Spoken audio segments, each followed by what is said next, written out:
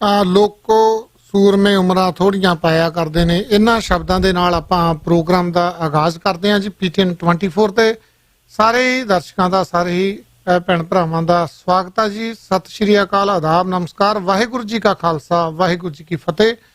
Programme ਲੈ ਕੇ ਹਾਜ਼ਰ ਹਾਂ ਜੀ 1690 AM ਤੇ 9:30 ਤੋਂ ਲੈ ਕੇ 11 ਵਜੇ ਤੱਕ PTN 24 ਤੇ ਉਸ ਤੋਂ ਬਾਅਦ ਪਰਮਜੀਤ ਜੱਜ ਜੀ ਹੁਣੀ 11 ਤੋਂ 12 ਵਜੇ ਤੱਕ ਤੇ 12 ਤੋਂ 3 ਵਜੇ ਤੱਕ ਤਹਿਲਕਾ ਪ੍ਰੋਗਰਾਮ ਲੈ ਕੇ ਆਉਂਦੇ ਨੇ ਅਮਰ ਸਿੰਘ ਪੱਡਾ ਜੀ।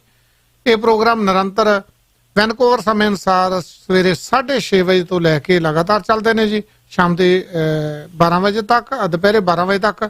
ਤੇ ਜਿਹੜਾ GTA ਆ ਟੋਰਾਂਟੋ, ਗ੍ਰੇਟਰ ਟੋਰਾਂਟੋ ਟਾਈਮ ਤੇ ਮੌਂਟਰੀਅਲ ਦੇ ਟਾਈਮ ਦੇ ਨਾਲ 9:30 ਤੋਂ ਲੈ ਕੇ 3 ਵਜੇ ਤੱਕ 1690 AM ਤੇ PTN 24 ਤੇ ਐਪ ਤੇ TV ਤੇ ਨਾਲ ਹੀ ਤੁਸੀਂ ਤਹਿਲਕਾ ਦੇ ਐਪ ਤੇ TV ਤੇ ਇਸ ਦੇ ਨਾਲ ਹੀ ਤੁਸੀਂ ਲਿਸਨ ਲਾਈਵ ਨੰਬਰਾਂ ਤੇ ਵੀ ਇਸ ਪ੍ਰੋਗਰਾਮ ਦਾ ਆਨੰਦ ਮਾਣਦੇ ਹੋ। ਜਿਹੜਾ ਟੈਂਪਰੇਚਰ ਜੀ ਇਸ ਟਾਈਮ 4 ਆ ਤੇ ਹਾਈ ਟੈਂਪਰੇਚਰ ਜਿਹੜਾ ਦਿਨੇ 7 ਰਹੂਗਾ। ਫੀਲ ਲਾਈਕ 0 ਆ। 17 ਮਾਰਚ ਅੱਜ ਜੀ। ਤੇ ਪੂਰੀ ਦੁਨੀਆ ਦੇ ਵਿੱਚ ਇਸ ਟਾਈਮ ਜਿਹੜਾ ਕਰੋਨਾ ਵਾਇਰਸ ਦਾ ਖੌਫ ਚੱਲ ਰਿਹਾ ਤੇ ਲੋਕ ਸਾਡੇ ਜਿਹੜੇ ਘਰਾਂ ਦੇ ਵਿੱਚ ਹੀ ਆ। ਸਰਕਾਰ ਵੱਲੋਂ ਵੀ ਜਿਹੜਾ ਐਮਰਜੈਂਸੀ ਐਲਾਨ ਦਿੱਤੀ ਗਈ ਹੈ ਜੀ। ਅੰਟਾਰੀਓ ਗੌਰਮੈਂਟ ਵੱਲੋਂ ਅੱਜ ਸਵੇਰੇ 7 ਵਜੇ ਮੀਟਿੰਗ ਸੀਗੀ, ਉਹਦੇ ਤੇ ਵੀ ਆਪਾਂ ਸਾਰੀ ਅਪਡੇਟ ਦਿਆਂਗੇ। ਬਖਤੌਰ ਸਿੰਘ ਜੀ ਢਿੱਲੋਂ ਆਪਣੇ ਨਾਲ ਹੋਣਗੇ ਜੀ। ਹਰਜਿੰਦਰ ਸਿੰਘ ਧਨੋਆ ਆਪਾਂ ਨੂੰ ਜਿਹੜੀ ਨਾਰਥ ਅਮਰੀਕਾ ਦੀ ਜਾਂ ਜਿਹੜੀ ਵਰਲਡ ਦੀ ਹੋਰ ਅਪਡੇਟ ਆ ਉਹਦੇ ਬਾਰੇ ਜਾਣਕਾਰੀ ਦੇਣਗੇ। ਕੀ ਕੁਛ ਘਟਿਆ ਵਾਪਰਿਆ, ਕੀ ਨਵੇਂ ਜਿਹੜੇ ਫੈਸਲੇ ਲਏ ਜਾ ਰਹੇ ਆ ਅੰਟਾਰੀਓ ਕੈਬਨਿਟ ਵੱਲੋਂ ਜਾਂ ਕੈਨੇਡਾ ਕੈਬਨਿਟ ਵੱਲੋਂ, ਕੀ ਕੁਛ ਹੋ ਰਿਹਾ ਉਹਦੇ ਬਾਰੇ ਆਪਾਂ ਗੱਲਬਾਤ ਕਰਾਂਗੇ। ਤੇ ਹੁਣ ਆਪਾਂ ਚੱਲਦੇ ਹਾਂ ਜੀ ਸਾਡੇ ਮੋਹਾਲੀ ਸਟੂਡੀਓ ਦੇ ਵਿੱਚ, ਲੈਂਦੇ ਆ ਖਬਰਾਂ ਤੇ ਉਸ ਤੋਂ ਬਾਅਦ ਆਪਾਂ ਬਖਤੌਰ ਸਿੰਘ ਢਿੱਲੋਂ ਹੋਣਾ ਦੇ ਨਾਲ ਉਸ ਤੋਂ ਬਾਅਦ ਜੁੜਾਂਗੇ ਆਪਾਂ। ਸੱਚ ਦੀ ਆਵਾਜ਼ ਟਾਕ ਸ਼ੋ ਸੀਨੀਅਰ ਪੱਤਰਕਾਰ ਬਖਤੌਰ ਢਿੱਲੋਂ ਦੇ ਨਾਲ ਪੰਜਾਬ ਦੀ ਹਰ ਖਬਰ ਤੁਹਾਡੇ ਤੱਕ ਪਹੁੰਚੇ ਪੰਜਾਬ ਨਿਊਜ਼ ਰਾਹੀਂ। ਨਾਰਥ ਅਮਰੀਕਾ ਵਿੱਚ ਪੰਜਾਬੀਆਂ ਦੀਆਂ ਸਿਆਸੀ ਸਰਗਰਮੀਆਂ, ਹਰ ਖਬਰ ਦਾ ਸੱਚ ਜਾਣਨ ਲਈ ਸੁਣੋ ਅਤੇ ਦੇਖੋ PTN 24 ਹੱਕ ਸੱਚ ਦੀ ਆਵਾਜ਼। ਸਤਿ ਸ਼੍ਰੀ ਅਕਾਲ, ਨਮਸਕਾਰ। ਤੁਸੀਂ ਸੁਣ ਤੇ ਦੇਖ ਰਹੇ ਹੋ PTN 24 ਪੰਜਾਬ ਨਿਊਜ਼ ਦੇ ਵਿੱਚ ਤੁਹਾਡਾ ਸਭ ਦਾ ਸਵਾਗਤ ਹੈ। ਮੈਂ ਹਰਸ਼ਦੀਪ ਸਿੰਘ। ਸਭ ਤੋਂ ਪਹਿਲਾਂ ਨਜ਼ਰ ਮਾਰ ਲੈਂਦੇ ਆ ਹੈਡਲਾਈਨਸ ਤੇ। ਕੈਨੇਡਾ ਦੇ ਵਿੱਚ ਕਰੋਨਾ ਵਾਇਰਸ ਦਾ ਕਹਿਰ ਜਾਰੀ। ਕੈਨੇਡੀਅਨ ਸਰਕਾਰ ਨੇ ਸਰਹੱਦਾਂ ਬੰਦ ਕਰਨ ਦਾ ਕੀਤਾ ਐਲਾਨ। ਭਾਰਤ ਦੇ ਵਿੱਚ ਵੀ ਕਰੋਨਾ ਵਾਇਰਸ ਦੇ 114 ਮਾਮਲੇ ਆਏ ਸਾਹਮਣੇ। ਯੂਰਪ, ਬ੍ਰਿਟੇਨ ਤੇ ਤੁਰਕੀ ਤੋਂ ਆਉਣ ਵਾਲੇ ਮੁਸਾਫਰਾਂ ਤੇ ਲਗਾਈ ਪਾਬੰਦੀ। ਕੈਪਟਨ ਸਰਕਾਰ ਦੇ 3 ਸਾਲ ਪੂਰੇ ਹੋਣ ਸੰਬੰਧੀ ਹੋਏ ਸਮਾਗਮਾਂ ਤੋਂ ਬਾਅਦ ਸਿਆਸੀ ਬਿਆਨਬਾਜ਼ੀ ਜਾਰੀ। ਵਿਰੋਧੀਆਂ ਨੇ ਸਾਧੇ ਕੈਪਟਨ ਸਰਕਾਰ ਤੇ ਨਿਸ਼ਾਨੇ। ਹੁਣ ਜਾਣਦੇ ਖਬਰਾਂ ਵਿਸਤਾਰ ਦੇ ਨਾਲ। ਕੋਵਿਡ-19 ਯਾਨੀ ਕਿ ਕਰੋਨਾ ਵਾਇਰਸ ਦਾ ਕਹਿਰ ਪੂਰੀ ਦੁਨੀਆ ਦੇ ਵਿੱਚ ਦੇਖਣ ਨੂੰ ਮਿਲ ਰਿਹਾ ਹੈ ਤੇ ਕਰੀਬ 135 ਮੁਲਕਾਂ ਦੇ ਵਿੱਚੋਂ ਮਾਮਲੇ ਸਾਹਮਣੇ ਆ ਚੁੱਕੇ ਨੇ। ਜੇਕਰ ਕੈਨੇਡਾ ਦੀ ਗੱਲ ਕੀਤੀ ਜਾਵੇ ਤਾਂ ਇੱਥੇ ਬ੍ਰਿਟਿਸ਼ ਕੋਲੰਬੀਆ ਦੇ ਵਿੱਚ 103, ਓਨਟਾਰੀਓ ਦੇ ਵਿੱਚ 177, ਅਲਬਰਟਾ ਦੇ ਵਿੱਚ 74, ਕਿਊਬਿਕ 'ਚ 50 ਤੇ ਮੈਨੀਟੋਬਾ 'ਚ 7 ਮਾਮਲੇ ਸਾਹਮਣੇ ਆਏ ਨੇ ਤੇ ਬਾਕੀ ਪ੍ਰੋਵਿੰਸਾਂ ਦੇ ਵਿੱਚ ਵੀ 1 ਤੋਂ 2 ਮਾਮਲੇ ਨੋਟ ਕੀਤੇ ਗਏ ਨੇ। ਇਸੇ ਦੌਰਾਨ ਹੀ ਕੈਨੇਡਾ ਦੇ ਪ੍ਰਧਾਨ ਮੰਤਰੀ ਜਸਟਿਨ ਟਰੂਡੋ ਵੱਲੋਂ ਵਿਦੇਸ਼ਾਂ ਨੂੰ ਗਏ ਕੈਨੇਡੀਅਨਾਂ ਨੂੰ ਅਜੇ ਵੀ ਦੇਸ਼ ਪਰਤ ਆਉਣ ਦੀ ਅਪੀਲ ਕੀਤੀ ਗਈ ਹੈ, ਕਿਉਂਕਿ ਕੈਨੇਡਾ ਗੈਰ ਕੈਨੇਡੀਅਨ ਨਾਗਰਿਕਾਂ ਲਈ ਆਪਣੀਆਂ ਸਰਹੱਦਾਂ ਬੰਦ ਕਰ ਚੁੱਕਿਆ ਹੈ। ਅਜਿਹਾ ਕੋਵਿਡ-19 ਨੂੰ ਹੋਰ ਫੈਲਣ ਤੋਂ ਰੋਕਣ ਲਈ ਕੀਤਾ ਗਿਆ ਹੈ। ਸਥਾਈ ਕੈਨੇਡੀਅਨ ਵਾਸੀਆਂ, ਕੈਨੇਡੀਅਨ ਨਾਗਰਿਕਾਂ ਦੇ ਨੇੜਲੇ ਪਰਿਵਾਰਕ ਮੈਂਬਰਾਂ, ਡਿਪਲੋਮੈਟਸ, 에ਅਰ ਕਰੂ ਅਤੇ ਅਮਰੀਕੀ ਨਾਗਰਿਕਾਂ ਨੂੰ ਅਜੇ ਵੀ ਕੈਨੇਡਾ ਵਿੱਚ ਦਾਖਲ ਹੋਣ ਦੀ ਇਜਾਜ਼ਤ ਦਿੱਤੀ ਜਾ ਰਹੀ ਹੈ। ਪਰ 18 ਮਾਰਚ ਰਾਤ 12 ਵਜੇ ਤੋਂ ਬਾਅਦ ਕੈਨੇਡਾ ਵਿੱਚ ਦਾਖਲੇ ਉੱਤੇ ਪਾਬੰਦੀ ਲੱਗ ਗਈ ਹੈ। ਟਰੂਡੋ ਨੇ ਆਖਿਆ ਕਿ ਜੇ ਤੁਸੀਂ ਵਿਦੇਸ਼ ਵਿੱਚ ਹੋ ਤਾਂ ਇਹ ਸਮਾਂ ਹੈ ਕਿ ਤੁਸੀਂ ਦੇਸ਼ ਪਰਤ ਆਵੋ। ਜੇ ਤੁਸੀਂ ਅਜੇ ਕੈਨੇਡਾ ਪਰਤ ਹੀ ਰਹੇ ਹੋ ਤਾਂ ਤੁਹਾਨੂੰ 14 ਦਿਨਾਂ ਲਈ ਖੁਦ ਨੂੰ ਸੈਲਫ ਆਈਸੋਲੇਸ਼ਨ ਕਰਕੇ ਰੱਖਣਾ ਹੋਵੇਗਾ। ਆਖਰਕਾਰ ਸਾਰੇ ਕੈਨੇਡੀਅਨਾਂ ਨੂੰ ਜਿੰਨਾ ਹੋ ਸਕੇ ਘਰ ਵਿੱਚ ਹੀ ਰਹਿਣਾ ਚਾਹੀਦਾ ਹੈ। ਜਿਸ ਕਿਸੇ ਨੂੰ ਵੀ ਕੋਵਿਡ-19 ਦੇ ਲੱਛਣ ਹੋਣਗੇ ਉਹ ਕੈਨੇਡਾ ਵਿੱਚ ਦਾਖਲ ਨਹੀਂ ਹੋ ਸਕੇਗਾ। ਏਅਰ ਆਪਰੇਟਰਸ ਨੂੰ ਵੀ ਅਜਿਹੇ ਕਿਸੇ ਵੀ ਵਿਅਕਤੀ ਨੂੰ ਸਫ਼ਰ ਕਰਨ ਤੋਂ ਰੋਕਣ ਦੀ ਸਲਾਹ ਦਿੱਤੀ ਗਈ ਹੈ ਕਿ ਜੇਕਰ ਕੋਈ ਕੋਵਿਡ-19 ਦੇ ਲੱਛਣ ਪਾਏ ਜਾਂਦੇ ਹਨ ਤਾਂ ਉਸ ਜਹਾਜ਼ ਨੂੰ ਨਾ ਚੜ੍ਹਨ ਦਿੱਤਾ ਜਾਵੇ। ਇਸ ਸਮੇਂ ਕੈਨੇਡਾ ਤੋਂ ਬਾਹਰ ਰਹਿ ਰਹੇ ਕੈਨੇਡੀਅਨਾਂ ਨੂੰ ਟਰੂਡੋ ਨੇ ਆਖਿਆ ਕਿ ਉਹ ਜਾਣਦੇ ਨੇ ਕਿ ਇਸ ਖਬਰ ਨਾਲ ਚਿੰਤਾ ਵੱਧ ਜਾਵੇਗੀ। ਪ੍ਰਧਾਨ ਮੰਤਰੀ ਨੇ ਕਿਹਾ ਕਿ ਇਸ ਸਮੇਂ ਵਿਦੇਸ਼ਾਂ 'ਚ ਰਹਿ ਰਹੇ ਕੈਨੇਡੀਅਨਾਂ ਦੇ ਸਹਿਯੋਗ ਲਈ ਸਰਕਾਰ ਅਜਿਹੇ ਪ੍ਰੋਗਰਾਮ ਦੀ ਮਦਦ ਲਵੇਗੀ ਜਿਸ ਰਾਹੀਂ ਉਹਨਾਂ ਨੂੰ ਘਰ ਲਿਆਉਣ 'ਚ ਮਦਦ ਮਿਲੇਗੀ ਤੇ ਜਾਂ ਫਿਰ ਪਰਤਨ ਦੀ ਉਡੀਕ ਕਰ ਰਹੇ ਕੈਨੇਡੀਅਨਾਂ ਦੀਆਂ ਮੂਲ ਲੋੜਾਂ ਪੂਰੀਆਂ ਹੋ ਸਕਣਗੀਆਂ। ਇਸ ਮੌਕੇ ਪ੍ਰਧਾਨ ਮੰਤਰੀ ਜਸਟਿਨ ਟਰੂਡੋ ਨੇ ਸਾਫ਼ ਕੀਤਾ ਕਿ ਸਰਹੱਦੀ ਪਾਬੰਦੀਆਂ ਦੇ ਬਾਵਜੂਦ ਵਣਜ ਜਾਂ ਵਪਾਰ ਉੱਤੇ ਇਹ ਪਾਬੰਦੀਆਂ ਲਾਗੂ ਨਹੀਂ ਹੋਣਗੀਆਂ ਅਤੇ ਵਪਾਰ ਇਸੇ ਤਰ੍ਹਾਂ ਨਿਰੰਤਰ ਚੱਲਦਾ ਰਹੇਗਾ। ਇਸ ਤੋਂ ਇਲਾਵਾ ਵੱਖ-ਵੱਖ ਦੇਸ਼ਾਂ ਯਾਨੀ ਕਿ ਏਸ਼ੀਆ ਅਤੇ ਯੂਰਪ ਤੋਂ ਆਉਣ ਵਾਲੀਆਂ ਫਲਾਈਟਾਂ ਨੂੰ ਰੀਰੂਟ ਕਰਕੇ ਮੌਂਟਰੀਅਲ, ਟੋਰਾਂਟੋ, ਕੈਲਗਰੀ ਅਤੇ ਵੈਨਕੂਵਰ 에ਅਰਪੋਰਟਸ ਤੇ ਉਤਾਰਿਆ ਜਾਵੇਗਾ ਤੇ ਇਸ ਤੋਂ ਇਲਾਵਾ ਮੈਕਸੀਕੋ ਤੇ ਅਮਰੀਕਾ ਤੋਂ ਆਉਣ ਵਾਲੀਆਂ ਉਡਾਨਾਂ ਯੋਜਨਾ ਮੁਤਾਬਕ ਨਿਰਧਾਰਤ 에ਅਰਪੋਰਟਸ ਤੇ ਉਤਰ ਸਕਣਗੀਆਂ। ਇਸ ਮੌਕੇ ਪ੍ਰਧਾਨ ਮੰਤਰੀ ਜਸਟਿਨ ਟਰੂਡੋ ਨੇ ਆਖਿਆ ਕਿ ਅਮਰੀਕਾ ਬਾਰੇ ਕੈਨੇਡਾ ਵੱਖਰੀ ਵੰਨਗੀ ਰੱਖਦਾ ਹੈ, ਇਸ ਲਈ ਇਹ ਪਾਬੰਦੀਆਂ ਅਮਰੀਕਾ ਉੱਪਰ ਲਾਗੂ ਨਹੀਂ ਹੁੰਦੀਆਂ। कोविड-19 संकट दौरान वर्कर्स की हिफाजत लिए ओंटारियो सरकार फौरी कदम उठा रही है। प्रीमियर डग फोर्ड ने लेबर ट्रेनिंग और स्किल्स डिवेलपमेंट मंत्री मोंटी मैकनॉटन ने ऐलान किया है कि सरकार अजिहा बिल लियाउण जा रही है जे पास हो गया तो कोविड-19 के मद्देनज़र आइसोलेशन च गए एम्पलाइज़ नूं छुट्टी भी मिलेगी तो उन्हां दी नौकरी भी बची रहेगी। इस नाल उन्हां कर्मचारियों को भी फायदा होवेगा जिहड़े स्कूल ਜਾਂ डे केयर बंद होने कारण अपने बच्चों की देखभाल लई काम तो दूर होणगे। प्रीमियर फोर्ड ने आख्या कि हर कोई सेहत ते सेफ्टी नूं लैके चिंतित है ते कोविड-19 वाले हालात कारण हर किसी नूं अपनी नौकरी की फिक्र है ते सरकार ये नहीं चाहती कि अजिहे हालातां 'च तुसीं कोई नौकरी की फिक्र करो। उन्होंने आख्या कि इस लई उन्हां वल्लों labour training and skills development मंत्री नूं अजिहा बिल ਤਿਆਰ ਕਰਨ ਲਈ ਆਖਿਆ ਗਿਆ ਜਿਸ ਨਾਲ ਅਜਿਹੇ ਔਖੇ ਹਾਲਾਤ ਵਿੱਚ ਵਰਕਰਸ ਤੇ ਉਹਨਾਂ ਦੇ ਪਰਿਵਾਰ ਹਿਫਾਜ਼ਤ ਚ ਮਹਿਸੂਸ ਕਰਨ। Labour training and skills development ਮੰਤਰੀ ਮੌਂਟੀ ਮੈਕਨੌਟਨ ਨੇ ਆਖਿਆ ਕਿ ਜਿਹੜੀਆਂ ਮਾਵਾਂ ਤੇ ਪਿਤਾ ਨੂੰ ਆਪਣੇ ਬੱਚਿਆਂ ਤੇ ਆਪਣੇ ਉੱਤੇ ਨਿਰਭਰ ਪਰਿਵਾਰਕ ਮੈਂਬਰਾਂ ਦੀ ਸਾਂਭ ਸੰਭਾਲ ਕਰਨ ਦੀ ਲੋੜ ਹੈ, ਉਹਨਾਂ ਨੂੰ ਆਪਣੀ ਨੌਕਰੀ ਖੁੱਸਣ ਦਾ ਡਰ ਨਹੀਂ ਹੋਣਾ ਚਾਹੀਦਾ। ਇਸ ਸਭ ਦੇ ਵਿੱਚ ਸਰਕਾਰ ਉਹਨਾਂ ਦੇ ਪਿੱਛੇ ਖੜੀ ਹੈ। ਇਸ ਮੌਕੇ ontario ਦੇ ਪ੍ਰੀਮੀਅਰ ਡਗ ਫੋਰਡ ਵੱਲੋਂ ਇਹ ਵੀ ਐਲਾਨ ਕੀਤਾ ਗਿਆ कि सरकार $10 मिलियन खर्च के रेडियो ते टीवी दे राही प्रोविंस के लोगों को कोरोना वायरस यानी कि कोविड-19 बारे जागरूक करेगी। पूरी दुनिया च कोरोना वायरस ने भड़थू पाया हुआ है। इस वायरस कारण जिथे हज़ारां की गिनती च लोगों की मौत हो चुकी है ते लखां लोग इस वायरस नाल जूझ रहे हैं, उत्थे ही पंजाब विच भी एक केस सामने आ चुका है। पंजाब की सियासत भी इस तो छूती नहीं रही क्योंकि बहुत सारे सियासी प्रोग्राम कोरोना वायरस कारण रद्द हो चुके हैं। कोरोना वायरस का हवाला दिंदियां श्रोमणी अकाली दल के प्रधान सुखबीर सिंह बादल ने मुख मंत्री कैप्टन अमरिंदर सिंह उपर चुटकी लई है। उन्होंने चंडीगढ़ विखे प्रेस कॉन्फ्रेंस दौरान कैप्टन उपर निशाना बिंदियां कहा है कि कैप्टन नूं 3 साल पहला ही पता लग गया सी कि कोरोना वायरस आवेगा ते जदों तो उन्होंने सत्ता संभाली है उस समय तो वो अपने निवास तो बाहर नहीं निकले क्योंकि कोरोना वायरस बारे वो जानते सन। सुखबीर बादल ने कहा कि पंजाब च बीते दिनी इन्नी ज़्यादा बारिश हुई है कि किसानों की पुत्ता वांग पाली फसल जमीन ते विछ गई ਅਤੇ इत्थों तक कि कैप्टन ने अपने शहर पटियाला च फसलों की बुरी तरह नुकसानियां होने के बावजूद हाले तक हल्के के किसानों नाल दर्द नहीं वंडाया। उन्होंने कहा कि अकाली भाजपा सरकार के कार्यकाल समय पंजाब हर पासे नवीं चीज़ां बन रही सन पर कांग्रेस वेले एक भी पुल जा सड़क जा गली नहीं बनी है। सिख कौम के पंजाब अंदरले तख्तां दे जथेदार साहिबान करतारपुर साहिब के लांघे नूं भारत सरकार वल्लों कोरोना वायरस कारण बंद करन दे फैसले कारण आमो सामने आ गए ने। इस संबंधी तख्त श्री केसगढ़ साहिब के जथेदार ज्ञानी रघुवीर सिंह ने खुल के श्री अकाल तख्त साहिब के कार्यकारी जथेदार ज्ञानी हरप्रीत सिंह के बयान का विरोध करते हुए असहमति प्रगट की है। ਜ਼ਿਕਰਯੋਗ है कि श्रोमणी गुरुद्वारा प्रबंधक कमेटी ਵੱਲੋਂ ਜਦੋਂ ਤੋਂ ਅਕਾਲ ਤਖਤ ਸਾਹਿਬ ਦਾ ਵਾਧੂ ਚਾਰਜ ਦਿੱਤਾ ਗਿਆ ਉਸ ਤੋਂ ਬਾਅਦ ਪਹਿਲੀ ਵਾਰ ਅਜਿਹੀ ਖਟਾਸ ਦੇਖਣ ਨੂੰ ਮਿਲੀ ਹੈ। ਹਾਲਾਂਕਿ ਕਰਤਾਰਪੁਰ ਸਾਹਿਬ ਦੇ ਲਾਂਘੇ ਨੂੰ ਲੈ ਕੇ ਦੋਵੇਂ ਜਥੇਦਾਰਾਂ ਦੀ ਨਿੱਜੀ ਰਾਏ ਹੋ ਸਕਦੀ ਹੈ ਪਰ ਜਿਸ ਤਰ੍ਹਾਂ ਨਾਲ ਦੋਵਾਂ ਦੀ ਰਾਏ ਇੱਕ ਦੂਸਰੇ ਦੇ ਬਿਲਕੁਲ ਉਲਟ ਸਾਹਮਣੇ ਆਈ ਹੈ ਉਸ ਤੋਂ ਜਾਪ ਰਿਹਾ ਕਿ ਤਖਤ ਸਾਹਿਬਾਨਾਂ ਦੇ ਜਥੇਦਾਰਾਂ 'ਚ ਸਭ ਠੀਕ ਨਹੀਂ ਹੈ। मीडिया च आईयां रिपोर्टां अनुसार जिथे श्री अकाल तख्त साहिब के कार्यकारी जथेदार ज्ञानी हरप्रीत सिंह ने कोरोना वायरस करके भारत सरकार वल्लों करतारपुर साहिब के लांघे नूं बंद करन दे फैसले नूं सही करार दिता गया है, उत्थे ही अज केसगढ़ साहिब के जथेदार ने दलील नाल जथेदार हरप्रीत सिंह के बयान नाल असहमति प्रगटाउंदिआं कहा कि सिख गुरु साहिबान के समय तो ही ये रवायत है कि जदों कदे भी कोई महामारी फैलती है जां किसी ते भीड़ पैंदी है तो सिख कौम अगे होके पहरा दिंदी है तो ये सब कुछ गलत हो रहा है। ਕੋਰੋਨਾ ਵਾਇਰਸ ਨੇ ਪੂਰਬੀ ਸੂਬੇ ਓਡੀਸ਼ਾ 'ਚ ਵੀ ਪੈਰ ਪਸਾਰ ਲਏ ਨੇ। ਇਟਲੀ ਤੋਂ ਆਏ ਵਿਅਕਤੀਆਂ ਦੇ ਕੋਰੋਨਾ ਵਾਇਰਸ ਤੋਂ ਪੀੜਤ ਹੋਣ ਦੀ ਪੁਸ਼ਟੀ ਹੋ ਗਈ ਹੈ। ਸਿਹਤ ਮੰਤਰਾਲੇ ਦੇ ਅਧਿਕਾਰੀਆਂ ਨੇ ਕਿਹਾ ਕਿ ਲਦਾਖ ਵਿੱਚ 4, ਜੰਮੂ ਕਸ਼ਮੀਰ 'ਚ 3 ਅਤੇ ਕੇਰਲਾ 'ਚ 23 ਤੇ ਇੱਕ ਹੋਰ ਪੀੜਤ ਮਿਲਣ ਕਾਰਨ ਕੋਰੋਨਾ ਵਾਇਰਸ ਦੇ ਮਰੀਜ਼ਾਂ ਦੀ ਕੁੱਲ ਗਿਣਤੀ ਵੱਧ ਕੇ 114 ਹੋ ਗਈ ਹੈ। ਮੰਤਰਾਲੇ ਨੇ ਮਹਾਰਾਸ਼ਟਰ ਦੇ 4 ਮਰੀਜ਼ਾਂ ਨੂੰ ਇਸ ਗਿਣਤੀ 'ਚ ਸ਼ਾਮਲ ਨਹੀਂ ਕੀਤਾ। ਉਂਝ ਉਹਨਾਂ ਕੋਰੋਨਾ ਵਾਇਰਸ ਦੇ ਲੱਛਣ ਪਾਏ ਗਏ ਨੇ। ਕੋਰੋਨਾ ਵਾਇਰਸ ਦੇ ਪੀੜਤ 114 ਵਿਅਕਤੀਆਂ 'ਚੋਂ 17 ਵਿਦੇਸ਼ੀ ਹਨ। ਇਸ ਦੌਰਾਨ ਕੇਂਦਰ ਸਰਕਾਰ ਨੇ ਯੂਰਪ, ਬ੍ਰਿਟੇਨ ਤੇ ਤੁਰਕੀ ਤੋਂ ਆਉਣ ਵਾਲੇ ਮੁਸਾਫਰਾਂ ਦੇ ਦਾਖਲੇ ਉੱਤੇ 18 ਤੋਂ 31 ਮਾਰਚ ਤੱਕ ਪਾਬੰਦੀ ਲਗਾ ਦਿੱਤੀ ਹੈ।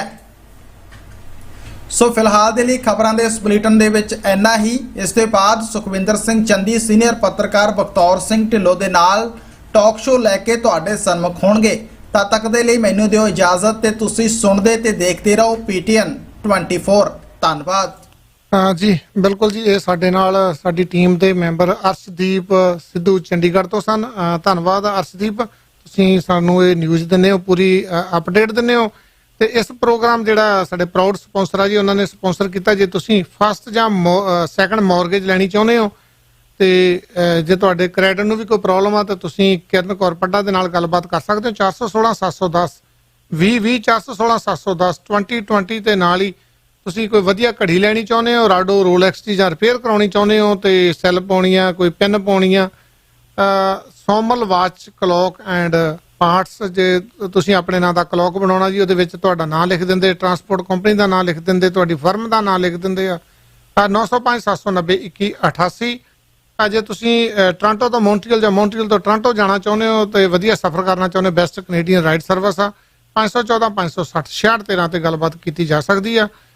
ਆਪਣੇ ਨਾਲ ਹਰਜਿੰਦਰ ਸਿੰਘ ਧਨੋਆ ਜੁੜ ਚੁੱਕਿਆ ਜੀ, ਜਿਹੜੀ ਇੱਥੋਂ ਦੀ ਲੋਕਲ ਅਪਡੇਟ ਦੇਣਗੇ ਤੇ ਉਸ ਤੋਂ ਬਾਅਦ ਆਪਾਂ ਬਖਤੌਰ ਸਿੰਘ ਢਿੱਲੋਂ ਦੇ ਨਾਲ ਜੁੜਾਂਗੇ। ਸਟੂਡੀਓ 'ਚ ਕਾਲ ਕਰਨ ਲਈ ਨੰਬਰ ਆ 905 405 0002 905 405 0002 ਤੇ ਗੱਲਬਾਤ ਕੀਤੀ ਜਾ ਸਕਦੀ ਆ। ਇਹੀ WhatsApp ਨੰਬਰ ਆ ਜੀ, ਤੁਸੀਂ ਦੁਨੀਆ ਭਰ ਦੇ ਵਿੱਚੋਂ WhatsApp ਤੇ ਕਾਲ ਕਰਕੇ ਵੀ ਸਾਡੇ ਨਾਲ ਗੱਲਬਾਤ ਕਰ ਸਕਦੇ ਹੋ। ਜੀ ਹਰਜਿੰਦਰ ਜੀ, ਸਵਾਗਤ ਹੈ ਤੁਹਾਡਾ। ਸਤਿ ਸ਼੍ਰੀ ਅਕਾਲ ਜੀ। ਹਾਂਜੀ ਚੰਦੀ ਸਾਹਿਬ ਤੇ ਢਿੱਲੋਂ ਸਾਹਿਬ, ਸਤਿ ਸ੍ਰੀ ਅਕਾਲ ਜੀ। ਸਤਿ ਸ਼੍ਰੀ ਅਕਾਲ ਜੀ।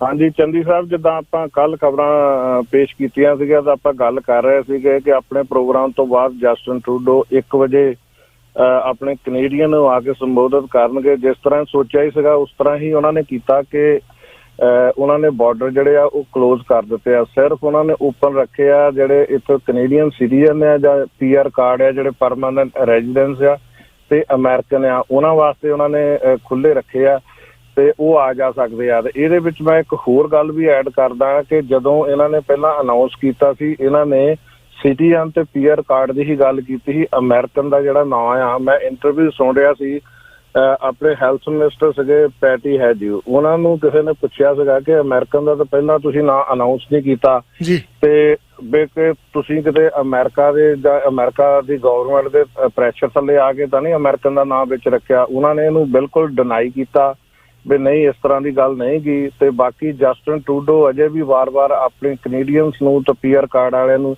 ਅਪੀਲ ਕਰ ਰਹੇ ਆ ਕਿ ਜਿੰਨਾ ਛੇਤੀ ਹੁੰਦਾ ਛੇਤੀ ਤੋਂ ਛੇਤੀ ਆਪਣੀ ਕੰਟਰੀ ਦੇ ਬੈਕ ਆ ਜਾਓ।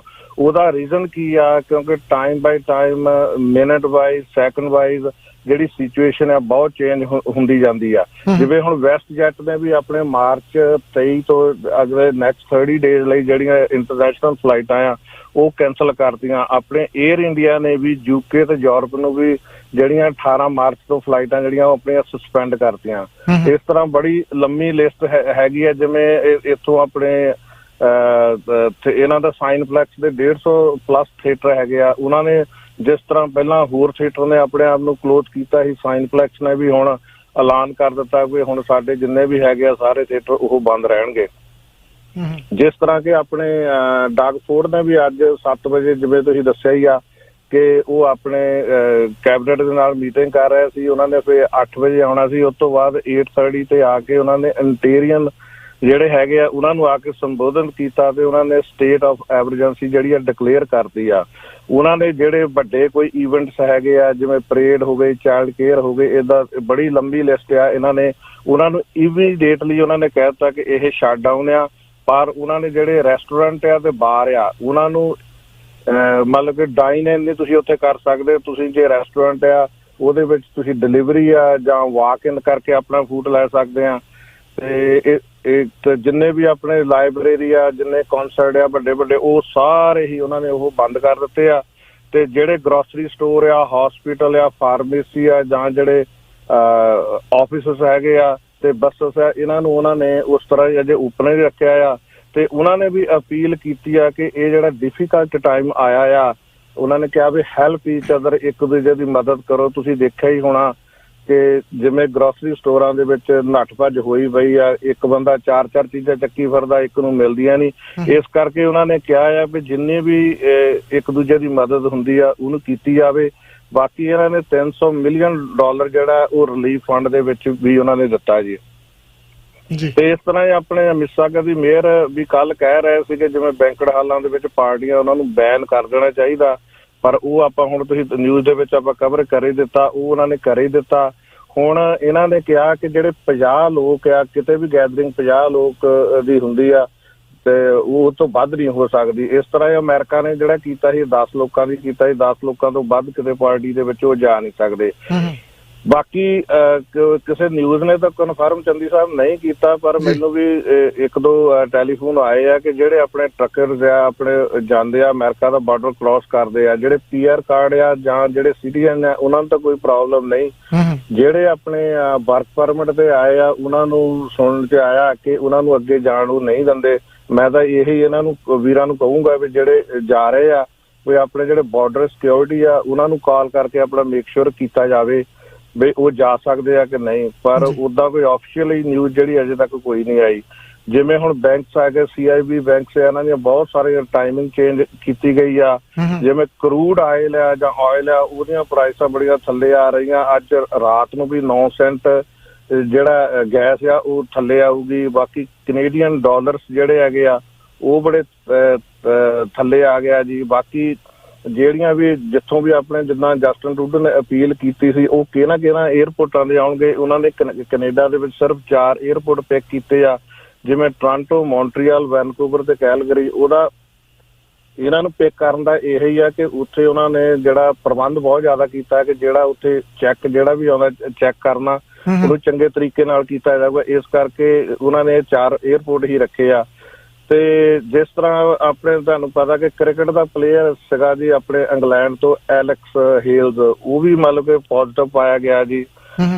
ਤੇ ਬਾਕੀ ਜਿਹੜੀ ਮੈਂ ਹੁਣ ਗੱਲ ਦੱਸਦਾ ਕਿ ਜਿਹੜੇ ਹੁਣ ਟੋਟਲ ਕੇਸ ਆਪਣੇ ਕੋਲ ਆਏ ਹੈਗੇ ਆ ਆਪਣੇ ਕਰੋਨਾ ਵਾਇਰਸ ਦੇ 1,88,297 ਆ। ਐਕਟਿਵ ਕੇਸ ਜਿਹੜੇ ਹੈਗੇ 99,950 ਆ। ਜਿਹੜੀ ਡੈਥ ਹੋ ਗਈ ਆ 7500 ਲੋਕਾਂ ਦੀ ਹੁਣ ਮੌਤ ਹੋ ਗਈ ਆ। ਜਿਸ ਤਰ੍ਹਾਂ ਹੁਣ ਦੇਖਿਆ ਜਾਵੇ ਕਿ ਚਾਈਨਾ ਦੇ ਵਿੱਚ ਤਾਂ ਨੰਬਰ ਇੰਨੇ ਉੱਪਰ ਨਹੀਂ ਜਾ ਰਹੇ, ਪਰ ਇਟਲੀ ਦੇ ਨੰਬਰ ਬੜੇ ਉੱਤੇ ਜਾ ਰਹੇ ਆ। ਜਿਹੜੇ ਇਹਨਾਂ ਦੇ ਟੋਟਲ ਕੇਸਿਸ ਆ 27,980 ਤੇ 2158 ਦੀ ਹੁਣ ਮੌਤ ਹੋ ਗਈ ਆ। ਇਰਾਨ ਦਾ ਵੀ ਨੰਬਰ ਕਾਫੀ ਆ, 16,169 ਕੇਸ ਆ ਜੀ, 988 ਦੀ ਮੌਤ ਹੋ ਗਈ। ਇਸ ਤਰ੍ਹਾਂ ਸਪੇਨ ਦੇ ਵਿੱਚ ਵੀ ਆ 499 ਦੀ ਮੌਤ ਹੋ ਗਈ ਆ। ਤੇ USA ਦੇ ਵਿੱਚ ਬੜਾ ਵਾਧਾ ਹੋਇਆ ਜੀ, 4744 ਤੇ 93 ਦੀ ਮੌਤ। ਤੇ ਇਸ ਤਰ੍ਹਾਂ ਹੀ ਕੈਨੇਡਾ ਦੇ ਵਿੱਚ 441 ਤੇ 4 ਦੀ ਮੌਤ ਹੋ ਗਈ ਆ। ਇੰਡੀਆ 'ਚ 137 ਤੇ 3 ਦੀ ਮੌਤ ਹੋ ਗਈ ਆ ਜੀ। ਬਾਕੀ ਹੋਰ ਤੁਹਾਡਾ ਕੋਈ ਚੰਦੀ ਸਾਹਿਬ ਕੋਈ ਸਵਾਲ ਹੈ ਤਾਂ ਬਿਲਕੁਲ ਜੀ ਬਿਲਕੁਲ। ਮੈਂ ਇਹੀ ਪੁੱਛਣਾ ਸੀ ਵੀ ਕੱਲ 24 ਆਵਰ ਹੋ ਗਏ ਜਿੱਦਾਂ ਆਪਾਂ ਨੂੰ ਅਪਡੇਟ ਕੀਤਿਆਂ ਨੂੰ, ਕੱਲ ਜਿਹੜੀ ਟੋਰਾਂਟੋ ਜਾਣੀ ਕਿ ਕੈਨੇਡਾ ਦੇ ਵਿੱਚ ਤੇ ਅਮਰੀਕਾ ਦੇ ਵਿੱਚ ਕਿੰਨਾ ਵਾਧਾ ਹੋਇਆ ਜੀ? ਹਾਂਜੀ, ਜੇ ਆਪਾਂ ਚੰਦੀ ਸਾਹਿਬ ਟੋਟਲ ਕੇਸਿਸ ਦੀ ਗੱਲ ਕੀਤੀ ਜਾਵੇ ਜਿੱਦਾਂ 1,88,297 ਆ, ਜੇ ਇਹ ਕੱਲ ਦੇ ਨਾਲ 24 ਘੰਟਿਆਂ ਦਾ ਕੰਪੇਅਰ ਕੀਤਾ ਜਾਵੇ ਤੇ 15,212 ਕੇਸ ਬਣਦੇ ਆ ਜੀ। ਇਹ ਜੇ ਦੇਖਿਆ ਜਾਏ ਤਾਂ ਬੜਾ ਸਪੀਡ ਦੇ ਨਾਲ ਵਾਧਾ ਹੋ ਰਿਹਾ ਜੀ। ਜੇ ਮੈਂ ਡੈਥ ਦੀ ਗੱਲ ਕਰਦਾ 24 ਘੰਟਿਆਂ 'ਚ 835 ਜਿਹੜੀਆਂ ਮੌਤਾਂ ਹੋਰ ਹੋਈਆਂ। ਜੇ ਆਪਾਂ ਕੈਨੇਡਾ ਦੀ ਗੱਲ ਕਰਦੇ ਆ, ਕੱਲ ਜਦੋਂ ਆਪਣਾ ਪ੍ਰੋਗਰਾਮ ਚੱਲ ਰਿਹਾ ਸੀ ਇਸ ਟਾਈਮ ਤੇ 341 ਸੀ ਤੇ ਅੱਜ ਉਹ 441 ਹੋ ਗਿਆ ਤੇ 100 ਦਾ ਵਾਧਾ ਇੱਥੇ ਹੋ ਗਿਆ। ਇਸ ਤਰ੍ਹਾਂ ਜੇ ਅਮਰੀਕਾ 'ਚ ਦੇਖਿਆ ਜਾਵੇ 942 ਕੇਸ ਜਿਹੜੇ ਆ ਨਵੇਂ ਆਏ ਆ 24 ਘੰਟਿਆਂ 'ਚ। ਅਮਰੀਕਾ ਦੇ ਵਿੱਚ ਤਾਂ ਬਹੁਤ ਜ਼ਿਆਦਾ ਸਪੀਡ ਦੇ ਨਾਲ ਚੰਗੀ ਸਾਹਿਬ ਵੱਧ ਰਿਹਾ ਜੀ। ਬਿਲਕੁਲ ਜੀ। ਇਹ ਪ੍ਰੋਗਰਾਮ ਸਾਡਾ ਜਿਹੜਾ ਵਰਲਡ ਵਾਈਡ ਆ ਫੇਸਬੁੱਕ ਤੇ ਵੀ ਦੇਖਿਆ ਜਾ ਰਿਹਾ, ਸਾਡੇ PTN 24 ਦੇ ਐਪ ਤੇ ਵੀ, ਤੇ ਜਿਹੜੇ ਲਿਸਨ ਲਾਈਵ ਨੰਬਰ ਆ 4387002689 438-726-99 USA ਦਾ ਨੰਬਰ ਹੈ ਜੀ 515-605-9560 ਤੇ ਤੁਸੀਂ ਇਹਨੂੰ ਦੇਖ ਰਹੇ ਹੋ। ਤੇ ਸੁਣ ਰਹੇ ਹੋ ਸੌਰੀ, ਤੇ ਨਾਲ ਹੀ ਤਹਿਲਕਾ ਦੇ ਜਿਹੜੇ ਫੋਨ ਨੰਬਰ ਆ ਤੁਸੀਂ ਉਹਨਾਂ ਤੇ ਵੀ ਸੁਣ ਰਹੇ ਹੋ, ਤਹਿਲਕਾ ਦੇ ਐਪ ਤੇ ਵੀ ਦੇਖ ਰਹੇ ਹੋ ਤੇ ਤਹਿਲਕਾ ਟੀਵੀ ਤੇ ਵੀ ਦੇਖ ਰਹੇ ਹੋ, PTN 24 ਟੀਵੀ ਤੇ ਵੀ 1690 AM ਤੇ ਵੀ ਤੁਸੀਂ ਇਹਨੂੰ ਸੁਣ ਰਹੇ ਹੋ। ਇਹ ਪ੍ਰੋਗਰਾਮ 9:30 ਤੋਂ ਲੈ ਕੇ 11 ਵਜੇ ਤੱਕ PTN 24, ਉਸ ਤੋਂ ਬਾਅਦ ਪਰਮਜੀਤ ਜੱਜ ਜੀ ਹੋਣੀ ਤੇ 12 ਤੋਂ 3 ਵਜੇ ਤੱਕ ਅਮਰ ਸਿੰਘ ਪੱਡਾ ਜੀ ਹੋਣੀ ਤਹਿਲਕਾ ਲੈ ਕੇ ਆਉਂਦੇ ਨੇ। ਇੱਕ ਹੋਰ ਸਵਾਲ ਹੈ ਜੀ, ਇਹ ਜਿਹੜਾ ਅਮਰੀਕਾ ਦੇ ਪਹਿਲਾਂ ਇਹਨਾਂ ਨੇ ਜਾਣੀ ਕਿ ਨਾਂ ਨਹੀਂ ਸੀ ਲਿਆ ਤੇ ਬਾਅਦ ਦੇ ਵਿੱਚ ਇਹਨਾਂ ਨੇ ਕਹਿ ਦਿੱਤਾ ਨਹੀਂ ਅਮਰੀਕਨ ਵੀ ਆ ਸਕਦੇ ਆ ਕੈਨੇਡਾ ਦੇ ਵਿੱਚ, ਉਹਨਾਂ ਤੇ ਕੋਈ ਪਾਬੰਦੀ ਨਹੀਂ ਗੀ। ਅਮਰੀਕਾ ਦੇ ਵਿੱਚ ਇਸ ਟਾਈਮ ਜਿਹੜੀ ਆ ਕਰੋਨਾ ਵਾਇਰਸ ਦੇ ਮਰੀਜ਼ ਬਹੁਤ ਜ਼ਿਆਦਾ ਆ ਤੇ ਆਉਣ ਵਾਲੇ ਸਮੇਂ ਦੇ ਵਿੱਚ ਸ਼ਾਇਦ ਇਹਨਾਂ ਨੂੰ ਸੋਚਣਾ ਪਊਗਾ ਇਹਦੇ ਬਾਰੇ ਕੈਨੇਡਾ ਨੂੰ। ਹਾਂਜੀ ਚੰਦੀ ਸਾਹਿਬ, ਇਹ ਜਿਹੜੀ ਬੜੀ ਕ੍ਰਿਟੀਕਲ ਕੰਡੀਸ਼ਨ ਹੁਣ ਬਣੀ ਹੋਈ ਹੈ। ਜੇ ਆਪਾਂ ਦੋਨਾਂ ਪਾਸਿਆਂ ਨੂੰ ਆਪਾਂ ਦੇਖਿਆ ਜਾਵੇ, ਇੱਕ ਤਾਂ ਆਪਣਾ ਜਿਹੜਾ ਇਹਨਾਂ ਦੇ ਨਾਲ ਟ੍ਰੇਡ ਆ, ਟ੍ਰੇਡ ਦੇ ਨਾਲ ਹੁਣ ਆਪਣਾ ਕਿੰਨਾ ਸਮਾਨ ਜਿਹੜਾ ਇਧਰੋਂ ਕੈਨੇਡਾ ਤੋਂ ਅਮਰੀਕਾ ਜਾਂਦਾ, ਅਮਰੀਕਾ ਤੋਂ ਇੱਧਰ ਆਉਂਦਾ, ਸਿਚੁਏਸ਼ਨ ਬੜੀ ਬਣੀ ਪਈ ਆ। ਜੇ ਤਾਂ ਇਹ ਇੱਕ ਚੀਜ਼ ਦੇਖਦੇ ਆ ਕਿ ਆਪਾਂ ਬੰਦ ਕੀਤਾ ਜਾਵੇ, ਆਪਣੇ ਵਪਾਰ ਦੇ ਵਿੱਚ ਬੜਾ ਘਾਟਾ ਪੈਣਾ, ਬਹੁਤ ਸਾਰੀਆਂ ਲੇ ਆਫ ਜਾਂ ਹੋਰ ਇਹਦੇ ਨਾਲ ਹੈ। ਜੇ ਦੂਸਰੇ ਬੰਦੇ ਦੇਖਿਆ ਜਾਵੇ ਕਿ ਜਿਸ ਤਰ੍ਹਾਂ ਮੈਂ ਹੁਣ ਥੋੜਾ ਚਿਰ ਪਹਿਲਾਂ ਕਵਰ ਹੀ ਕੀਤਾ, ਜੇ 24 ਘੰਟਿਆਂ 'ਚ 942 ਕੇਸ ਨਵੇਂ ਆਏ ਆ, ਕਿਉਂਕਿ ਸਪੀਡ ਬਹੁਤ ਜ਼ਿਆਦਾ ਆ। ਹੁਣ ਤਾਂ ਸਿਚੁਏਸ਼ਨ ਇਹੋ ਜਿਹੀ ਬਣੀ ਆ ਕਿ ਜੇ ਤਾਂ ਕੋਈ ਇਹ ਕੈਨੇਡਾ ਵਾਲੇ ਡਿਸੀਜਨ ਲੈਂਦੇ ਆ ਤਾਂ ਉਹਦੇ ਵਿੱਚ ਅੱਗੇ ਜਾ ਕੇ ਵੀ ਇਹਨਾਂ ਨੂੰ ਪ੍ਰੋਬਲਮਸ ਆਊਗੀ ਕਿ ਕੈਨੇਡਾ ਨੇ ਅਮਰੀਕਾ ਨੂੰ ਇਹ ਕਰਤਾ। ਹੁਣ ਤਾਂ ਇਹਦੇ 'ਚ ਇਸ ਗੱਲ ਦਾ ਜਵਾਬ ਮੇਰੇ ਹਿਸਾਬ ਨਾਲ ਕਿਸੇ ਦੇ ਕੋਲ ਵੀ ਅਜੇ ਤੱਕ ਹੈ ਨਹੀਂ ਕਿ ਸੱਪ ਦੇ ਮੂੰਹ 'ਚ ਕੋੜ ਕਿਲਦੀ ਵਾਲਾ ਹੀ ਹੈ, ਜੇ ਖਾਂਦਾ ਤਾਂ ਮਰਦਾ, ਜੇ ਨਹੀਂ ਖਾਂਦਾ ਤਾਂ ਮਰਦਾ, ਉਹੀ ਗੱਲ ਆ। ਤੇ ਇਹ ਤਾਂ ਮੇਰੇ ਹਿਸਾਬ ਨਾਲ ਹੁਣ ਜਸਟਿਨ ਟਰੂਡੋ ਤੇ ਆਪਣੇ ਡੋਨਲਡ ਟਰੰਪ ਨੂੰ ਮਿਲ ਕੇ ਹੀ ਇਕੱਠੇ ਬਹਿ ਕੇ ਜਾਂ ਇਕੱਠੇ ਬਹਿਣ ਦਾ ਤਾਂ ਚਲੋ ਹੁਣ ਕੰਮ ਹੈ ਨੀਗਾ, ਫੋਨ ਦੇ ਉੱਤੇ ਗੱਲ ਕਰਕੇ ਕੋਈ ਫੈਸਲਾ ਲੈ ਕੇ ਬਾਰਡਰ ਮੇਰੇ ਹਿਸਾਬ ਨਾਲ ਸੀਜ਼ ਕਰ ਦੇਣੇ ਚਾਹੀਦੇ। ਇਸ ਕਰਕੇ ਇਹ ਜਿਹੜਾ ਫਾਇਦਾ ਹੋ ਸਕਦਾ, ਅਦਰਵਾਈਜ਼ ਤਾਂ ਜੇ ਅਮਰੀਕਾ 'ਚ ਇੰਨੇ ਕੇਸ ਹੋ ਗਏ ਆ ਤੇ ਕੈਨੇਡਾ 'ਚ ਆਉਣ ਲਈ ਕੋਈ ਵਾਲੀ ਦੇਰੀ ਨਹੀਂ ਲੱਗਣੀ ਜੀ। ਬਿਲਕੁਲ ਜੀ। ਇੱਕ ਹੋਰ ਸਵਾਲ ਬਣਦਾ ਇਹਦੇ ਨਾਲ ਹੀ, ਜਿਹੜਾ ਸਿਚੁਏਸ਼ਨ ਆ ਉਹ ਬਹੁਤ ਜ਼ਿਆਦਾ ਵਿਗੜਦੀ ਜਾ ਰਹੀ ਹੈ ਇਸ ਟਾਈਮ ਇਟਲੀ ਦੇ ਵਿੱਚ। ਜਿਹੜੀ ਡਾਕਟਰਾਂ ਦੀ ਟੀਮ ਆ ਜਾਂ ਨਰਸਾਂ ਦੀ ਟੀਮ ਆ ਉਹ ਬਹੁਤ ਘੱਟ ਆ ਤੇ ਮਰੀਜ਼ ਬਹੁਤ ਜ਼ਿਆਦਾ ਹੋ ਗਏ ਆ। ਹੁਣ ਉਹ ਦੇਖ ਰਹੇ ਵੀ ਅਸੀਂ ਜਿਹੜੇ ਬਜ਼ੁਰਗ ਆ ਉਹਨਾਂ ਨੂੰ ਬਚਾਈਏ ਕਿ ਨੌਜਵਾਨਾਂ ਨੂੰ। ਹੁਣ ਤਰਜੀਹ ਦਿੱਤੀ ਜਾ ਰਹੀ ਆ ਸਿਰਫ ਨੌਜਵਾਨਾਂ ਨੂੰ ਬਚਾਉਣ ਲਈ। ਜਿਹੜੇ ਉਹ ਥੋੜੇ ਜਿਹੇ ਵੱਡੀ ਉਮਰ ਵਾਲੀ ਥੋੜਾ ਡਾਕਟਰ ਘੱਟ ਧਿਆਨ ਜਿਹੜਾ ਘੱਟ ਦੇ ਰਹੇ ਆ ਜੀ। ਹਾਂਜੀ, ਖਬਰਾਂ 'ਚ ਤਾਂ ਚੰਦੀ ਸਾਹਿਬ ਇਹੀ ਆਉਂਦਾ ਹੈ ਕਿ ਜਦੋਂ ਉਹਨਾਂ ਨੇ ਪੁੱਛਿਆ ਕਿ ਚਾਈਨਾ ਤੋਂ ਬਾਅਦ ਇਹ ਜਿਹੜਾ ਇੰਨਾ ਵਾਇਰਸ ਆ ਕਿ ਯੂਰਪ ਦੇ ਵਿੱਚ ਇਟਲੀ ਵਿੱਚ ਕਿਉਂ ਆਇਆ, ਤੇ ਉੱਥੋਂ ਦੀ ਜਿਹੜੀ ਸਰਕਾਰ ਆ ਉਹ ਤਾਂ ਇੱਕੋ ਹੀ ਜਵਾਬ ਦਿੰਦੀ ਆ, ਕਿਉਂਕਿ ਇਹ ਜ਼ਿਆਦਾ ਜੇ ਆਪਾਂ ਡੈਥ ਦੀ ਆਪਾਂ ਰੇਸ਼ੋ ਕਰੀਏ ਕਿ ਇਹਨਾਂ ਦੇ ਟੋਟਲ ਕੇਸ ਇਟਲੀ ਦੇ ਵਿੱਚ 27,980 ਆ ਤੇ ਡੈਥ ਜਿਹੜੀ ਆ 2158 ਦੀ ਆ। ਉਹਨਾਂ ਦਾ ਇਹੀ ਕਹਿਣਾ ਆ ਕਿ ਇਹ ਸਾਡੇ ਜਿਹੜੇ ਇੱਥੇ ਇਟਲੀ ਦੇ ਵਿੱਚ ਬਜ਼ੁਰਗ ਬਹੁਤ ਜ਼ਿਆਦਾ, ਇਸ ਕਰਕੇ ਕਿ ਜਦੋਂ ਕਰੋਨਾ ਵਾਇਰਸ ਇੱਥੇ ਆਇਆ, ਐਕਚੁਅਲੀ ਜਦੋਂ ਇਹ ਫਰਵਰੀ, ਹੁਣ ਮੈਨੂੰ ਡੇਟ ਯਾਦ ਨਹੀਂ, ਮੇਰੇ ਖਿਆਲ 15 ਜਾਂ 17 ਫਰਵਰੀ ਦੇ ਏਡ ਦੇ ਵਿੱਚ ਸੀਗਾ ਜੀ, ਜਦੋਂ ਇਹਨਾਂ ਨੇ ਪਹਿਲਾ ਕੇਸ ਉੱਥੇ ਚੈੱਕ ਕੀਤਾ ਕਿ 30 ਈਅਰ ਓਲਡ ਸੀਗਾ ਕੋਈ ਮੈਨ, ਤੇ ਉਹਨੂੰ ਡਾਕਟਰ ਦੇ ਚੈੱਕ ਕਰਕੇ ਉਸ ਤਰ੍ਹਾਂ ਹੀ ਉਹਨੂੰ ਛੱਡ ਦਿੱਤਾ। ਉੱਥੋਂ ਗਾਂਹ ਤੋਂ ਗਾਂਹ ਹੀ ਬਸ ਉਦੋਂ ਹੀ ਚੱਲਦਾ ਰਿਹਾ। ਉਹਨਾਂ ਦਾ ਤਾਂ ਇਹੀ ਕਹਿਣਾ ਹੈ ਕਿ ਚੰਦੀ ਸਾਹਿਬ ਇਹ ਜਿਹੜੀਆਂ ਡੈਥ ਹੋਈਆਂ ਮੋਸਟਲੀ 90% ਜਿਹੜੇ ਓਲਡ ਪੀਪਲ ਹੈ ਉਹਨਾਂ ਦੀਆਂ ਹੋਈਆਂ ਆ ਇਹ। ਤੇ ਬਾਕੀ ਹੁਣ ਦੇਖਦੇ ਆ ਕਿ ਹੁਣ ਕੀ ਹੁੰਦਾ ਜੀ। ਹੁਣ ਤਾਂ ਉਹਨਾਂ ਨੇ ਲਾਕਡਾਊਨ ਸਾਰਾ ਕਰਤਾ, ਉਹ ਲੱਗ ਰਿਹਾ ਵੀ ਸ਼ਾਇਦ ਉਹ ਥੋੜਾ ਜਿਹਾ ਕੁਝ ਕਰ ਸਕਣ ਜੀ ਹੁਣ ਜੀ। ਬਿਲਕੁਲ, ਧੰਨਵਾਦ ਸਾਹਿਬ, ਬਹੁਤ ਬਹੁਤ ਸ਼ੁਕਰੀਆ ਇੰਨੀ ਜਾਣਕਾਰੀ ਦੇਣ ਲਈ। ਧੰਨਵਾਦ। Okay, thank you, bye. ਹਾਂ ਜੀ, ਬਿਲਕੁਲ ਆਪਾਂ ਨੂੰ ਪੂਰੀ ਜਾਣਕਾਰੀ ਦਿੱਤੀ ਹੈ ਜੀ। ਤੁਸੀਂ ਵੀ ਸਟੂਡੀਓ ਦੇ ਵਿੱਚ ਕਾਲ ਕਰ ਸਕਦੇ ਹੋ, ਆਪਣੇ ਵਿਚਾਰ ਦੇ ਸਕਦੇ ਹੋ। ਹੁਣ ਜਿਹੜੇ ਨਗਰ ਕੀਰਤਨ ਵਗੈਰਾ ਕੋਈ ਵੀ ਇਵੈਂਟ ਆ ਉਹ ਸਾਰੇ ਕੈਂਸਲ ਕਰ ਦਿੱਤੇ ਗਏ ਆ, ਕਿਉਂਕਿ ਜਿਹੜਾ ਡਾਊਨਟਾਊਨ ਵਾਲਾ ਨਗਰ ਕੀਰਤਨ ਆ ਉਹ ਆਲਰੇਡੀ ਕੈਂਸਲ ਕਰ ਦਿੱਤਾ ਗਿਆ। ਦੂਸਰੇ ਬਾਰੇ ਵੀ ਉਹ ਕੈਂਸਲ ਹੀ ਆ, ਪਰ ਹਾਲੇ ਡਿਕਲੇਅਰ ਨਹੀਂ ਕੀਤਾ ਉਹਨਾਂ ਨੇ। ਕੋਈ ਵੀ ਜਿਹੜਾ ਇਵੈਂਟ ਆ ਉਹ ਨਹੀਂ ਹੋਊਗਾ। ਸਰਕਾਰ ਨੇ ਆਲਰੇਡੀ ਕਹਿ ਦਿੱਤਾ ਜੀ ਕਿਤੇ ਵੀ ਬੰਦੇ ਇਕੱਠੇ ਨਹੀਂ ਹੋਣਗੇ। ਤੁਸੀਂ ਪੂਰਾ ਸੁਣ ਲਿਆ। ਸਟੂਡੀਓ 'ਚ ਕਾਲ ਕਰਕੇ ਤੁਸੀਂ ਆਪਣੇ ਵਿਚਾਰ ਦੇ ਸਕਦੇ ਹੋ। 905 867 2770 905 8672770 ਟੋਲ ਫ੍ਰੀ ਨੰਬਰ ਹੈ ਜੀ। ਤੁਸੀਂ ਨਾਰਥ ਅਮਰੀਕਾ 'ਚ ਕਿਤੇ ਵੀ ਕਰ ਸਕਦੇ। 1-866 247 8624 ਤੇ ਵੀ ਗੱਲਬਾਤ ਕੀਤੀ ਜਾ ਸਕਦੀ ਆ। ਹੁਣ ਆਪਣੇ ਨਾਲ ਪੰਜਾਬ ਭਰ ਤੋਂ ਬਖਤੌਰ ਸਿੰਘ ਜੀ ਢਿੱਲੋਂ ਜੁੜ ਚੁੱਕੇ ਨੇ ਜੀ, ਬਠਿੰਡੇ ਦੀ ਧਰਤੀ ਤੋਂ। ਉਹਨਾਂ ਦਾ ਕਰਦੇ ਆ ਸਵਾਗਤ ਤੇ ਉਹਨਾਂ ਦੇ ਕੋਲੋਂ ਲੈਂਦੇ ਆ ਕੋਈ ਜਾਣਕਾਰੀ। ਜੀ ਢਿੱਲੋਂ ਸਾਹਿਬ, ਸਵਾਗਤ ਹੈ ਤੁਹਾਡਾ। ਸਤਿ ਸ਼੍ਰੀ ਅਕਾਲ ਜੀ।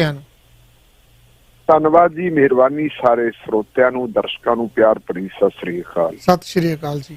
ਢਿੱਲੋਂ ਸਾਹਿਬ, ਤੁਸੀਂ ਪੂਰਾ ਸਾਰਾ ਕੁਝ ਸੁਣ ਹੀ ਲਿਆ, ਤੁਸੀਂ ਸਾਡੇ ਨਾਲ ਹੀ ਸੀਗੇ। ਤੇ ਕਰੋਨਾ ਵਾਇਰਸ ਬਾਰੇ ਜਿਹੜਾ ਇਹਦਾ ਕਹਿੰਦੇ ਕਰੋਨਾ ਵਾਇਰਸ ਨਾਲੋਂ ਜ਼ਿਆਦਾ ਡਰ ਡਿਟੈਂਸ਼ਨ ਸੈਂਟਰ ਤੋਂ ਲੱਗਦਾ, ਪ੍ਰਦਰਸ਼ਨਕਾਰੀ ਵੀ ਕਹਿਣ ਲੱਗ ਪਏ ਜੀ। ਤੁਸੀਂ ਇਹਦੇ ਬਾਰੇ, ਕਿਉਂਕਿ ਮੇਨ ਇਹ ਖਬਰ ਅੱਜ ਪੂਰੀ ਦੁਨੀਆ ਦੇ ਵਿੱਚ ਫਿਕਰ ਪਿਆ ਹੋਇਆ, ਇਹਦੇ ਬਾਰੇ ਕੀ ਕਹਿਣਾ ਚਾਹੋਗੇ?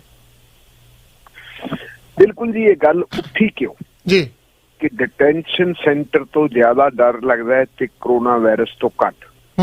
ਇਹਦਾ ਇੱਕ ਵੱਡਾ ਕਾਰਨ ਹੈ ਕਿ ਸਾਡੇ ਭਾਰਤ ਦੇ ਵਿੱਚ ਇੱਕ ਚੰਗੇ ਤਕੜੇ ਵੱਡੇ ਪੱਤਰਕਾਰ ਹੈ, ਉਹਨਾਂ ਦਾ ਨਾਮ ਹੈ ਰਾਹੁਲ ਕੰਵਲ ਜੀ। ਰਾਹੁਲ ਕੰਵਲ ਸਾਹਿਬ ਨੇ ਆਪਣੇ ਟਵੀਟ ਦੇ ਜ਼ਰੀਏ ਇੱਕ ਮੈਸੇਜ ਦਿੱਤਾ ਕਿਹਨਾਂ ਨੂੰ, ਉਹਨਾਂ ਲੋਕਾਂ ਨੂੰ, ਉਹਨਾਂ ਬੀਬੀਆਂ ਨੂੰ, ਉਹਨਾਂ ਦਾਦੀਆਂ ਨੂੰ, ਨਾਨੀਆਂ ਨੂੰ ਜਿਹੜੀਆਂ ਪਿਛਲੇ ਕਈ ਮਹੀਨਿਆਂ ਤੋਂ ਸ਼ਾਹੀਨ ਬਾਗ ਦੇ ਵਿੱਚ ਮੋਰਚਾ ਲਾਈ ਬੈਠੀਆਂ, ਪੱਕਾ ਮੋਰਚਾ ਜੀ। ਕਾਹਦੇ ਵਾਸਤੇ? ਕਿ ਨਾਗਰਿਕਤਾ ਕਾਨੂੰਨ ਵਾਪਸ ਲਓ, NPR ਜਿਹੜਾ ਹੈਗਾ ਉਹਨੂੰ ਵਾਪਸ ਲਓ, NRC ਲਾਗੂ, NCR ਲਾਗੂ ਨਹੀਂ ਕਰਨਾ। ਇਹਨਾਂ ਚੀਜ਼ਾਂ ਨੂੰ ਲੈ ਕੇ ਉਹਨਾਂ ਨੇ ਮੋਰਚਾ ਲਾਇਆ ਹੋਇਆ ਜੀ। ਤਰ੍ਹਾਂ ਤਰ੍ਹਾਂ ਦੇ ਇਲਜ਼ਾਮ ਉਹਨਾਂ ਦੇ ਖਿਲਾਫ ਲੱਗੇ। ਕਿਸੇ ਨੇ ਇਹ ਕਹਿਤਾ ਕਿ ਬਿਰਿਆਨੀ ਖਾਣ ਵਾਸਤੇ ਇਹ ਬੀਬੀਆਂ ਇੱਥੇ ਆਉਂਦੀਆਂ, ਕਿਸੇ ਨੇ ਕਹਿ ਦਿੱਤਾ ਕਿ ਮਰਦ ਆਪ ਘਰਾਂ 'ਚ ਸੌਂ ਗਏ ਹੈ ਤੇ ਜਨਾਨੀਆਂ ਨੂੰ ਚੁਰਾਹਿਆਂ 'ਚ ਬਹਾ ਦਿੱਤਾ। ਇਹ ਜਿਹੜੇ ਲੋਕ ਕਹਿਣ ਵਾਲੇ ਜਿਨ੍ਹਾਂ ਨੇ ਇਹ ਗੱਲਾਂ ਕਹੀਆਂ ਕੋਈ ਛੋਟੇ ਮੋਟੇ ਨਹੀਂ, ਉਹਨਾਂ ਵਿੱਚ ਕੋਈ ਮੁੱਖ ਮੰਤਰੀ ਹੈ, ਕੋਈ ਪਾਰਲੀਮੈਂਟ ਦਾ ਮੈਂਬਰ ਹੈ, ਲੇਕਿਨ ਜਿਸ ਜਜ਼ਬੇ ਨਾਲ, ਜਿਸ ਜਜ਼ਬਾਤ ਨਾਲ, ਜਿਸ ਅਨੁਸ਼ਾਸਨ ਦੇ ਨਾਲ ਤੇ ਜਿਵੇਂ ਸ਼ਾਂਤੀਪੂਰਵਕ ਰਹਿ ਕੇ ਉਹਨਾਂ ਨੇ ਧਰਨਾ ਦਿੱਤਾ ਹੈ, ਉਹ ਧਰਨਾ ਇੱਕ ਪ੍ਰਤੀਕ ਬਣ ਗਿਆ ਵਿਰੋਧ ਦਾ। ਤੇ ਉਹ ਵਿਰੋਧ ਜਿਹੜਾ ਸਾਰੇ ਦੇਸ਼ ਦੇ ਵਿੱਚ ਫੈਲ ਗਿਆ। ਇਸ ਵੇਲੇ ਦੇਸ਼ ਦੇ ਵੱਖ-ਵੱਖ ਹਿੱਸਿਆਂ ਦੇ ਵਿੱਚ ਸੈਂਕੜਿਆਂ ਦੀ ਤਾਦਾਦ ਦੇ ਵਿੱਚ ਜਿਹੜੇ ਪੱਕੇ ਮੋਰਚੇ ਲੱਗੇ, ਸਭ ਨੂੰ ਸ਼ਾਹੀਨ ਬਾਗ ਦਾ ਮੋਰਚਾ ਹੀ ਕਿਹਾ ਜਾਂਦਾ ਹੈ ਜੀ। ਕਿਉਂਕਿ ਕਰੋਨਾ ਵਾਇਰਸ ਜਿਹੜਾ ਹੈਗਾ ਇਹਨੇ ਦੁਨੀਆ ਨੂੰ ਆਪਣੇ ਕਲਾਵੇ 'ਚ ਲੈ ਲਿਆ, ਸਾਰੇ ਪਾਸੇ ਹਾਹਾਕਾਰ ਮਚੀ ਹੋਈ ਹੈ।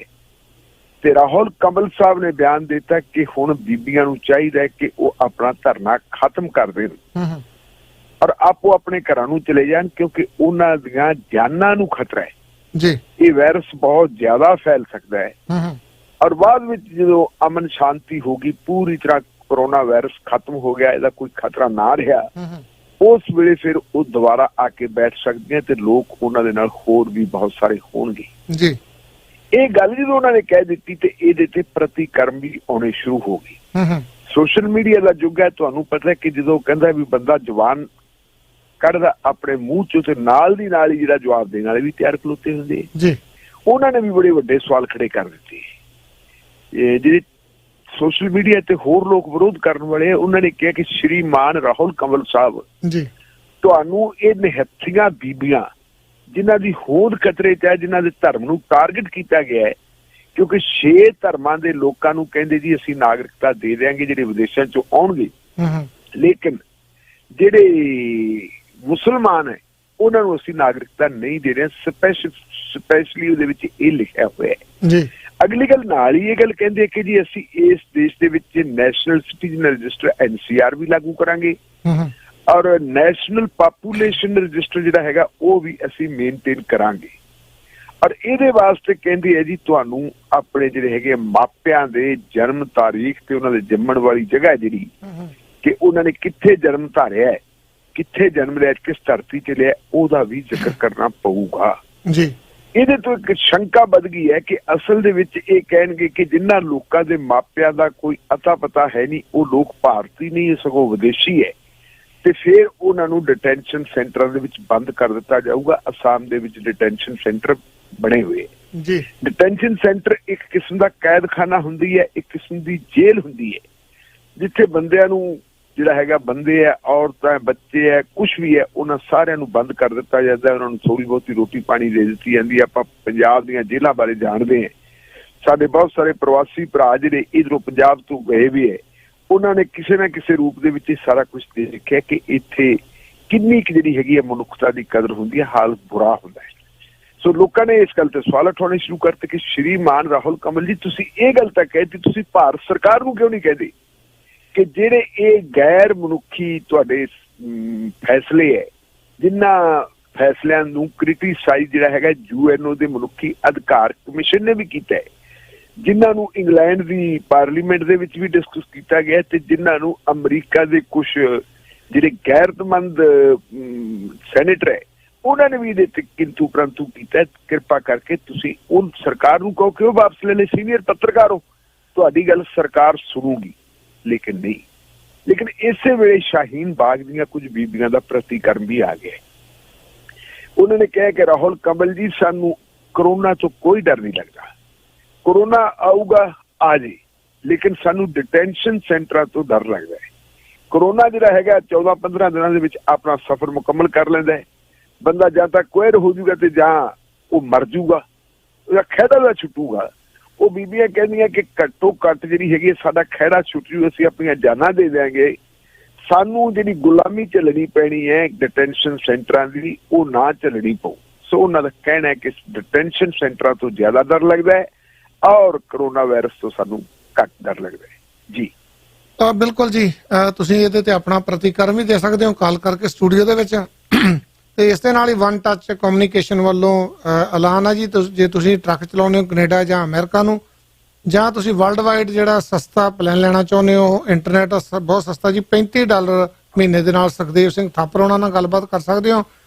905-203-3636 905-203-3636 ਮੈਲਨੀ ਡਰਾਈਵ ਤੇ ਹੈ ਜੀ, ਤੇ ਤੁਸੀਂ ਉੱਥੇ ਜਾ ਕੇ ਉਹਨਾਂ ਨਾਲ ਮਿਲ ਸਕਦੇ ਹੋ ਸੁਖਦੇਵ ਥਾਪਰ ਉਹਨਾਂ ਦੇ ਨਾਲ।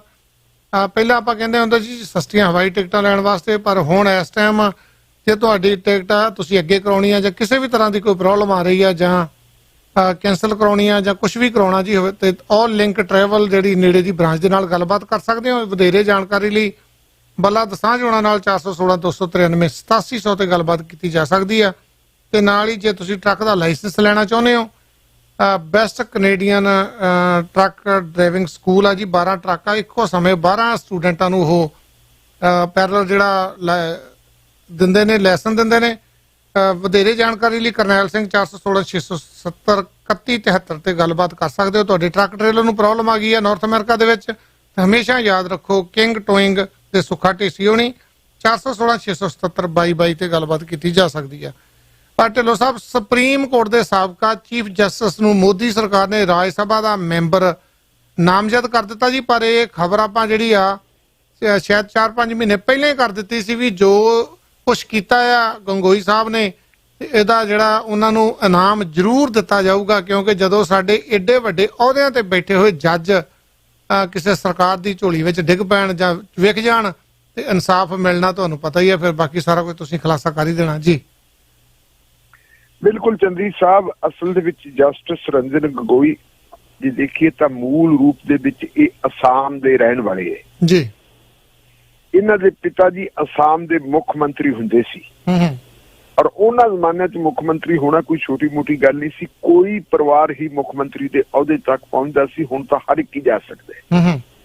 ਲੇਕਿਨ ਜਸਟਿਸ ਰੰਜਨ ਗਗੋਈ ਪਹਿਲਾਂ ਵਕਾਲਤ ਕਰਦੇ ਸੀ, ਵਕਾਲਤ ਤੋਂ ਇਹ ਜੱਜ ਭਰਤੀ ਹੋ ਗਏ ਹਾਈ ਕੋਰਟ ਦੇ, ਪਹਿਲਾਂ ਇਹ ਐਡੀਸ਼ਨਲ ਜੱਜ ਸੀ, ਫਿਰ ਇਹ ਮੁਕੰਮਲ ਜੱਜ ਬਣੇ ਔਰ ਉਹ ਤੋਂ ਬਾਅਦ ਇਹ ਸੁਪਰੀਮ ਕੋਰਟ ਦੇ ਜੱਜ ਬਣੇ। ਅੱਜ ਕੱਲ ਜਸਟਿਸ ਰੰਜਨ ਗਗੋਈ ਚਰਚਾ ਦੇ ਵਿੱਚ ਹੈ ਕਿਉਂਕਿ ਉਹਨਾਂ ਨੂੰ ਰਾਜ ਸਭਾ ਦਾ ਮੈਂਬਰ ਨਾਮਜ਼ਦ ਕਰ ਦਿੱਤਾ ਹੈ ਜੀ।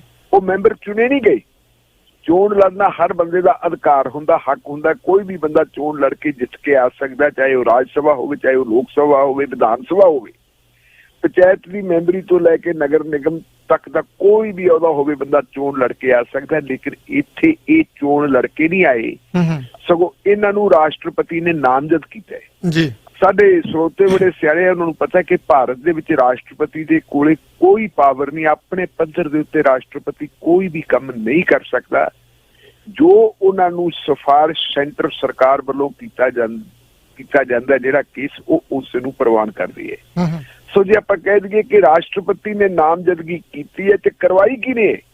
ਕਰਵਾਈ ਨਰਿੰਦਰ ਮੋਦੀ ਸਾਹਿਬ ਤੇ ਅਮਿਤ ਸ਼ਾਹ ਸਾਹਿਬ ਦੀ ਸਰਕਾਰ ਨੇ ਕਿ ਜੀ ਆਹ ਬੰਦੇ ਨੂੰ ਜ਼ਰੂਰ ਤੁਸੀਂ ਇਹ ਰਾਜ ਸਭਾ ਦਾ ਮੈਂਬਰ ਨਾਮਜ਼ਦ ਕਰ ਦਿਓ ਜੀ।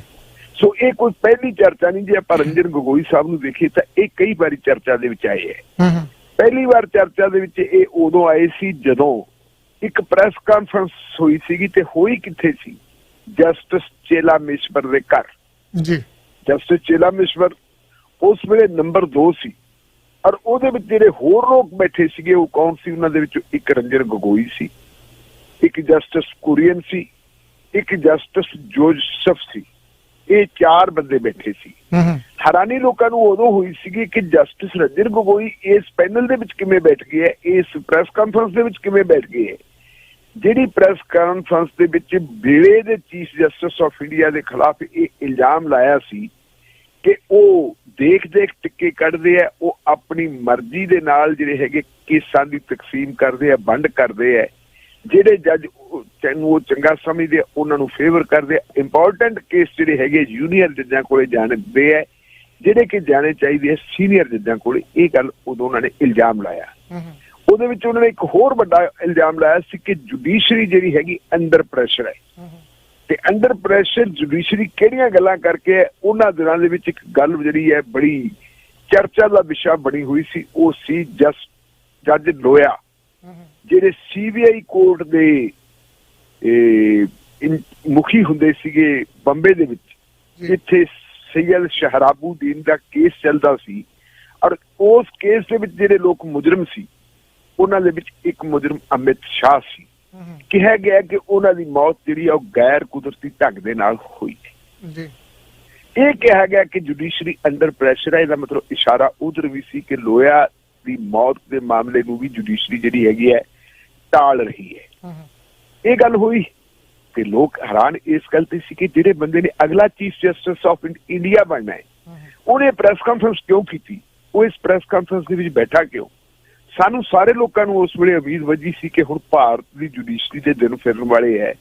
ਐਡੀ ਜਾਗਦੀ ਜ਼ਮੀਰ ਵਾਲਾ ਬੰਦਾ ਜੇ ਭਾਰਤ ਦਾ ਚੀਫ ਜਸਟਿਸ ਬਣੂਗਾ ਤੇ ਇਹਦੇ ਵਿੱਚ ਬੜੀਆਂ ਤਬਦੀਲੀਆਂ ਹੋਣਗੀਆਂ।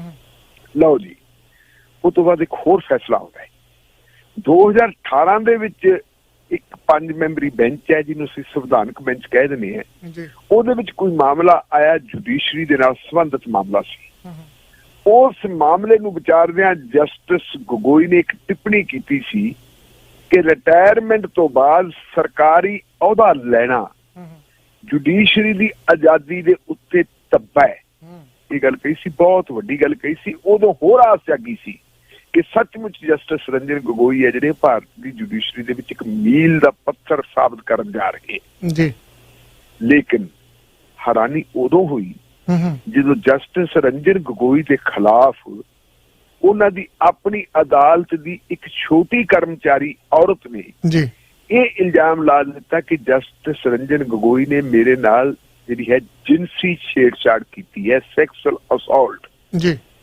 ਜਦੋਂ ਇਹ ਗੱਲ ਹੋਈ ਤਾਂ ਸਾਰਿਆਂ ਨੂੰ ਬੜਾ ਅਚੰਭਾ ਹੋਇਆ। ਉਸ ਬੀਬੀ ਨੇ ਸੁਪਰੀਮ ਕੋਰਟ ਦੇ ਸਾਰੇ ਜੱਜਾਂ ਨੂੰ ਹਲਫੀਆ ਬਿਆਨ ਭੇਜਤੇ ਜੀ ਇਹਦੇ ਤੇ ਪੜਤਾਲ ਕਰੋ। ਜਸਟਿਸ ਰੰਜਨ ਗੋਗੋਈ ਨੇ ਆਪ ਹੀ ਅਦਾਲਤ ਲਾਈ ਹੈ, 3ਜੀ ਵਾਰੀ ਚਰਚਾ ਹੋਈ ਹੈ ਉਹਨਾਂ ਦੀ। ਉਹਨਾਂ ਨੇ ਆਪ ਹੀ ਅਦਾਲਤ ਲਾਈ, ਆਪ ਹੀ ਕਮੇਟੀ ਬਣਾਤੀ ਤੇ ਉਸ ਕਮੇਟੀ ਦੇ ਮੁਖੀ ਕੌਣ ਲਾਤੇ, ਜਿਹੜੇ ਸਾਡੇ ਅੱਜ ਦੇ ਚੀਫ ਜਸਟਿਸ ਹੈ ਜਸਟਿਸ ਬੋਬਡੇ ਸਾਹਿਬ। ਕੁਝ ਜੱਜ ਸਾਹਿਬ ਨਾਲ ਹੋਰ ਪਾਤੇ ਤੇ ਉਹਨਾਂ ਨੇ ਬਿਲਕੁਲ ਕਲੀਨ ਚਿੱਟ ਦੇਤੀ ਰੰਜਨ ਗੋਗੋਈ ਨੂੰ ਕਿ ਇਹਦੇ ਖਿਲਾਫ ਕੋਈ ਵੀ ਜਿਹੜਾ ਇਲਜ਼ਾਮ ਹੈ ਉਹ ਸਾਬਤ ਨਹੀਂ ਹੁੰਦਾ। ਪਰ ਉਹ ਬੀਬੀ ਦੀ ਨੌਕਰੀ ਬਰਖਾਸਤ ਕਰਤੀ। ਉਹਦਾ ਹਸਬੈਂਡ ਸੀ ਜਿਹੜਾ, ਉਹਦੇ ਤੇ ਵੀ ਕੇਸ ਦਰਜ ਕਰਤਾ, ਉਹਦੇ ਦਿਓਰ ਤੇ ਉੱਤੇ ਵੀ ਕੇਸ ਦਰਜ ਕਰਤਾ। ਫਿਰ ਹੌਲੀ ਹੌਲੀ ਕੀ ਹੋਇਆ ਕਿ ਜਸਟਿਸ ਰੰਜਨ ਗੋਗੋਈ ਦੇ ਜਾਂਦਿਆਂ ਸਾਰ ਕੇਸ ਵੀ ਵਾਪਸ ਹੋ ਗਏ ਤੇ ਉਹ ਬੀਬੀ ਨੂੰ ਵੀ ਬਹਾਲ ਕਰਤਾ, ਉਹ ਹੁਣ ਵੀ ਨੌਕਰੀ ਕਰੀ ਜਾਂਦੀ। ਇਹ 3ਜੀ ਚਰਚਾ ਹੋ ਗਈ। ਚੌਥੀ ਚਰਚਾ ਕਦੋਂ ਹੁੰਦੀ ਹੈ? ਜਦੋਂ ਜਸਟਿਸ ਰੰਜਨ ਗੋਗੋਈ ਨੇ ਅਯੁੱਧਿਆ ਵਿਵਾਦ ਵਾਲੇ ਫੈਸਲੇ ਦਾ ਜਿਹੜਾ ਬੈਂਚ ਸੀ ਉਹਦੀ ਅਗਵਾਈ ਕੀਤੀ ਤੇ ਉਸ ਬੈਂਚ ਨੇ ਫੈਸਲਾ ਕਿਹਦੇ ਹੱਕ 'ਚ ਦਿੱਤਾ ਜੀ? ਹਿੰਦੂ ਭਾਈਚਾਰੇ ਦੇ ਹੱਕ 'ਚ ਦਿੱਤਾ। ਬਿਲਕੁਲ ਜੀ। ਇਹ ਗੱਲ ਮੰਨਣ ਦੇ ਬਾਵਜੂਦ ਕਿ ਹਾਂ 6 ਦਸੰਬਰ 1992 ਨੂੰ ਬਾਬਰੀ ਮਸਜਿਦ ਜਿਹੜੀ ਤੋੜੀ ਸੀ, ਜਿਹੜੀ ਬਾਬਰੀ ਮਸਜਿਦ ਢਾਈ ਸੀ, ਉਹ ਕਾਨੂੰਨ ਦੀ ਬਹੁਤ ਵੱਡੀ ਅਵਗਿਆ ਹੈ, ਕਾਨੂੰਨ ਦੀ ਉਲੰਘਣਾ ਹੈ, ਉਹ ਬਹੁਤ ਵੱਡਾ ਅਪਰਾਧ ਹੈ। ਇਹ ਗੱਲ ਵੀ ਮੰਨ ਲਈ ਜੀ। ਇਹ ਗੱਲ ਵੀ ਮੰਨ ਲਈ ਕਿ ਹਿੰਦੂ ਭਾਈਚਾਰਾ ਉੱਥੇ ਇਹ ਸਾਬਤ ਨਹੀਂ ਕਰ ਸਕਿਆ ਕਿ ਉਹ 1949 ਤੋਂ ਪਹਿਲਾਂ ਜਦੋਂ ਉੱਥੇ ਜਬਰੀ ਮੂਰਤੀਆਂ ਰੱਖੀਆਂ ਸੀ, ਉਹ ਤੋਂ ਪਹਿਲਾਂ ਕਦੇ ਉਹ ਉੱਥੇ ਕੋਈ ਮੂਰਤੀਆਂ ਦੀ ਪੂਜਾ ਕਰਦਾ ਹੁੰਦਾ ਸੀ, ਅੰਦਰ ਮੂਰਤੀਆਂ ਸੁਸ਼ੋਭਿਤ ਸੀ ਜੀ। ਇਹ ਸਾਰੀਆਂ ਗੱਲਾਂ ਲਿਖਣ ਦੇ ਬਾਵਜੂਦ ਉਹਨਾਂ ਨੇ ਕਹਿਤਾ ਜੀ ਹੱਕ ਜਿਹੜਾ ਹਿੰਦੂਆਂ ਦਾ ਬਣਦਾ ਹੈ। ਤੇ ਮੁਸਲਮਾਨਾਂ ਨੂੰ ਠੰਡੇ ਕਰਨ ਵਾਸਤੇ ਤੇ ਆਪਣੇ ਫੈਸਲੇ ਨੂੰ ਜਸਟੀਫਾਈ ਕਰਨ ਵਾਸਤੇ ਇਹ ਕਹਿ ਦਿੱਤਾ ਕਿ ਮੁਸਲਮਾਨਾਂ ਨੂੰ 5 ਏਕੜ ਜ਼ਮੀਨ ਦੇ ਦਿਓ, ਸ਼ਹਿਰ ਤੋਂ ਬਾਹਰ ਦੇ ਦਿਓ, ਕਿਤੇ ਵੀ ਦੇ ਦਿਓ, ਲੇਕਿਨ ਇਹ ਸਾਰੀ ਦੀ ਸਾਰੀ ਜ਼ਮੀਨ ਦੇ ਦਿਓ, ਇੱਥੇ ਮੰਦਿਰ ਬਣਾਉਣਾ। ਤੇ ਫਿਰ ਜਿਹੜੇ ਜਾਗਦੀ ਜ਼ਮੀਰ ਵਾਲੇ ਲੋਕ ਸੀ ਉਹਨਾਂ ਦੇ ਕੰਨ ਖੜੇ ਹੋ ਗਏ ਸੀ ਕਿ ਇਹ ਕੀ ਹੋਇਆ ਜੀ। ਤੇ ਤੁਹਾਨੂੰ ਪਤਾ ਹੈ ਆਪਾਂ ਉਸ ਵੇਲੇ ਟਿੱਪਣੀ ਕਰਤੀ ਸੀ ਕਿ ਗੱਲ ਇੱਥੇ ਨਹੀਂ ਮੁੱਕਣੀ। ਬਿਲਕੁਲ ਜੀ। ਇਹ ਤੋਂ ਬਾਅਦ ਵੀ ਰੰਜਨ ਗਗੋਈ ਸਾਹਿਬ ਨੂੰ ਗੱਫੇ ਮਿਲਣਗੇ ਔਰ ਇਹ ਅੰਦਰ ਖਾਤੇ ਇੱਕ ਸੌਦੇਬਾਜ਼ੀ ਹੋਈ ਹੈ।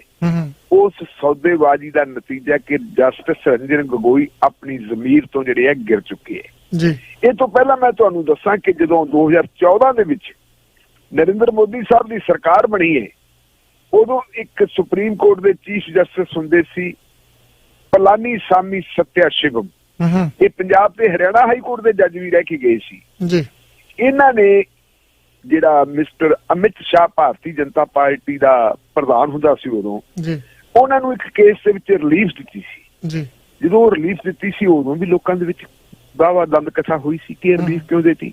ਲੇਕਿਨ ਜਸਟਿਸ ਸਤਿਆ ਸ਼ਿਵਮ ਜਦੋਂ ਰਿਟਾਇਰ ਹੋ ਗਏ ਤਾਂ ਰਿਟਾਇਰ ਹੋਣ ਤੋਂ ਕੁਝ ਹੀ ਦਿਨਾਂ ਬਾਅਦ ਲਗਭਗ 1 ਹਫ਼ਤੇ ਬਾਅਦ ਉਹਨਾਂ ਨੂੰ ਕੇਰਲਾ ਦਾ ਗਵਰਨਰ ਲਾ ਦਿੱਤਾ ਸੀ ਜੀ। ਇਹ ਵੀ ਇੱਕ ਨਿਯੁਕਤੀ ਸੀ। ਸੋ ਮੇਰਾ ਅੰਦਾਜ਼ਾ ਉਦੋਂ ਇਹ ਸੀਗਾ, ਮੈਂ ਇਹੀ ਕਿਹਾ ਸੀਗਾ ਕਿ ਜਿਸ ਢੰਗ ਦੇ ਨਾਲ ਭਾਰਤੀ ਜਨਤਾ ਪਾਰਟੀ ਦੀ ਸਰਕਾਰ ਚੱਲ ਰਹੀ ਹੈ, ਇਹ ਤਰੀਕਾਕਾਰ ਉਹ ਹੈ ਕਿ ਇਸ ਤਰੀਕੇ ਦੇ ਜ਼ਰੀਏ ਉਹ ਜੱਜਾਂ ਨੂੰ ਜਿਹੜਾ ਹੈਗਾ ਅਲਿਓਰ ਕਰਦੇ ਆ, ਜੱਜਾਂ ਨੂੰ ਲਾਲਚ ਦਿੰਦੇ ਆ ਤੇ ਜੱਜਾਂ ਤੋਂ ਆਪਣੇ ਹੱਕ ਵਿੱਚ ਫੈਸਲੇ ਕਰਵਾਉਂਦੇ ਆ ਜੀ। ਜਸਟਿਸ ਰੰਜਨ ਗਗੋਈ ਦੇ ਖਿਲਾਫ ਜਿਹੜਾ ਬੀਬੀ ਦੇ ਇਲਜ਼ਾਮ ਵਾਲੀ ਗੱਲ ਸੀ ਤੇ ਜਿਵੇਂ ਉਹ ਬੀਬੀ ਨੂੰ ਬਹਾਲ ਕੀਤਾ ਗਿਆ ਤੇ ਉਹਦੇ ਹਸਬੈਂਡ ਤੇ ਦਿਓਰ ਦੇ ਖਿਲਾਫ ਜਿਹੜੇ ਪਰਚੇ ਦਰਜ ਕੀਤੇ ਸੀ ਉਹ ਰੱਦ ਕੀਤੇ ਗਏ। ਇੱਥੋਂ ਵੀ ਇਹ ਜਾਪਦਾ ਕਿ ਅਸਲ ਦੇ ਵਿੱਚ ਉਹ ਇੱਕ ਕਿਸਮ ਦੀ ਜਿਹੜੀ ਹੈਗੀ ਪਲੰਟਡ ਬਲੈਕ ਮੇਲਿੰਗ ਵਾਲੀ ਸਟੋਰੀ ਸੀ ਤਾਂ ਕਿ ਜੱਜ ਰੰਜਨ ਗਗੋਈ ਨੂੰ ਪੋਲਾ ਕੀਤਾ ਜਾ ਸਕੇ ਤੇ ਆਪਣੀ ਮਰਜ਼ੀ ਨਾਲ ਫੈਸਲੇ ਲਿਖਵਾਏ ਜਾ ਸਕਣ। ਸੋ ਸਭ ਤੋਂ ਵੱਡਾ ਫੈਸਲਾ ਜਿਹੜਾ RSS ਚਾਹੁੰਦੀ ਸੀ ਕਿ ਮੰਦਰ ਵਹੀ ਬਣਾਏਗੇ, ਜੋ ਉਹਨਾਂ ਦਾ ਟਾਰਗੇਟ ਸੀ, ਉਸ ਟਾਰਗੇਟ ਨੂੰ ਪੂਰਾ ਕਰਨ ਲਈ ਅਦਾਲਤ ਦੀ ਮੋਹਰ ਲਵਾਈ ਗਈ ਭਾਰਤੀ ਜਨਤਾ ਪਾਰਟੀ ਨੇ।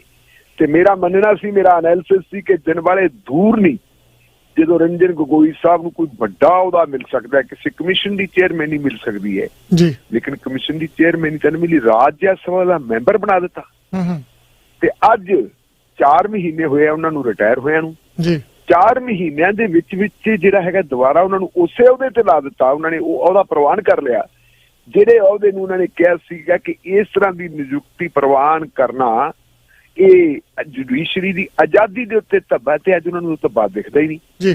ਅਖੀਰ ਪੱਤਰਕਾਰਾਂ ਨੇ ਉਹਨਾਂ ਨੂੰ ਮੈਸੇਜ ਭੇਜਣੇ ਸ਼ੁਰੂ ਕਰ ਦਿੱਤੇ, ਮੇਲਾਂ ਭੇਜਣੀਆਂ ਸ਼ੁਰੂ ਕਰ ਦਿੱਤੀਆਂ ਕਿ ਤੁਹਾਡੇ ਖਿਲਾਫ ਇੰਨਾ ਕੁਝ ਹੋ ਰਿਹਾ ਹੈ, ਤੁਸੀਂ ਇਹਦੇ ਬਾਰੇ ਕੁਝ ਦੱਸੋ, ਬੋਲੋ। ਲੇਕਿਨ ਉਹ ਪਹਿਲਾਂ ਤਾਂ ਚੁੱਪ ਰਹੇ ਜੀ। ਫਿਰ ਜਸਟਿਸ ਲੋਕਰ ਦਾ ਇੱਕ ਬਿਆਨ ਆ ਗਿਆ ਜੀ, ਜਿਨ੍ਹਾਂ ਦੇ ਨਾਲ ਉਹ ਪ੍ਰੈਸ ਕਾਨਫਰੰਸ ਦੇ ਵਿੱਚ ਬੈਠੇ ਸੀ। ਜਸਟਿਸ ਲੋਕਰ ਕੀ ਕਹਿੰਦੇ ਹੈ? ਜਸਟਿਸ ਲੋਕਰ ਕਹਿੰਦੇ ਹੈ ਕਿ ਭਾਰਤੀ ਡੈਮੋਕ੍ਰੇਸੀ ਦਾ ਆਖਰੀ ਕਿਲਾ ਵੀ ਢਹਿ ਢੇਰੀ ਹੋ ਗਿਆ ਜੀ। ਭਾਵ ਕਿ ਜੁਡੀਸ਼ਰੀ ਤੋਂ ਲੋਕਾਂ ਨੂੰ ਆਸ ਸੀ ਤੇ ਜੁਡੀਸ਼ਰੀ ਵੀ ਜਿਹੜੀ ਹੈ ਖੇਰੂ ਹੋ ਗਈ। ਇਹ ਰੇਤ ਦੀ ਮੁੱਠੀ ਨੂੰ ਗਿਰ ਗਈ ਹੈ, ਜੁਡੀਸ਼ਰੀ ਤੋਂ ਵੀ ਕੋਈ ਆਸ ਨਹੀਂ ਜੀ। ਜੇ ਭਾਰਤ ਦੀ ਸੁਪਰੀਮ ਕੋਰਟ ਦਾ ਇੱਕ ਸੀਨੀਅਰ ਜੱਜ ਇਹ ਵਿਚਾਰ ਪ੍ਰਗਟ ਕਰਦਾ ਤਾਂ ਇਹ ਤੋਂ ਅੰਦਾਜ਼ਾ ਲਾਓ ਕਿ ਸਾਡਾ ਲੋਕਤੰਤਰ ਖੜਾ ਕਿੱਥੇ ਹੈ ਜੀ। ਕੱਲ ਅਸੀਂ ਜਦੋਂ ਐਸੇ ਵੇਲੇ ਪ੍ਰੋਗਰਾਮ ਕਰ ਰਹੇ ਸਾਂ ਤਾਂ ਜਸਟਿਸ ਮੁਰਲੀਧਰ ਦਾ ਮੈਂ ਜ਼ਿਕਰ ਕੀਤਾ ਸੀ ਕਿ ਭਾਵੇਂ ਉੱਪਰਲੀ ਜਿਹੜੀ ਹੈਗੀ ਹੈ ਜੁਡੀਸ਼ਰੀ ਉਹ ਡਾਮਾਡੋਲ ਹੋ ਗਈ ਹੈ, ਉਹ ਸਟੈਂਡ ਨਹੀਂ ਰਿਹਾ ਉਹਦੇ ਵਿੱਚ ਉਹ ਜੁਰਤ ਨਹੀਂ ਰਹੀ, ਲੇਕਿਨ ਹੇਠਲੀ ਜੁਡੀਸ਼ਰੀ ਜਿਹੜੀ ਹੈਗੀ ਹੈ, ਹੇਠਲੀ ਜੁਡੀਸ਼ਰੀ ਦੇ ਵਿੱਚ ਦਾਮ ਵਾਲੇ ਲੋਕ ਹੈਗੇ ਹੈ। ਚਾਹੇ ਉਹ ਜਸਟਿਸ ਮੁਰਲੀਧਰ ਸੀ ਜਿਨ੍ਹਾਂ ਨੇ ਸੱਜਣ ਕੁਮਾਰ ਨੂੰ ਉਮਰ ਕੈਦ ਦੀ ਸਜ਼ਾ ਦਿੱਤੀ, ਜਿਨ੍ਹਾਂ ਨੇ ਦਿੱਲੀ ਦੀ ਹਿੰਸਾ ਕਰਨ ਵਾਲਿਆਂ ਦੇ ਖਿਲਾਫ, ਵੱਡੇ ਬੰਦਿਆਂ ਦੇ ਖਿਲਾਫ ਪਰਚਾ ਦਰਜ ਕਰਨ ਦਾ ਹੁਕਮ ਦਿੱਤਾ, ਲੇਕਿਨ ਉਹਦੇ ਤੇ ਹੁਕਮ ਤੇ ਅਮਲ ਹੋਣ ਤੋਂ ਪਹਿਲਾਂ ਰਾਤੇ ਰਾਤ ਉਹਨਾਂ ਦੀ ਬਦਲੀ ਪੰਜਾਬ ਤੇ ਹਰਿਆਣਾ ਹਾਈ ਕੋਰਟ ਦੀ ਕਰਤੀ। ਚਾਹੇ ਮੈਂ ਸਲਾਮ ਕੀਤੀ ਸੀ ਉਸ ਬੀਬੀ ਨੂੰ, ਕਰਨਾਟਕਾ ਵਾਲੀ ਨੂੰ, ਜਿਹੜੀ ਨੇ ਕਿਹਾ ਸੀ ਕਿ ਛੋਟੇ ਬੱਚਿਆਂ ਦੇ ਖਿਲਾਫ ਦੇਸ਼ ਧਰੋਹੀ ਦਾ ਜਾਂ ਉਹਨਾਂ ਦੇ ਮਾਪਿਆਂ ਦੇ ਖਿਲਾਫ ਜਿਹੜਾ ਕੇਸ ਬਣਾਇਆ ਹੈ, ਅਧਿਆਪਕਾਂ ਦੇ ਖਿਲਾਫ ਕੇਸ ਬਣਾਇਆ, ਇਹ ਵੀ ਗਲਤ ਹੈ। ਤੇ ਆਪਾਂ ਇਲਾਹਾਬਾਦ ਹਾਈ ਕੋਰਟ ਦੇ ਉਸ ਜੱਜ ਸਾਹਿਬ ਨੂੰ ਵੀ ਸਲਾਮ ਕੀਤੀ ਸੀ ਜਿਨ੍ਹਾਂ ਨੇ ਕਿਹਾ ਸੀਗਾ ਕਿ ਇਹ ਚੌਕਾਂ ਦੇ ਵਿੱਚ ਕਿਉਂ ਤੁਸੀਂ ਲਾ ਦਿੱਤੇ ਹੈ, ਜਿਹੜੇ ਵਸੂਲੀ ਜਿਨ੍ਹਾਂ ਤੋਂ ਕਰਨੀ ਆ ਉਹਨਾਂ ਦੇ ਬੋਰਡ ਕਿਉਂ ਲਾਤੇ। ਇਹ ਵੀ ਜਿਹੜੀ ਹੈਗੀ ਇੱਕ ਕਿਸਮ ਦੀ ਕਾਨੂੰਨ ਦੀ ਉਲੰਘਣਾ ਤੇ ਉਹਨਾਂ ਨੇ ਹਟਾਉਣ ਦਾ ਹੁਕਮ ਦਿੱਤਾ ਸੀ। ਜੋ ਅਸੀਂ ਉਹ ਗੱਲ ਕਰਦੇ ਸੀ ਉਦੋਂ ਦਾ ਚੇਤੇ ਵੀ ਨਹੀਂ ਸੀ ਕਿ ਤੜਕੇ ਨੂੰ ਸਵੇਰ ਨੂੰ ਜਦੋਂ ਅਸੀਂ ਉੱਠਾਂਗੇ ਤੇ ਪਹਿਲੀ ਖਬਰ ਹੀ ਸਾਡੇ ਕੋਲ ਇਹ ਪਈ ਹੋਊਗੀ ਕਿ ਜਸਟਿਸ ਗਗੋਈ ਹੈ ਜਿਹੜੇ ਉਹਨਾਂ ਨੇ ਰਾਜ ਸਭਾ ਦੀ ਮੈਂਬਰੀ ਪ੍ਰਵਾਨ ਕਰ ਲਈ ਹੈ। ਤੇ ਹੁਣ ਜਸਟਿਸ ਗਗੋਈ ਸਾਹਿਬ ਦਾ ਫਿਰ ਬਿਆਨ ਆ ਗਿਆ, ਉਹ ਕਹਿੰਦੇ ਮੈਂ ਪਹਿਲਾਂ 4 ਦੇ ਲੈ ਲਵਾਂ, ਓਥ ਲੈ ਲਵਾਂ, ਜਦੋਂ ਮੈਂ ਓਥ ਲੈ ਲਈ ਰਾਜ ਸਭਾ ਦਾ ਮੈਂਬਰ ਬਣ ਗਿਆ ਤਾਂ ਫਿਰ ਮੈਂ ਦੱਸੂਗਾ ਕਿ ਮੈਂ ਮੈਂਬਰੀ ਇਹ ਕਿਉਂ ਪ੍ਰਵਾਨ ਕੀਤੀ ਹੈ ਜੀ। ਜਸਟਿਸ ਗਗੋਈ ਦੱਸਣ ਨਾ ਦੱਸਣ, ਲੇਕਿਨ ਅਸੀਂ ਤਾਂ ਕਈ ਮਹੀਨੇ ਪਹਿਲਾਂ ਹੀ ਦੱਸਤਾ ਸੀ ਕਿ ਇਹ ਕੋਈ ਨਾ ਕੋਈ ਇਹਨਾਂ ਨੂੰ ਅਹੁਦਾ ਮਿਲਣ ਵਾਲਾ ਹੈ। ਅੱਜ ਉਹਨਾਂ ਨੂੰ ਅਹੁਦਾ ਮਿਲ ਗਿਆ ਹੈ। ਮੈਂ ਪੂਰੀ ਤਰ੍ਹਾਂ ਸਹਿਮਤ ਹਾਂ। ਰਿਟਾਇਰਡ ਜਸਟਿਸ ਲੋਕਰ ਸਾਹਿਬ ਜਿਨ੍ਹਾਂ ਦੇ ਨਾਲ ਬੈਠ ਕੇ 4 ਦੇ 3 ਦਿਨਾਂ ਦੀ ਇਹਨਾਂ ਨੇ ਪ੍ਰੈਸ ਕਾਨਫਰੰਸ ਕੀਤੀ ਸੀ, ਜਿਹਨਾਂ ਉਹਨਾਂ ਨੇ ਕਿਹਾ ਸੀ ਕਿ ਲੋਕਤੰਤਰ ਦਾ ਜਿਹੜਾ ਆਖਰੀ ਕਿਲਾ ਹੈ ਇਹ ਵੀ ਢਹਿ ਗਿਆ ਜੀ। ਬਿਲਕੁਲ ਵਾਕਿਆ ਗੱਲ ਸੀ ਢਿੱਲੋਂ ਸਾਹਿਬ। ਪੰਜਾਬੀ ਦੇ ਵਿੱਚ ਇਹਨੂੰ ਕਹਿੰਦੇ ਜੀ ਥੁੱਕ ਕੇ ਚੱਟਣਾ। ਇਹ ਇੱਕ ਮੁਹਾਵਰਾ ਜੀ ਪੰਜਾਬੀ ਦੇ ਵਿੱਚ, ਤੇ ਥੁੱਕ ਕੇ ਚੱਟਣ ਵਾਲਾ ਕੰਮ ਕੀਤਾ ਜੀ ਗੰਗੋਈ ਸਾਹਿਬ ਨੇ। ਬੜੀ ਸ਼ਰਮ ਵਾਲੀ ਗੱਲ ਹੈ, ਏਡੇ ਵੱਡੇ ਅਹੁਦੇ ਤੇ ਬੈਠ ਕੇ ਤਾਈਓ ਭਾਰਤ ਦੇ ਵਿੱਚ ਕਿਹਾ ਜਾਂਦਾ ਜੀ ਇੱਥੇ ਇਨਸਾਫ ਨਹੀਂ ਮਿਲਦਾ। ਇਨਸਾਫ ਨਹੀਂ ਮਿਲਦਾ ਜਿੱਥੇ ਏਡੇ ਵੱਡੇ ਇਨਸਾਫ ਦੇ ਪਹਿਰੇਦਾਰ ਆ ਜਿਹੜੇ ਉਹ ਵਿਕ ਜਾਣ, ਤੇ ਫਿਰ ਉੱਥੇ ਤੁਹਾਨੂੰ ਪਤਾ ਹੀ ਹੈ ਅੱਗੇ ਕੀ ਕੁਝ ਹੋ ਸਕਦਾ। ਜਿਹੜੇ ਸਰਕਾਰਾਂ ਦੀਆਂ ਝੋਲੀਆਂ ਦੇ ਵਿੱਚ ਡਿੱਗ ਪੈਣ, ਇਨਸਾਫ ਜਿਹੜਾ ਕਦੀ ਵੀ ਨਹੀਂ ਮਿਲਦਾ। ਆਪਣੇ ਸਾਹਮਣੇ ਆਪਣੇ ਨਾਲ ਕਾਲਰ ਜੁੜ ਚੁੱਕੇ ਆ ਜੀ, ਕਾਲਾਂ ਵੀ ਲੈਣੇ ਆ। ਤੁਸੀਂ ਵੀ ਆਪਣੇ ਵਿਚਾਰ ਦੇ ਸਕਦੇ ਆ ਸਟੂਡੀਓ ਦੇ ਵਿੱਚ ਕਾਲ ਕਰਕੇ 905 405 0002 905 405 0002 ਤੇ WhatsApp ਨੰਬਰ ਵੀ ਇਹੀ ਆ ਜੀ 905 405 0002 ਤੇ ਕਾਲ ਕਰਕੇ WhatsApp ਤੇ ਵੀ ਤੁਸੀਂ ਸਾਡੇ ਨਾਲ ਦੁਨੀਆ ਭਰ ਦੇ ਵਿੱਚੋਂ ਕਿਤੇ ਵੀ ਕਾਲ ਕਰ ਸਕਦੇ ਹੋ। ਆਪਾਂ ਚੱਲਦੇ ਜੀ ਪਹਿਲੀ ਕਾਲ ਤੇ। ਹਾਂਜੀ ਵੀਰ ਜੀ ਸਵਾਗਤ ਹੈ ਤੁਹਾਡਾ। ਸਤਿ ਸ਼੍ਰੀ ਅਕਾਲ ਜੀ। ਜੀ ਹਾਂਜੀ ਗੁਰਪਿਆਰਿਓ ਸਤਿ ਸ਼੍ਰੀ ਅਕਾਲ ਜੀ। ਸਤਿ ਸ਼੍ਰੀ ਅਕਾਲ ਜੀ। ਮੈਂ ਭਾਜੀ ਇਹੀ ਕਹਿਣਾ ਸੀਗਾ ਜਿਸ ਤਰ੍ਹਾਂ ਆਪਣਾ ਮੈਂ ਨਾ YouTube ਤੇ ਦੇਖਦਾ ਵੀ ਉੱਥੇ ਵੀ ਜਿੱਦਾਂ ਇਹਨਾਂ ਨੇ ਆਪਣੇ ਸਿੱਧੂ ਸਾਹਿਬ ਨੇ ਭਾਜੀ ਸਿੱਧੂ ਜੀ ਨੇ ਚਲਾਇਆ ਵਾ ਚੈਨਲ, ਤੇ ਉੱਥੇ ਆਇਆ ਵੀ ਸਿੱਧੂ ਆ ਗਿਆ ਵੀ ਹੁਣ ਬਰਗਾੜੀ ਕਾਂਡ ਦਾ ਮਿਲੇਗਾ ਕੀ ਕਹਿੰਦੇ ਇਨਸਾਫ। ਤੇ ਭਾਜੀ ਇਹ ਵਾਕਈ ਜੇ ਇਨਸਾਫ ਲੈਣਾ ਨਾ ਇਹ ਦਵਾ ਸਕਦਾ, ਬੰਦੇ 'ਚ ਦਮ ਹੈਗਾ, ਪਰ ਇਹਨੂੰ ਸਾਹਮਣੇ ਆਉਣਾ ਪਊਗਾ। ਉੱਥੇ ਤਾਂ ਨਹੀਂ, ਉਹ ਚੈਨਲਾਂ ਤੇ ਆ ਕੇ ਨਹੀਂ ਇਹੋ ਜਿਹੇ ਕੰਮ ਹੁੰਦੇ ਹੈਗੇ। ਇਹਨੂੰ ਖੁੱਲੀ ਬਗਾਵਤ ਕਰਨੀ ਪਵੇਗੀ ਕਿ ਉਹਦੇ ਲਈ ਵੀ ਮੈਂ ਚੀਫ ਮਿਨਿਸਟਰ ਬਣਨਾ। ਕਿਉਂਕਿ ਇੱਕ ਵਾਰ ਪਤਾ ਨਹੀਂ ਹਿਮਾਚਲ ਦਾ ਕੋਈ ਚੀਫ ਮਿਨਿਸਟਰ ਸੀ, ਉਹਦੇ ਵਿੱਚ ਨਾ ਇੱਕ MLA ਨੇ ਜਦੋਂ ਉਹਦੇ ਚੜ੍ਹ ਲੱਗਾ ਆਪਦੇ ਹੈਲੀਕਾਪਟਰ 'ਚ, ਉਹਦੇ ਵਿੱਚ ਜੀਪ ਮਾਰਨ ਦੀ ਕੋਸ਼ਿਸ਼ ਕੀਤੀ। ਇੰਨਾ ਦਮ ਸੀ ਉਸ ਬੰਦੇ ਵਿੱਚ, ਉਹਦੇ ਹੈਲੀਕਾਪਟਰ ਵਿੱਚ। ਤੇ ਇਹਨੂੰ ਵੀ ਏਦਾਂ ਹੀ ਇਹਨੂੰ ਟੱਕਰ ਮਾਰਨੀ ਪਵੇਗੀ। ਉਹ ਟੱਕਰ ਵੱਧ ਸਿਆਸੀ ਟੱਕਰ, ਮੈਂ ਇਹ ਨਹੀਂ ਕਹਿੰਦਾ ਕਾਰ ਲੈ ਕੇ ਉਹਦੀ ਕਾਰ 'ਚ ਮਾਰ ਦੇ, ਤੇ ਇਹਨੂੰ ਹਿਲਾਉਣਾ ਪਵੇਗਾ। ਜੇਕਰ ਤੇ ਇਹਨੂੰ ਮਤਲਬ ਸਾਰਾ ਤੁਹਾਨੂੰ ਵੀ ਸਮਰਥਨ ਦੇਣਾ ਪਏਗਾ, ਲੋਕਾਂ ਦਾ ਤਾਂ ਹੈਗਾ ਹੀ, ਹੋਰ ਪਾਰਟੀਆਂ ਵੀ ਦੇਣ ਇਹਨੂੰ ਸਮਰਥਨ 2 ਸਾਲ ਲਈ। ਤੇ ਉਹਦੇ ਵਿੱਚ ਇਹ ਜੇ ਕੈਪਟਨ ਨੂੰ ਪੈ ਗਿਆ ਮਤਲਬ ਪਸੀਨੋ ਪਸੀਨੀ ਹੋ ਗਿਆ, ਉਹਨੂੰ ਪਤਾ ਲੱਗ ਗਿਆ ਵੀ ਮੇਰੀ ਗੱਦੀ ਜਾਂਦੀ, ਉਸੇ ਵਕਤ ਤੁਹਾਨੂੰ ਮਤਲਬ ਜਿਹੜਾ ਬਰਗਾੜੀ ਦਾ ਇਨਸਾਫ ਮਿਲ ਜਾਏਗਾ। ਨਹੀਂ ਤੇ ਜੇ ਕੱਲ ਨੂੰ ਸਿੱਧੂ CM ਬਣ ਵੀ ਗਿਆ ਨਾ, ਇਹਨੇ ਵੀ ਨਹੀਂ ਤੁਹਾਨੂੰ ਕੁਝ ਦੇਣਾ ਹੈਗਾ। ਇਹ ਲੀਡਰਸ਼ਿਪ ਹੁੰਦੀ ਆ ਭਾਜੀ ਜਿਹੜੀ ਇਹ ਸਿੱਧੂ ਮਤਲਬ ਸਿਰਫ ਗੋਲ-ਮੋਲ ਦੀਆਂ ਗੱਲਾਂ ਨਾਲ 2 ਸਾਲ ਇਹਦੇ ਪੂਰੇ ਕਰਾਉਣਾ ਚਾਹੁੰਦਾ ਵਾ ਕੈਪਟਨ ਦੇ। ਉਸ ਤੋਂ ਬਾਅਦ ਜਦੋਂ 2 ਸਾਲ ਪੂਰੇ ਹੋ ਗਏ, ਆਪਣੇ ਪੰਜਾਬੀ ਤੁਹਾਨੂੰ ਪਤਾ ਹੀ ਆ ਬੱਲੇ ਬੱਲੇ ਚੱਕ ਲੋ ਕਰਨੀ ਹੁੰਦੀ ਆ। ਸਿੱਧੂ ਨੂੰ 5 ਸਾਲ ਬਣਾ ਦੋ, 7 ਸਾਲ ਲੰਘ ਗਏ, ਉਦੋਂ ਫੇਰ ਆਪਾਂ ਇਹਦੇ ਵਿਰੁੱਧ ਵੀ ਹੋ ਜਾਣਾ ਸਿੱਧੂ ਦੇ। ਸੋ ਦੂਜੀ ਗੱਲ ਮੇਰੀ ਇਹ ਸੀਗੀ ਜਿੱਦਾਂ ਸ਼੍ਰੀਲੰਕਾ ਵਾਲਿਆਂ ਨੇ ਕਰੋਨਾ ਵਾਇਰਸ ਦੇ ਅਗੇਂਸਟ ਇੱਕ ਹਫ਼ਤਾ ਉਹਨਾਂ ਨੇ ਉਹ ਪ੍ਰੇ ਕਰਨ ਦੀ, ਜਿਹਨੂੰ ਪ੍ਰਾਰਥਨਾ ਕਰਨ ਦੀ ਤਿਆਰੀ ਕੀਤੀ ਹੈ। ਉਸੇ ਤਰ੍ਹਾਂ ਜੇਕਰ ਅਕਾਲ ਤਖ਼ਤ ਦੇ ਜਥੇਦਾਰ ਸਾਹਿਬ ਤੇ ਸਿੱਖ ਕੌਮ ਵੀ ਮਤਲਬ ਜੇ ਇਸ ਮਹਾਮਾਰੀ ਨੂੰ ਛੁਟਕਾਰਾ ਦਿਵਾਉਣ ਲਈ ਅਕਾਲ ਤਖ਼ਤ ਤੇ ਆਪਣਾ ਅਰਦਾਸ ਕਰਦੀ ਤਾਂ ਬੜੀ ਮਿਹਰਬਾਨੀ ਹੁੰਦੀ। ਬਾਕੀ ਸ਼ੁਕਰੀਆ ਜੀ। ਧੰਨਵਾਦ ਜੀ। ਧੰਨਵਾਦ ਜੀ ਢਿੱਲੋਂ ਸਾਹਿਬ। ਬਿਲਕੁਲ ਜਿਹੜਾ ਇਹਨਾਂ ਨੇ ਗੱਲ ਛੋਹੀ ਹੈ, ਅਸਲ ਦੇ ਵਿੱਚ ਗੱਲ ਇਹ ਹੈ ਕਿ ਨਾ ਤਾਂ ਸਿੱਧੂ ਦੇ ਨੇ ਅਜੇ ਤੱਕ ਇਹ ਹੈ ਕਿ ਬਰਗਾੜੀ ਕਾਂਡ ਵਾਲਿਆਂ ਨੂੰ ਤੁਸੀਂ ਸਜ਼ਾ ਦਿਓ। ਉਹਨਾਂ ਨੇ ਜੋ ਅਸੈਂਬਲੀ 'ਚ ਕਹਿਣਾ ਸੀ ਕਹਿਤਾ ਸੀ। ਸਿੱਧੂ ਹੋਣਾ ਨੇ ਇੱਕ ਚੈਨਲ ਲਾਂਚ ਕੀਤਾ ਜਿੱਤੇਗਾ ਪੰਜਾਬ ਜੀ, ਔਰ ਇਹ ਚੈਨਲ ਜਦੋਂ ਲਾਂਚ ਹੋਇਆ YouTube ਚੈਨਲ ਹੈ, ਵੈਬ ਚੈਨਲ ਹੈ, ਤੇ ਨਾਲ ਦੀ ਨਾਲ ਹੀ ਕਈ ਸਾਰੇ ਚੈਨਲ ਖੁੱਬਾਂ ਵਾਂਗੂ ਹੋਰ ਵੀ ਪੈਦਾ ਹੋ ਗਏ ਹੈ।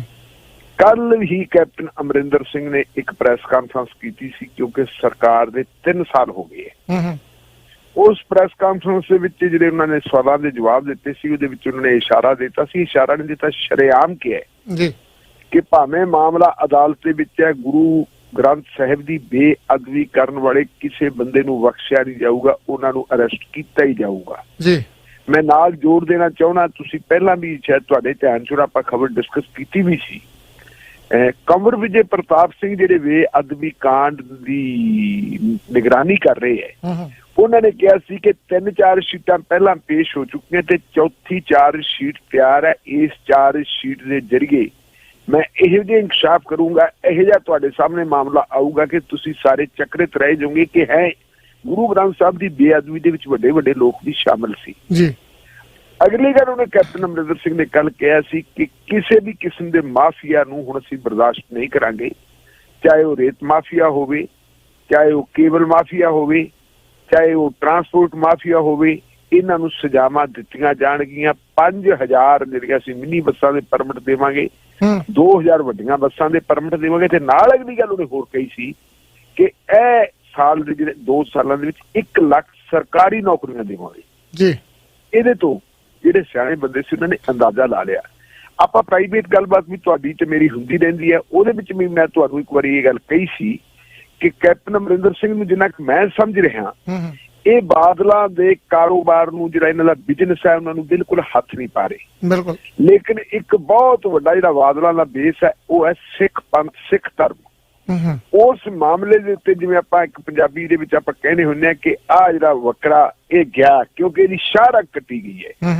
ਜਿਹੜੀ ਬਾਦਲ ਪਰਿਵਾਰ ਦੀ ਸ਼ਾਹਰਗ ਹੈ ਉਹ ਸ਼ਾਹਰਗ ਹੈ ਸਿੱਖ ਪੰਥ ਦਾ ਸਮਰਥਨ ਜੀ। ਤੇ ਜਦੋਂ ਗੁਰੂ ਗ੍ਰੰਥ ਸਾਹਿਬ ਦੀ ਬੇਅਦਬੀ ਦੇ ਮਾਮਲੇ ਦੇ ਵਿੱਚ ਉਹਨਾਂ ਨੂੰ ਐਕਸਪੋਜ਼ ਕਰ ਦਿੱਤਾ ਕਿ ਇਹਦੇ ਵਿੱਚ ਕਿਸੇ ਨਾ ਕਿਸੇ ਲੈਵਲ ਦੇ ਵਿੱਚ ਇਹਨਾਂ ਦੀ ਵੀ ਇਨਵੋਲਵਮੈਂਟ ਹੈ, ਭਾਵੇਂ ਇਹਨਾਂ ਨੇ ਆਪ ਬੇਅਦਬੀ ਨਾ ਕਰਵਾਈ ਹੋਵੇ ਲੇਕਿਨ ਬੇਅਦਬੀ ਕਰਨ ਵਾਲਿਆਂ ਨੂੰ ਬਚਾਉਣ ਦਾ ਵੀ ਇਹਨਾਂ ਨੇ ਪੂਰਾ ਉਪਰਾਲਾ ਕੀਤਾ ਸੀ, ਬਚਾਇਆ ਵੀ ਸੀ। ਤੇ ਅਕਾਲ ਤਖਤ ਸਾਹਿਬ ਤੋਂ ਬੇਅਦਬੀ ਕਰਨ ਵਾਲਿਆਂ ਦੇ ਜਿਨ੍ਹਾਂ ਦੇ ਖਿਲਾਫ ਇਲਜ਼ਾਮ ਲੱਗਦਾ ਹੈ ਡੇਰਾ ਮੁਖੀ ਨੂੰ ਮਾਫ ਵੀ ਕਰਵਾਇਆ ਸੀ ਜੀ। ਇਹ ਸਾਰੀਆਂ ਚੀਜ਼ਾਂ ਲੈ ਕੇ ਐਕਸਪੋਜ਼ ਕਰਕੇ ਉਹ ਇੱਥੇ ਲੈ ਕੇ ਆਉਣਾ ਚਾਹੁੰਦਾ ਹੈ ਕਿ ਜੀ ਇਹਨਾਂ ਨਾਲੋਂ ਸਿੱਖ ਪੰਥ ਹੈ ਜਿਹੜਾ ਟੁੱਟ ਜਾਵੇ। ਲੇਕਿਨ ਇਹ ਇਸ ਗੱਲ ਨੂੰ ਨਹੀਂ ਆਪਾਂ ਨੂੰ ਭੁੱਲਣਾ ਚਾਹੀਦਾ ਕਿ ਕੈਪਟਨ ਅਮਰਿੰਦਰ ਸਿੰਘ ਮੁੱਖ ਮੰਤਰੀ ਮਗਰੋਂ ਹੈ ਜੀ, ਸਿੱਖ ਮਗਰੋਂ ਹੈ। ਪਹਿਲਾਂ ਉਹ ਇੱਕ ਰਾਜਨੀਤਿਕ ਹੈ ਜੀ। ਰਾਜਨੀਤਿਕ ਲੋਕ ਹਮੇਸ਼ਾ ਆਪਣਾ ਰਾਜਨੀਤਿਕ ਹਿੱਤ ਲੱਭਦੇ ਹੁੰਦੇ ਹੈ। ਉਹਨਾਂ ਨੂੰ ਪਤਾ ਹੁੰਦਾ ਕਿ ਕਿਹੜਾ ਕੰਮ ਅਸੀਂ ਕਦੋਂ ਕਰਨਾ, ਕਿਹੜਾ ਸਟੈਪ ਅਸੀਂ ਕਦੋਂ ਚੁੱਕਾਂਗੇ ਜਿਹਦਾ ਸਾਨੂੰ ਰਾਜਨੀਤਿਕ ਫਾਇਦਾ ਹੋਵੇ ਜੀ। ਇਹ ਰਾਜਨੀਤਿਕ ਫਾਇਦਾ ਜੇ ਹੁਣ ਅੱਗੇ 4-6 ਮਹੀਨਿਆਂ 'ਚ ਕਦਮ ਚੁੱਕੇ ਜਾਂਦੇ ਹੈ ਤਾਂ ਡੈਫੀਨੇਟਲੀ ਜਿਹੜੀ ਹੈਗੀ ਹੈ ਕੈਪਟਨ ਅਮਰਿੰਦਰ ਸਿੰਘ ਨੂੰ ਤੇ ਉਹਦੀ ਕਾਂਗਰਸ ਪਾਰਟੀ ਦਾ ਬੈਨੀਫਿਟ ਮਿਲੂਗਾ। ਜੇ ਇਹ ਪਹਿਲਾਂ ਚੁੱਕ ਲੈਂਦੇ ਤਾਂ ਸ਼ਾਇਦ ਨਾ ਮਿਲੇ। ਤੇ ਕੱਲ ਤੁਸੀਂ ਦੇਖਿਆ ਹੋਣਾ ਉਸੇ ਪ੍ਰੈਸ ਕਾਨਫਰੰਸ ਦੇ ਵਿੱਚ ਕੈਪਟਨ ਨੇ ਇਹ ਗੱਲ ਕਹੀ ਸੀਗੀ ਕਿ ਮੈਂ ਕਿਹੜਾ ਤੁਹਾਨੂੰ ਬੁੱਢਾ ਲੱਗਦਾ, ਮੈਂ 2022 ਦੀ ਚੋਣ ਵੀ ਲੜੂੰਗਾ। ਭਾਵ ਇਹ ਹੈ ਕਿ ਇਹ ਜਿਹੜਾ ਹੁਣ ਮੌਕਾ ਹੁਣ ਉਹਨਾਂ ਨੇ ਚੁਣਿਆ ਸੀ ਕਿ ਕਿਹੜਾ ਮੌਕਾ ਆਵੇ ਜਦੋਂ ਬਾਦਲਾਂ ਨੂੰ ਤੇ ਜਿਹੜੇ ਜਿਨ੍ਹਾਂ ਲੋਕਾਂ ਨੇ ਉਹਨਾਂ ਅਫਸਰਾਂ ਨੂੰ ਹੱਥ ਪਾਇਆ ਜਾਵੇ ਜਿਨ੍ਹਾਂ ਤੇ ਬੇਅਦਬੀ ਵਾਲੀ ਗੱਲ ਬਣਦੀ ਹੈ। ਸੋ ਕਈ ਚੀਜ਼ਾਂ ਹੈਗੀਆਂ ਇੱਥੇ ਅਖਬਾਰਾਂ ਤੋਂ ਹੁਣ ਇਹ ਵੀ ਲਿਖੀ ਜਾਂਦੀਆਂ ਕਿ ਜੀ ਜਿਹੜੇ ਡੇਰਾਬੱਸੀ ਦੇ ਆਲੇ ਦੁਆਲੇ ਮਾਈਨਿੰਗ ਵਾਲਿਆਂ ਨੂੰ ਹੱਥ ਪਾਇਆ ਹੈ, ਉਹ ਹੱਥ ਹੀ ਇਸ ਕਰਕੇ ਪਾਇਆ ਕਿਉਂਕਿ ਸਿੱਧੂ ਸਾਹਿਬ ਦਾ ਜਿਹੜਾ ਚੈਨਲ ਆ ਗਿਆ ਸੀ, ਜਿੱਤੇਗਾ ਪੰਜਾਬ ਵਾਲੀ ਗੱਲ ਆ ਗਈ ਸੀ। ਤੇ ਨਾਲ ਹੀ ਰਾਜਾ ਬੜਿੰਗ ਦੀ ਵੀ ਇੱਕ ਵੀਡੀਓ ਆ ਗਈ ਸੀ, ਉਹਦਾ ਵੀ ਜ਼ਿਕਰ ਕਰੀ ਜਾਂਦੇ ਕਿ ਸਾਰਾ ਕੁਛ ਹੈ। ਲੇਕਿਨ ਸਿੱਧੂ ਬਾਰੇ ਵੀ ਕੈਪਟਨ ਦੀ ਟਿੱਪਣੀ ਦੇਖੋ ਕੱਲ ਕੀ ਹੈ। ਜਦੋਂ ਪੱਤਰਕਾਰਾਂ ਨੇ ਪੁੱਛਿਆ ਕਿ ਤੁਸੀਂ ਉਹਦੇ ਬਾਰੇ ਕੀ ਕਹੋਗੇ ਜੀ, ਉਹਨੇ ਕਹਿਤਾ ਮੈਂ ਤਾਂ ਉਹਨੂੰ ਬਚਪਨ ਤੋਂ ਜਾਣਦਾ, ਜਦੋਂ ਬਹੁਤ ਛੋਟਾ ਹੁੰਦਾ ਸੀ। ਸਿੱਧੂ ਸਾਹਿਬ ਦੇ ਪਿਤਾ ਜੀ ਕਾਂਗਰਸ ਦੇ ਪ੍ਰਧਾਨ ਹੁੰਦੇ ਸੀ। ਫਿਰ ਕਹਿੰਦੇ ਸਿੱਧੂ ਸਾਹਿਬ ਸਾਡੀ ਟੀਮ ਦੇ ਮੈਂਬਰ ਹੈ, ਭਾਵੇਂ ਉਹ ਵਜ਼ੀਰ ਹੋਣ ਜਾਂ ਨਾ ਹੋਣ, ਉਹ ਕਾਂਗਰਸ ਪਾਰਟੀ ਦੀ ਟੀਮ ਦੇ ਮੈਂਬਰ ਹੈ। ਔਰ ਜਿਹੜਾ ਉਹ ਕੰਮ ਕਰਦੇ ਹੈ ਉਹ ਟੀਮ ਦੀ ਸਪਿਰਿਟ ਨਾਲ ਟੀਮ ਦੇ ਜਿਹੜੇ ਹੈਗੇ ਹੈ ਜੋ ਬੈਨੀਫਿਟ ਦੇ ਵਿੱਚ ਜਾਂਦਾ ਹੈ ਉਹੀ ਉਹ ਕਰ ਰਹੇ ਹੈ। ਸੋ ਇਹ मेरे ख्याल मुताबिक वो वक्त अब जिमें कहना वो वक्त करीब पहुंचा है जब तख्त उखाड़े जाएंगे, जब ताज उछाले जाएंगे। मेरा ख्याल है भी ਵੱਡੇ ਤਾਜਾਂ ਵਾਲਾ ਵਕਤ ਜਿਹੜਾ ਇਹ ਉਡੀਕਦੇ ਸੀ ਕਿ ਕਿਹੜੇ ਵੇਲੇ ਆਵੇ ਤੇ ਕਦੋਂ ਆਪਾਂ ਕਰੀਏ। ਜਿਹੜੀ ਕੱਲ ਦੀ ਪ੍ਰੈਸ ਕਾਨਫਰੰਸ ਜੋ ਮੈਂ ਸਮੈਲ ਕਰਦਾ ਉਹ ਇਹ ਹੈ ਕਿ ਉਹ ਵਕਤ ਕਰੀਬ ਆ ਗਿਆ ਜਦੋਂ ਵੱਡਿਆਂ ਨੂੰ ਹੱਥ ਪੈਣ ਵਾਲਾ ਹੈ ਜੀ।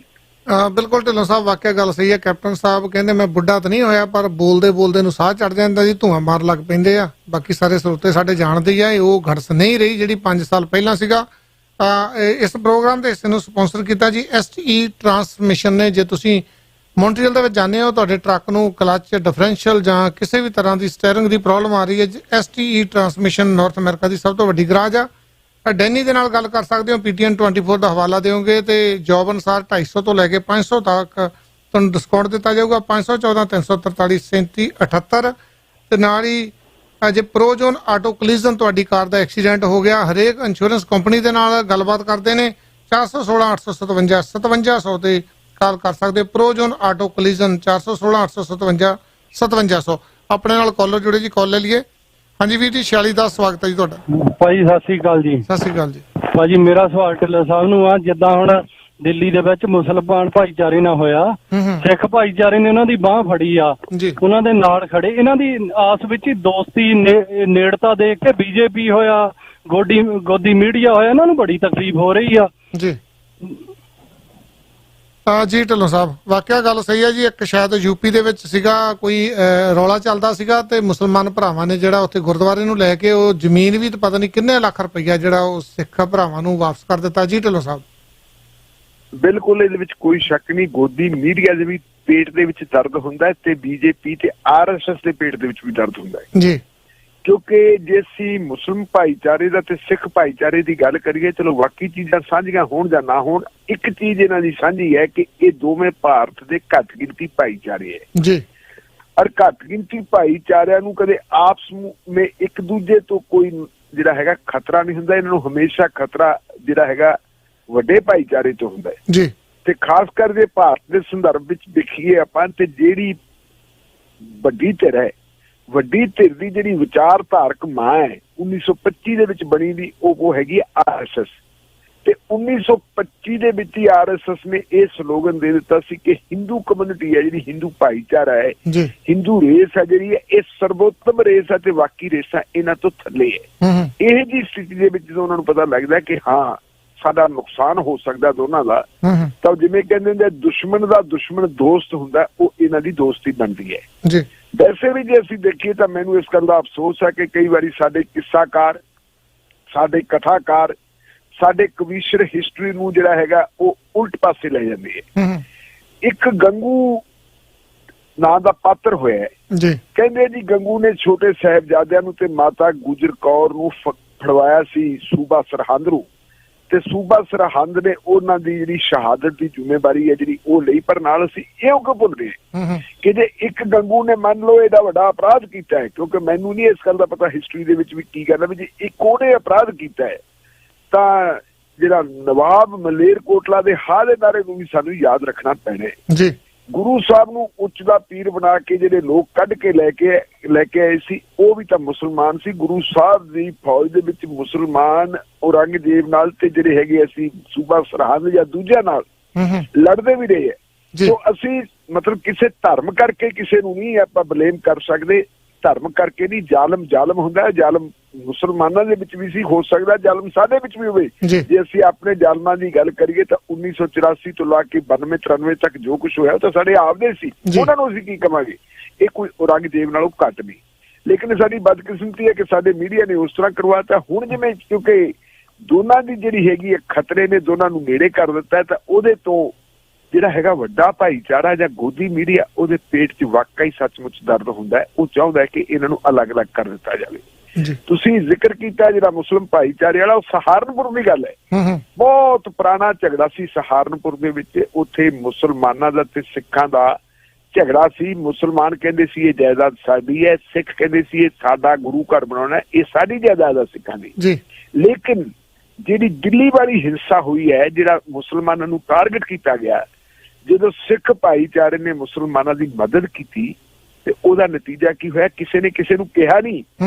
ਜਿਹੜਾ ਸਹਾਰਨਪੁਰ ਦਾ ਮੁਸਲਮਾਨ ਭਾਈਚਾਰਾ ਸੀ, ਉਹਨਾਂ ਨੂੰ ਪਤਾ ਲੱਗਿਆ ਵੀ ਓਏ ਹੋਏ ਜਿਨ੍ਹਾਂ ਨੇ ਸਾਡੀ ਐਡੀ ਮਦਦ ਕੀਤੀ ਹੈ, ਅਸੀਂ ਜ਼ਮੀਨ ਦੇ ਟੁਕੜੇ ਦੀ ਖਾਤਰ ਉਹਨਾਂ ਨੇ ਲੜੀ ਜਾਂਦੇ।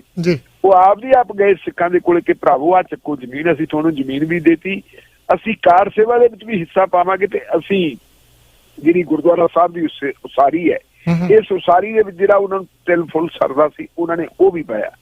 ਮੈਂ ਇੱਥੇ ਵੀ ਜ਼ਿਕਰ ਕਰ ਦਵਾਂ ਕਿ ਮੈਂ ਜਦੋਂ ਗੁਰੂ ਨਾਨਕ ਦੇਵ ਸਾਹਿਬ ਦੇ 550 ਸਾਲਾ ਪ੍ਰਕਾਸ਼ ਉਤਸਵ ਦੇ ਮੌਕੇ ਤੇ ਪਾਕਿਸਤਾਨ ਗਿਆ, ਪਾਕਿਸਤਾਨ ਦੇ ਵਿੱਚ ਲੋਕਾਂ ਨਾਲ ਬੜੀਆਂ ਸਿੱਧੀਆਂ ਤੇ ਖੁੱਲੀਆਂ ਗੱਲਾਂ ਹੁੰਦੀਆਂ ਰਹੀਆਂ। ਉੱਥੇ ਵੀ ਜਿੱਥੇ ਕਿਤੇ ਬਹਿੰਦੇ ਸੀ ਉਹੀ ਗੱਲ ਕਹਿੰਦੇ ਸੀ ਕਿ ਅਸੀਂ ਸਰਦਾਰੋ ਪੰਜਾਬ ਵਾਲਿਓ, ਤੁਹਾਡੀ ਕੁਰਬਾਨੀ, ਤੁਹਾਡੀ ਸੀ ਸਿੱਖਾਂ ਦੀ ਕੁਰਬਾਨੀ ਭੁੱਲ ਨਹੀਂ ਸਕਦੇ। ਜਦੋਂ ਜੰਮੂ ਕਸ਼ਮੀਰ ਦੇ ਮੁੱਦੇ ਨੂੰ ਲੈ ਕੇ ਕਸ਼ਮੀਰੀ ਵਿਦਿਆਰਥੀਆਂ ਤੇ ਜਿਨ੍ਹਾਂ ਦੇ ਵਿੱਚ ਲੜਕਿਆਂ ਦੇ ਨਾਲ ਲੜਕੀਆਂ ਵੀ ਸੀ, ਉਹਨਾਂ ਨੂੰ ਬੜਾ ਮੁਸ਼ਕਲ ਹੋ ਗਿਆ ਸੀ, ਘਰਾਂ ਨਾਲ ਟੁੱਟੇ ਪਏ ਸੀ, ਕਨੈਕਸ਼ਨ ਜੁੜਦਾ ਕੋਈ ਨਹੀਂ ਸੀ, ਬੱਚੇ ਉਧਰੇ ਪਏ ਸੀ, ਉਹਨਾਂ ਦੇ ਉੱਤੇ ਇੱਕ ਪਾਸੇ ਉਧਰੋਂ ਅਟੈਕ ਹੋ ਰਹੇ ਸੀ, ਦੂਜੇ ਪਾਸੇ ਉਹਨਾਂ ਦੇ ਪਰਿਵਾਰਕ ਮੈਂਬਰ ਆ ਜਿਹੜੇ ਉਹ ਖਤਰੇ ਸੀ।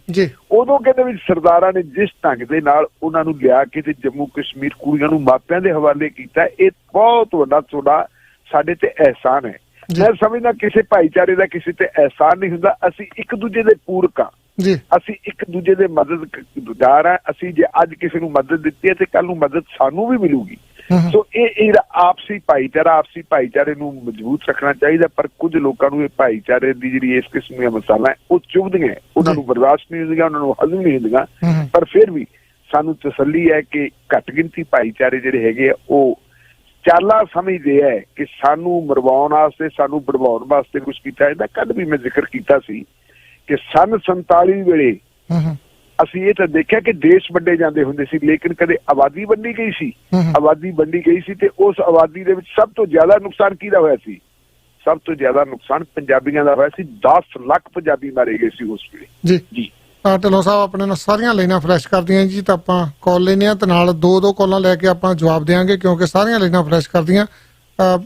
ਜੀ ਵੀਰ ਜੀ ਸਵਾਗਤ ਹੈ ਜੀ ਤੁਹਾਡਾ 2940।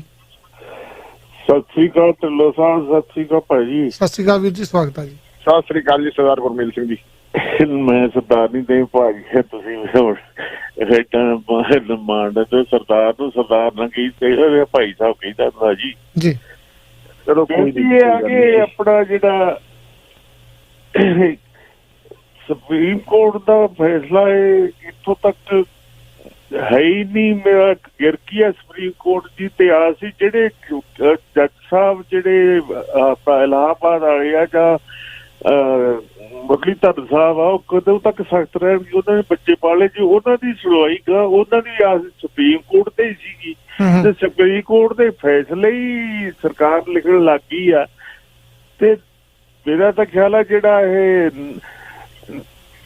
ਨਪਾਮ ਵਾਇਰਸ ਜਿਹੜਾ ਵੜਿਆ 2000 ਦਾ 2002 ਤੋਂ ਲੈ ਕੇ ਤੇ ਦਿੱਲੀ ਪਹੁੰਚ ਗਿਆ ਤੇ ਇਹ ਤਾਂ ਵੱਡਾ ਵਾਇਰਸ ਖਤਮ ਹੋਣਾ ਚਾਹੀਦਾ ਹਿੰਦੁਸਤਾਨ ਚੋਂ। ਜੀ ਸਤਿ ਸ੍ਰੀ ਅਕਾਲ ਜੀ। ਜੀ ਧੰਨਵਾਦ ਢਿੱਲੋਂ ਸਾਹਿਬ। ਆਪਾਂ ਇੱਕ ਕਾਲ ਹੋਰ ਲੈ ਲਈਏ, ਨੋਟ ਕਰ ਲਿਓ ਤਾਂ ਆਪਾਂ ਦੂਜੀ ਕਾਲ ਲੈ ਕੇ ਫਿਰ ਇਕੱਠਾ ਹੀ ਜਵਾਬ ਦਿਓ ਜੀ। ਜੀ ਵੀਰ ਜੀ 2156 ਸਵਾਗਤ ਹੈ ਜੀ ਤੁਹਾਡਾ। ਹਾਂਜੀ ਸਤਿ ਸ੍ਰੀ ਅਕਾਲ ਜੀ। ਸਤਿ ਸ੍ਰੀ ਅਕਾਲ ਜੀ। ਉਹ ਜਿਹੜੇ ਕੈਪਟਨ ਜਵਾਨੀ ਬਾਰੇ ਕਹਿੰਦੇ ਉਹ ਬਲਕਿ ਉਹ ਸਹੀ ਆ। ਤੁਸੀਂ ਉਹਨਾਂ ਨੇ ਹੱਥੇ ਸੋਹਣੋ ਜਮਾ ਕੇ ਦਾ ਹੱਲ ਦਿੱਤੀ ਆ। ਪਾਕਿਸਤਾਨ ਤੱਕ ਤਾਂ ਉਹਨਾਂ ਦੀ ਜਵਾਨੀ ਦੀਆਂ ਧੂਮਾਂ ਪਈਆਂ, ਧਾਕਾਂ ਪਈਆਂ ਆ ਜੀ।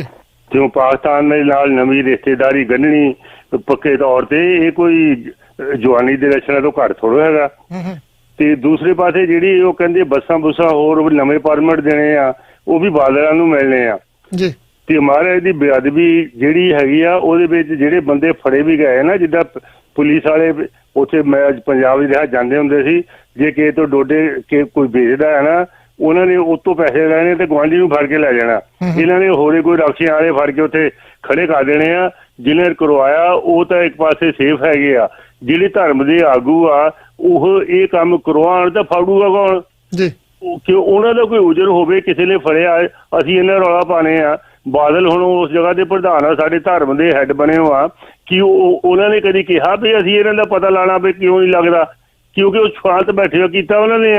ਇਹ ਹਰ ਬੰਦੇ ਨੂੰ ਦੱਸਦਾ, ਜੇ ਕੀ ਕਰਨੇ ਵਾਲਾ ਕਿਸੇ ਨੂੰ ਫੜਨਾ ਚਾਹਵੇ ਉਹ ਫੜ ਕੇ ਨਹੀਂ ਹੋਣਾ ਕੀਤਾ ਤਾਂ ਉਹਨੇ ਆਪ ਹੁੰਦਾ, ਉਹਨੇ ਖਾਲੀ ਰੌਲਾ ਪਾ ਕੇ ਟਾਈਮ ਲਗਾਉਣਾ। ਤੇ ਜਿਹੜੀ ਕੈਪਟਨ ਸਾਹਿਬ ਸਿਆਸਤ ਖੇਲਦੇ ਆ, ਹੈਲੋ ਜੀ ਜੀ, ਜਿਹੜੀ ਸਿਆਸਤ ਖੇਲਦੇ ਆ ਨਾ, ਮੈਂ 80 ਤੋਂ ਲੈ ਕੇ 85 ਤੱਕ ਇੰਡੀਆ 'ਚ ਸੀਗਾ। ਪਹਿਲਾਂ ਹੋਰ ਪਾਸੇ ਬਾਅਦ 'ਚ ਇੰਡੀਆ ਰਿਹਾ, ਉਹ ਤੋਂ ਬਾਅਦ ਇੱਥੇ ਆਇਆ। ਮੈਂ ਸਾਰਾ ਦ੍ਰਿਸ਼ ਦੇਖਿਆ। ਉਸ ਟਾਈਮ ਤੇ ਵੀ ਵੋਟਾਂ ਦੀ ਰਾਜਨੀਤੀ ਸੀਗੀ ਇੰਦਰਾ ਗਾਂਧੀ ਦੀ। ਸ਼ੁਰੂ 'ਚ ਸੰਤਾਂ ਨੂੰ ਪੂਰੀ ਸਪੋਰਟ ਕਰਦੀ ਸੀ। ਉਹ ਚਾਹੁੰਦੀ ਸੀ ਸੰਤ ਅੰਦਰ ਜਾਓਗੇ, ਅਕਾਲੀਆਂ ਦੇ ਵਿੱਚ ਆਸ ਵਿੱਚ ਹੀ ਝਗੜਾ ਹੋਊਗਾ, ਇਹਨਾਂ ਦੀਆਂ ਦੋ ਪਾਰਟੀਆਂ ਬਣੂਗੀਆਂ, ਮੈਂ ਫਿਰ ਸਿਆਸਤ ਦੇ ਵਿੱਚ ਵੋਟਾਂ 'ਚ ਜਿੱਤ ਜਾਊਂਗੀ। ਤੇ ਪਹਿਲਾਂ ਉੱਥੇ ਹੁੰਦਾ ਸੀਗਾ ਚੌਧਰੀ ਬਲਬੀਰ ਸਿੰਘ, ਉਹਨੂੰ ਮਰਵਾਇਆ। ਉਹ ਤੋਂ ਬਾਅਦ ਰਹਿ ਗਏ ਅਕਾਲੀ। ਉਹ ਅਕਾਲੀਆਂ ਨੂੰ ਏਦਾਂ ਉਹ ਖਤਮ ਕਰਨਾ ਚਾਹੁੰਦੀ ਸੀ ਸਿਆਸਤ, ਪਰ ਉਹ ਕੰਮ ਉਲਟਾ ਪੈ ਗਿਆ ਜੀ। ਜਿੱਦਾਂ ਕਹਿੰਦੀ ਸੀ ਕਿਸਮਤ ਬਲੀਆ ਦਾ ਰਿੱਧੀ ਦੀ ਖੀਰ ਤਾਂ ਹੋ ਗਿਆ ਦਰਿਆ, ਉਹ ਹੀ ਚੱਕਰ ਹੋਇਆ। ਇਹ ਹਰ ਵੇਲੇ ਸਿਆਸਤ ਕਾਂਗਰਸ ਪਾਰਟੀ ਦਾ ਇੱਕ ਨੇਮ ਆ, ਸਿਆਸਤ ਗੰਦੀ ਖੇਲਣੀ ਆ। ਦਿੱਲੀ 'ਚ ਬੰਦੇ ਬਾਅਦ 'ਚ ਇੰਨੇ ਦੇਖੋ ਸ਼ਹੀਦ ਹੋਏ, ਉੱਥੇ ਉਹ ਕਤਲੇਆਮ ਹੋਇਆ, ਉਹ ਵੀ ਸਾਰੀ ਸਿਆਸਤ ਦੀ ਜੜ ਸੀ ਇੱਕ। ਉਹੀ ਕੈਪਟਨ ਸਾਹਿਬ ਹੁਣ ਕਰ ਰਹੇ ਆ ਵੋਟਾਂ ਤੋਂ ਪਹਿਲਾਂ। ਹੋਣਾ ਕੱਖ ਨਹੀਂ, 2-4 ਬੰਦੇ ਇਹਨਾਂ ਨੇ ਮਰਵਾ ਦੇਣੇ ਆ, ਬਸ ਠੰਡਾ ਹੋ ਜਾਣਾ ਫਿਰ। ਥੈਂਕ ਯੂ ਵੀਰ ਜੀ, ਥੈਂਕ ਯੂ ਜੀ। ਢਿੱਲੋਂ ਸਾਹਿਬ ਕੀ ਕਹਿਣਾ ਚਾਹੋਗੇ? ਸ਼ਾਰਟ ਦੇ ਵਿੱਚ ਰੱਖਿਓ, ਆਪਣੀਆਂ ਸਾਰੀਆਂ ਲਾਈਨਾਂ ਫਲੈਸ਼ ਕਰ। ਮੇਰੀ ਕੋਈ ਟਿੱਪਣੀ ਨਹੀਂ ਜੀ, ਇਸ ਕਿਸਮ ਦੇ ਨਿੱਜੀ ਵਿਚਾਰਾਂ ਦੇ ਉੱਤੇ ਮੈਂ ਟਿੱਪਣੀ ਨਹੀਂ ਦੇ ਸਕਦਾ, ਕਿਉਂਕਿ ਇਹ ਜੋ ਇਹਨਾਂ ਨੇ ਸ਼ਬਦਾਵਲੀ ਇਸਤੇਮਾਲ ਕੀਤੀ ਹੈ, ਮੈਂ ਉਹਦੇ ਤੇ ਨਹੀਂ ਬੋਲ ਸਕਦਾ, ਨਾ ਮੈਂ ਕੋਈ ਨਾ ਕਹਿ ਸਕਾਂ ਨਾ ਹਾਂ ਕਹਿ ਸਕਾਂ। ਧੰਨਵਾਦ ਜੀ। ਆਪਾਂ ਕਾਲ ਲੈ ਲਈਏ। ਹਾਂਜੀ ਵੀਰ ਜੀ 9200 ਸਵਾਗਤ ਹੈ ਜੀ ਤੁਹਾਡਾ। ਹਾਂਜੀ ਭਾਈ ਸਤਿ ਸ੍ਰੀ ਅਕਾਲ। ਸਤਿ ਸ੍ਰੀ ਅਕਾਲ ਜੀ। ਹਾਂਜੀ ਭਾਜੀ, ਬਾਕੀ ਢਿੱਲੋਂ ਸਾਹਿਬ ਨੇ ਬਹੁਤ ਵਧੀਆ ਗੱਲ ਕਹੀ ਆ ਵੀ ਜਿਹੜਾ ਹਿੰਦੂ ਆਪਣੇ ਸਿੱਖ ਤੇ ਮੁਸਲਮਾਨ ਭਾਈਚਾਰੇ ਦਾ ਜਿਹੜਾ ਆਪਸ ਦੇ ਵਿੱਚ ਮਿਲਾਨ ਹੋ ਰਿਹਾ ਇੱਕ ਦੂਜੇ ਦੇ, ਜਾਣੀ ਕਿ ਇਕੱਠੇ ਹੋ ਰਹੇ ਆ, ਇਹ ਬਹੁਤ ਵਧੀਆ ਗੱਲ ਆ ਤੇ ਕਈਆਂ ਨੂੰ ਵੀ ਰੜਕਦੀ ਵੀ ਆ ਇਹ 'ਚ ਕੋਈ ਸ਼ੱਕ ਨਹੀਂਗਾ। ਈਵਨ ਗੋਦੀ ਮੀਡੀਆ ਨੂੰ ਵੀ ਰੜਕਿਆ ਇੱਥੇ ਤੱਕ ਭਾਜੀ, ਇੱਥੇ ਵੀ ਆਪਣੇ ਬਹੁਤ ਰੇਡੀਓ ਵਾਲਿਆਂ ਨੂੰ ਇੱਥੇ ਰੜਕਦੀ ਗੱਲ ਵੀ ਹਿੰਦੂ ਤੇ ਆਪਣੇ ਮੁਸਲਮਾਨ ਤੇ ਸਿੱਖ ਕਿਉਂ ਇਕੱਠੇ ਹੋ ਰਹੇ ਆ ਜੀ। ਧੰਨਵਾਦ। ਧੰਨਵਾਦ ਵੀਰ ਜੀ, ਧੰਨਵਾਦ। ਢਿੱਲੋਂ ਸਾਹਿਬ ਆਪਾਂ ਇੱਕ ਕਾਲ ਹੋਰ ਲੈ ਲਈਏ ਵੀਰ ਜੀ। ਹਾਂਜੀ ਵੀਰ ਜੀ, ਸਵਾਗਤ ਆ ਤੁਹਾਡਾ। ਸਤਿ ਸ਼੍ਰੀ ਅਕਾਲ ਜੀ। ਸਤਿ ਸ਼੍ਰੀ ਅਕਾਲ ਜੀ ਵੀਰ ਜੀ, ਕੀ ਕਹਿਣਾ ਚਾਹੋਗੇ? ਸੁਖਿੰਦਰ ਸਿੰਘ ਤੇ ਢਿੱਲੋਂ ਵੀਰ ਜੀ ਨੂੰ ਸਭ ਤੋਂ ਪਹਿਲਾਂ ਸਤਿ ਸ਼੍ਰੀ ਅਕਾਲ। ਸਤਿ ਸ਼੍ਰੀ ਅਕਾਲ ਜੀ ਭਾਈ ਦਲਬੀਰ ਸਿੰਘ ਜੀ। ਸਤਿ ਸ਼੍ਰੀ ਅਕਾਲ ਵੀਰ ਜੀ, ਸਤਿ ਸ਼੍ਰੀ ਅਕਾਲ। ਪਹਿਲੋਂ ਜਿਹੜਾ ਸਰੋਤੇ ਨੇ ਸਵਾਲ ਕੀਤਾ ਸੀ ਨਾ ਕਿ ਹੁਣ ਵੀਰ ਵੀ ਕਰਕੇ ਗਿਆ ਵੀ ਮੁਸਲਮਾਨ ਕਮਿਊਨਿਟੀ ਤੇ ਜਿਹੜੇ ਸਿੱਖ ਕਲੋਜ਼ ਹੋ ਰਹੇ ਆ, ਤੇ ਢਿੱਲੋਂ ਵੀਰ ਜੀ ਨੇ ਬਹੁਤ ਵਿਸਤਾਰ ਨਾਲ ਬਹੁਤ ਵਧੀਆ ਜਵਾਬ ਦਿੱਤਾ ਆ। ਸਭ ਤੋਂ ਪਹਿਲਾਂ ਤਾਂ ਜਿਹੜੇ ਸਰੋਤੇ ਸਾਡੇ ਸੁਣਦੇ ਦੱਸ ਰਹੀ ਹੈ, PTN 24 ਦਾ ਜਿਹੜਾ ਪਲੇਟਫਾਰਮ ਹੈ ਉਹ ਕਿਸੇ ਤਬਕੇ ਜਾਂ ਫਿਰਕੇ ਦੇ ਵਰਖਲਾਫ ਨਹੀਂ ਹੈਗਾ, ਜ਼ੁਲਮ ਦੇ ਵਰਖਲਾਫ ਹੈ ਤੇ ਹੱਕ ਸੱਚ ਦੀ ਹਮੇਸ਼ਾ ਆਵਾਜ਼। ਤੇ ਇਹ ਸਾਨੂੰ ਪ੍ਰਾਊਡ ਹੈ ਕਿ ਸਾਡੇ ਨਾਲ ਢਿੱਲੋਂ ਵੀਰ ਜੀ ਜਿਹੜੇ ਜੁੜੇ ਆ, ਹਮੇਸ਼ਾ ਹੀ ਉਹ ਨਿਰਪੱਖ ਗੱਲ ਕਰਦੇ ਨੇ।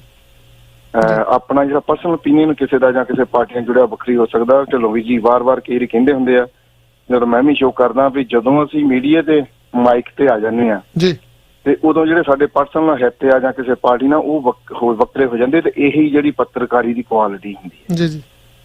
ਤੇ ਮੈਂ ਉਸ ਗੱਲ ਨੂੰ ਹੋਰ ਕਲੈਰੀਫਾਈ ਕਰ ਦਵਾਂ ਵੀ ਸਿੱਖ ਕੌਮ ਦਾ ਜਿਹੜਾ ਸਿੱਖ ਧਰਮ ਦਾ ਕੰਸੈਪਟ ਹੀ ਇਹ ਆ। ਜਦੋਂ ਮੁਗਲ ਰਾਜ ਜ਼ੁਲਮ ਕਰ ਰਿਹਾ ਸੀਗਾ ਤੇ ਹਿੰਦੂ ਜਿਹੜੇ ਪੰਡਤ ਆਏ ਸੀ ਗੁਰੂ ਤੇਗ ਬਹਾਦਰ ਜੀ ਕੋਲ ਚੱਲ ਕੇ, ਤੇ ਉਹਨਾਂ ਲਈ ਵੀ ਉਹਨਾਂ ਨੇ ਇਹੋ ਹੀ ਕੰਮ ਕੀਤਾ ਸੀ ਕਿ ਜ਼ੁਲਮ ਵਿਰੁੱਧ ਆਵਾਜ਼ ਉਠਾਈ ਸੀ, ਨਾ ਕਿ ਇੱਕ ਫਿਰਕੇ ਦੇ ਵਿਰੁੱਧ। ਤੇ ਜਦੋਂ ਅਹਿਮਦ ਸ਼ਾਹ ਅਬਦਾਲੀ ਹਮਲੇ ਕਰਦਾ ਸੀਗਾ ਤੇ ਉਹ ਮੁਸਲਮਾਨ ਧਰਮ ਨਾਲ ਸੰਬੰਧਿਤ ਸੀ, ਤੇ ਜਿਹੜੀਆਂ ਹਿੰਦੁਸਤਾਨ ਦੀਆਂ ਨੌਹਾਂ ਬੇਟੀਆਂ ਨੂੰ ਚੱਕ ਕੇ ਲੈ ਜਾਂਦਾ ਸੀ, ਬਹੁਤ ਗਿਣਤੀ ਦੇ ਜਿਹੜੇ ਕਿ ਲੋਕ ਸੀਗੇ। ਤੇ ਪਰ ਬਹੁਤ ਹੀ ਆਟੇ ਚ ਲੂਣ ਵਾਂਗੂ ਸਿੱਖ ਸੀ, ਉਦੋਂ ਜੰਗਲਾਂ ਚ ਰਹਿੰਦੇ ਸੀ, ਤੇ ਉਹ ਜਿਹੜੇ ਸਿੱਖ ਸੀਗੇ ਜ਼ੁਲਮ ਵਿਰੁੱਧ ਲੜਦੇ ਸੀ, ਤੇ ਉਹ ਬਹੁ ਬੇਟੀਆਂ ਨੂੰ ਛਡਾ ਕੇ ਤੇ ਇਹਨਾਂ ਦੇ ਪਰਿਵਾਰਾਂ ਦੇ ਇੱਕ ਬਾ ਇੱਜ਼ਤ ਜਿਹੜੇ ਪਰਿਵਾਰਾਂ ਦੇ ਵਿੱਚ ਸਹੀ ਸਲਾਮਤ ਧੀਆਂ ਭੈਣਾਂ ਨੂੰ ਬਚਾਉਂਦੇ ਸੀਗੇ, ਤੇ ਜਿਹੜਾ ਧਨ ਲੁੱਟਿਆ ਲੈ ਹਿੰਦੁਸਤਾਨ ਲੈ ਜਾਂਦੇ ਸੀ ਸਿੱਖ, ਉਹ ਵੀ ਖੋ ਲੈਂਦੇ ਸੀ। ਤੇ ਉਹ ਵੱਖਰੀ ਗੱਲ ਹੈ ਕਿ ਛੇਵੇਂ ਪਾਤਸ਼ਾਹ ਨੇ ਜਿਹੜੇ 52 ਧਾਰ ਦੇ ਰਾਜਿਆਂ ਨੂੰ, ਹਿੰਦੂ ਰਾਜਿਆਂ ਨੂੰ ਛਡਾ ਕੇ ਲਿਆਂਦਾ ਸੀ ਗਵਾਲੀਅਰ ਦੇ ਕਿਲੇ ਵਿੱਚੋਂ, ਤੇ ਬੜੇ ਅਫਸੋਸ ਨਾਲ ਕਹਿਣਾ ਪੈਂਦਾ ਵੀ ਉਹਨਾਂ ਰਾਜਿਆਂ ਨੇ ਹੀ ਗੁਰੂ ਗੋਬਿੰਦ ਸਿੰਘ ਜੀ ਦੇ ਨਾਲ 22 ਧਾਰ ਦੇ ਰਾਜਿਆਂ ਨੇ ਲੜਾਈਆਂ ਲੜੀਆਂ, ਤੇ ਆਨੰਦਪੁਰ ਦਾ ਕਿਲ੍ਹਾ ਛੱਡਣ ਵਾਸਤੇ ਮੁਗਲ ਫੌਜ ਦੀ ਉਹਨਾਂ ਨੇ ਹਮਾਇਤ ਕੀਤੀ। ਤੇ ਦੂਜੇ ਪਾਸੇ ਪੀਰ ਬੁੱਧੂ ਸ਼ਾਹ ਤੇ ਉਹਦੇ 500 ਮਰੀਦ ਜਿਹੜੇ ਗੁਰੂ ਸਾਹਿਬ ਦੀ ਫੌਜ ਲਈ ਸ਼ਹੀਦ ਹੋਏ ਸੀਗੇ, ਤੇ ਬਾਕੀ ਢਿੱਲੋਂ ਵੀਰ ਨੇ ਦੱਸ ਹੀ ਦਿੱਤਾ ਸੀਗਾ ਨਬੀ ਖਾਨ ਨੇ ਜਿਹੜਾ ਉੱਚਦਾ ਪੀਰ ਬਣਾ ਕੇ ਕੱਢਿਆ ਸੀ ਤਾਂ ਮਲੇਰਕੋਟਲੇ ਦੇ। ਰੱਖਿਓ ਪਲੀਜ਼, ਸਾਰੀਆਂ ਲਾਈਨਾਂ ਫਲੈਸ਼ ਕਰ ਰਹੀਆਂ। ਹਾਂਜੀ ਹਾਂਜੀ।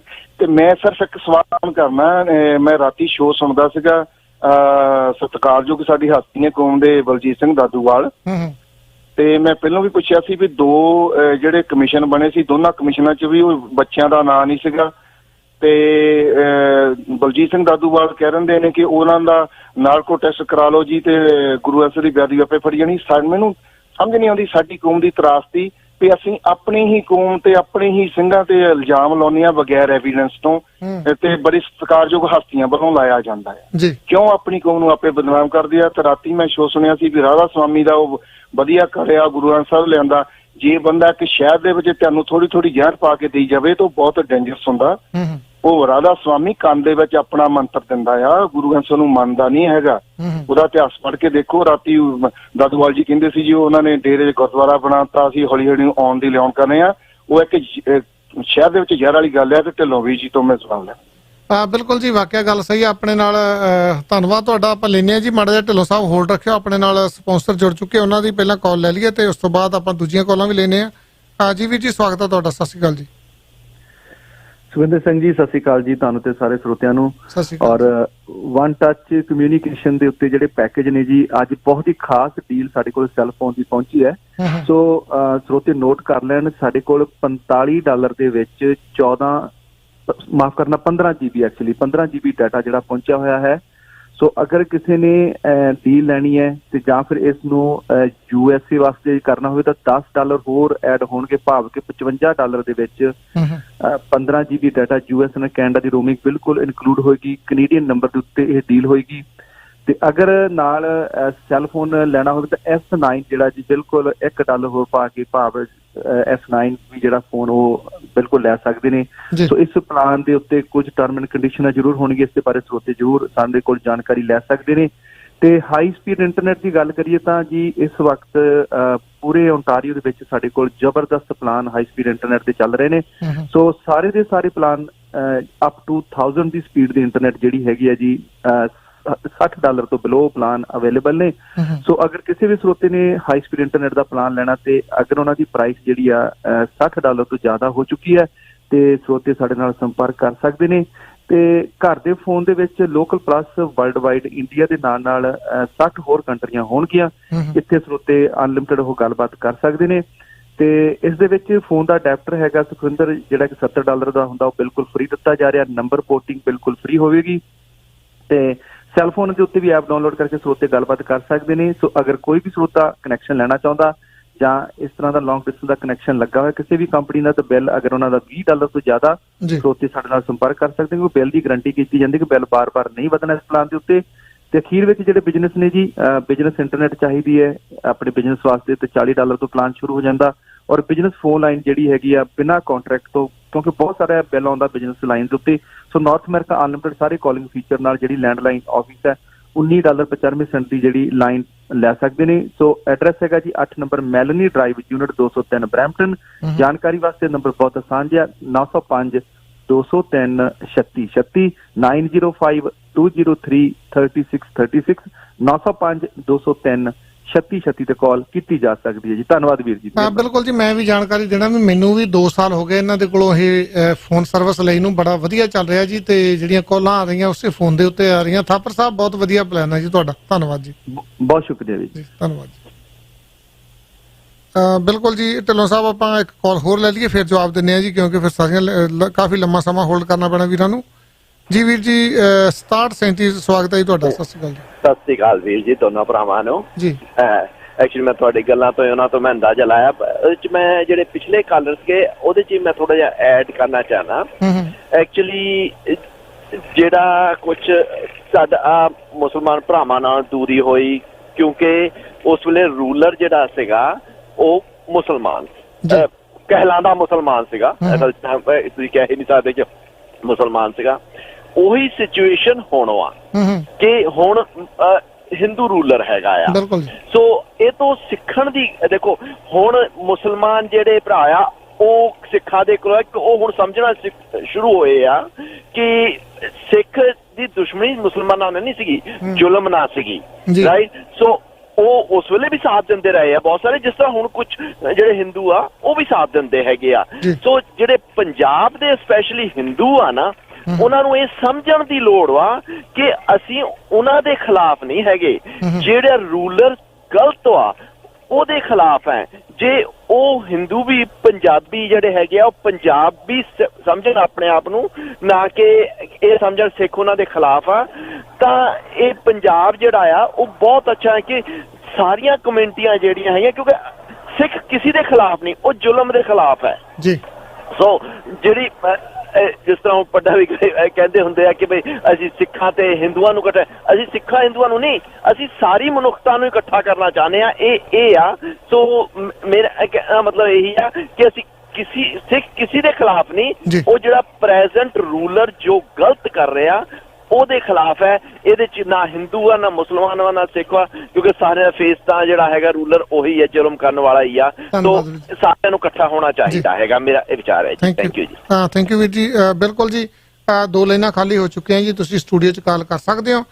ਬਿਲਕੁਲ ਜੀ, ਇਸ ਪ੍ਰੋਗਰਾਮ ਤੇ ਇਸ ਨੂੰ ਸਪਾਂਸਰ ਕੀਤਾ ਡਾਇਮੰਡ ਟਰੱਕ ਰਿਪੇਅਰ ਨੇ। ਜੇ ਤੁਸੀਂ ਮੌਂਟਰੀਅਲ ਦੇ ਵਿੱਚ ਜਾਂਦੇ ਹੋ, ਤੁਹਾਡੇ ਟਰੱਕ ਜਾਂ ਟ੍ਰੇਲਰ ਨੂੰ ਕੋਈ ਪ੍ਰੋਬਲਮ ਆ ਗਈ ਆ, ਤਾਂ ਨੰਬਰ 450 934 29 57 450 93429 57 ਤੇ ਗੱਲਬਾਤ ਕੀਤੀ ਜਾ ਸਕਦੀ ਹੈ 29 57 ਤੇ ਇਸ ਦੇ ਨਾਲ ਹੀ ਜੇ ਤੁਸੀਂ ਆਪਣੇ ਬੱਚੇ ਦਾ ਚੰਗਾ ਭਵਿੱਖ ਬਣਾਉਣਾ ਚਾਹੁੰਦੇ ਹੋ ਤਾਂ FBI ਹੈ high school, FBI high school ਆ, ਉੱਥੇ ਪੰਜਾਬੀ ਵੀ ਪੜ੍ਹਾਈ ਜਾਂਦੀ ਹੈ ਜੀ, ਗੱਤਕਾ ਵੀ, ਤੇ ਹੋਰ ਵੀ ਪ੍ਰੋਗਰਾਮ ਜਿਹੜੇ ਪੰਜਾਬੀ ਦੇ ਨਾਲ ਸੰਬੰਧਿਤ ਆ ਉਹ ਕੀਤੇ ਜਾਂਦੇ ਜੀ। 905 791 4600 ਤੇ ਜੇ ਤੁਸੀਂ ਟੋਰਾਂਟੋ ਤੋਂ ਮੌਂਟਰੀਅਲ ਜਾਂ ਮੌਂਟਰੀਅਲ ਤੋਂ ਟੋਰਾਂਟੋ ਜਾਣਾ ਚਾਹੁੰਦੇ 514 560 6613। ਫਸਟ ਜਾਂ ਸੈਕੰਡ ਮੌਰਗੇਜ ਲੈਣ ਵਾਸਤੇ ਤੁਸੀਂ ਕਿਰਨ ਕੌਰ ਪੱਡਾ ਦਾ ਨਾਮ ਹਮੇਸ਼ਾ ਯਾਦ ਰੱਖੋ। 416 710 2020 ਤੇ ਕਾਲ ਕੀਤੀ ਜਾ ਸਕਦੀ ਹੈ ਜੀ। ਢਿੱਲੋਂ ਸਾਹਿਬ ਤੁਸੀਂ ਕੀ ਕਹਿਣਾ ਚਾਹੋਗੇ? ਬਿਲਕੁਲ ਵੀਰ ਜੀ ਨੇ ਜਿਹੜੀ ਗੱਲ ਕਹੀ ਹੈ ਕਿ ਅਸਲ ਦੇ ਵਿੱਚ ਜਿਹੜਾ ਰੂਲਰ ਹੁੰਦਾ, ਜਿਹੜਾ ਹਾਕਮ ਹੁੰਦਾ ਹੈ, ਹਾਕਮ ਜ਼ਾਲਮ ਬਣ ਜਾਂਦਾ ਤੇ ਜ਼ਾਲਮ ਦੇ ਖਿਲਾਫ ਲੜਾਈ ਲੜਨੀ ਪੈਂਦੀ ਹੈ। ਬਿਲਕੁਲ ਜਿਹੜੇ ਸੰਦਰਭ ਦੇ ਵਿੱਚ ਇਹਨਾਂ ਨੇ ਦੱਸਿਆ ਕਿ ਉਸ ਵੇਲੇ ਜਿਹੜੀ ਲੜਾਈ ਹੈ ਉਹ ਜ਼ਾਲਮ ਹਾਕਮ ਨਾਲ ਸੀ ਤੇ ਅੱਜ ਵੀ ਜ਼ਾਲਮ ਹਾਕਮਾਂ ਨਾਲ ਹੀ ਲੜਾਈ ਹੈ। ਪਾਤਰ ਬਦਲਦੇ ਰਹਿੰਦੇ ਆ ਲੇਕਿਨ ਕਰੈਕਟਰ ਉਹਨਾਂ ਦਾ ਉਹੀ ਰਹਿੰਦਾ। ਇਹ ਤਾਂ ਮੈਂ ਇੰਨੀ ਕੀ ਗੱਲ ਕਹਿੰਦੀ। ਦਲਵੀਰ ਭਾਜੀ ਨੇ ਬੜਾ ਰੈਲੇਵੈਂਟ ਕੁਐਸਚਨ ਉਠਾਇਆ ਸੀ ਸੰਤਾਂ ਬਾਰੇ, ਦਾਦੂਵਾਲ ਬਾਰੇ। ਇਹਨਾਂ ਨੇ ਵਾਰ-ਵਾਰ ਜ਼ਿਕਰ ਜਿਹੜਾ ਉਹਨਾਂ 2 ਲੜਕਿਆਂ ਦਾ ਆ ਰਿਹਾ, ਨੌਜਵਾਨਾਂ ਦਾ, ਉਹ ਨੌਜਵਾਨ ਉਹ ਸੀ ਜਿਹੜੇ ਨੌਜਵਾਨ ਜਦੋਂ ਗੁਰੂ ਗ੍ਰੰਥ ਸਾਹਿਬ ਦੀ ਬੇਅਦਬੀ ਤੋਂ ਪਹਿਲਾਂ ਗੁਰੂ ਗ੍ਰੰਥ ਸਾਹਿਬ ਦੀ ਬੀੜ ਚੋਰੀ ਹੁੰਦੀ ਹੈ ਡੇ 1 ਤੋਂ, ਜਿਹੜੇ ਸੰਘਰਸ਼ੀਲ ਲੋਕਾਂ ਦੇ ਨਾਲ ਮਿਲ ਕੇ ਸੰਘਰਸ਼ ਕਰਦੇ ਹੁੰਦੇ ਸੀ ਤੇ ਉਹਨਾਂ ਨੂੰ ਫੜਿਆ ਗਿਆ ਸੀ, ਉਹਨਾਂ ਨੂੰ ਟੌਰਚਰ ਵੀ ਕੀਤਾ ਸੀ। ਟੌਰਚਰ ਕਰਨ ਤੋਂ ਬਾਅਦ ਪੁਲਿਸ ਨੇ ਉਹਨਾਂ ਨੂੰ ਰਿਹਾ ਵੀ ਕਰ ਦਿੱਤਾ ਸੀ ਕਿ ਇਹਨਾਂ ਦੇ ਖਿਲਾਫ ਕੋਈ ਕਾਰਵਾਈ ਆਪਣਾ ਸਬੂਤ ਨਹੀਂ ਮਿਲਿਆ। ਹਾਲਾਂਕਿ ਉਹ ਤੋਂ ਪਹਿਲਾਂ ਸੁਖਬੀਰ ਸਿੰਘ ਬਾਦਲ ਨੇ ਆਪ ਪ੍ਰੈਸ ਕਾਨਫਰੰਸ ਕਰਕੇ ਕਿਹਾ ਸੀ ਕਿ ਵਾਹਿਗੁਰੂ ਦੀ ਬਖਸ਼ਿਸ਼ ਦੇ ਨਾਲ ਅਸੀਂ ਕੇਸ ਟ੍ਰੇਸ ਕਰ ਲਿਆ, ਉਹ ਮੁੰਡੇ ਫੜ ਲਏ। ਤੇ ਉਹਨਾਂ ਨੇ ਅਗਲੀ ਗੱਲ ਕਹੀ ਸੀ ਕਿ ਬਾਕੀ ਗੱਲਾਂ ਤੁਹਾਨੂੰ ਮਿਸਟਰ ਸੋਹਤਾ ਦੱਸ ਦੇਣਗੇ ਜਿਹੜੇ ADGP ਸੀ ਕ੍ਰਾਈਮ ਦੇ, ਤੇ ਮੈਂ ਗੁਰੂ ਘਰ ਚੱਲਿਆ ਵਾਹਿਗੁਰੂ ਦਾ ਸ਼ੁਕਰਾਨਾ ਕਰਨ ਵਾਸਤੇ, ਮੱਥਾ ਟੇਕਣ ਵਾਸਤੇ। ਇਹ ਗੱਲ ਉਹਨਾਂ ਨੇ ਕਹੀ। 2 ਕਮਿਸ਼ਨ ਬਣੇ, ਜੋਰਾ ਸਿੰਘ ਕਮਿਸ਼ਨ ਤੇ ਰਣਜੀਤ ਸਿੰਘ ਕਮਿਸ਼ਨ, ਦੋਨਾਂ ਕਮਿਸ਼ਨਾਂ ਨੇ ਉਹਨਾਂ ਮੁੰਡਿਆਂ ਨੂੰ ਬੇਗੁਨਾਹ ਸਾਬਤ ਕੀਤਾ। ਲੇਕਿਨ ਜਿਹੜੀ ਗੱਲ ਇਹਨਾਂ ਦਲਵੀਰ ਭਾਜੀ ਨੇ ਛੋਹੀ ਹੈ ਕਿ ਡੇਰਾ ਬਿਆਸ ਵਾਲਾ ਮੁਖੀ, ਮੈਂ ਸਾਰੀ ਚੀਜ਼ ਨੂੰ ਬੜੀ ਨੇੜਿਓਂ ਦੇਖ ਰਿਹਾ ਸੀ ਜਿੱਥੇ ਡੇਰਾ ਬਿਆਸ ਦਾ ਮੁਖੀ ਦਾਦੂਵਾਲ ਦੇ ਦਾਦੂ ਹੈਡਕੁਆਟਰ 'ਚ ਗਿਆ, ਜਿਹੜਾ ਹਰਿਆਣੇ 'ਚ ਪਹਿਲਾਂ ਕਾਲਿਆਂ ਵਾਲੀ ਮੰਡੀ ਦੇ ਉਰਲੇ ਪਾਸੇ ਪੰਜਾਬ ਦੀ ਸਰਹੱਦ ਦੇ ਉੱਤੇ। ਪਹਿਲੀਆਂ ਖਬਰਾਂ ਜਿਹੜੀਆਂ ਬ੍ਰੇਕ ਕੀਤੀਆਂ ਸੀ ਉਹਨਾਂ ਦੇ ਵਿੱਚ ਮੈਂ ਵੀ ਇੱਕ ਸੀ ਕਿ ਅੱਜ ਉਹਨੇ ਮੁਲਾਕਾਤ ਕੀਤੀ ਹੈ।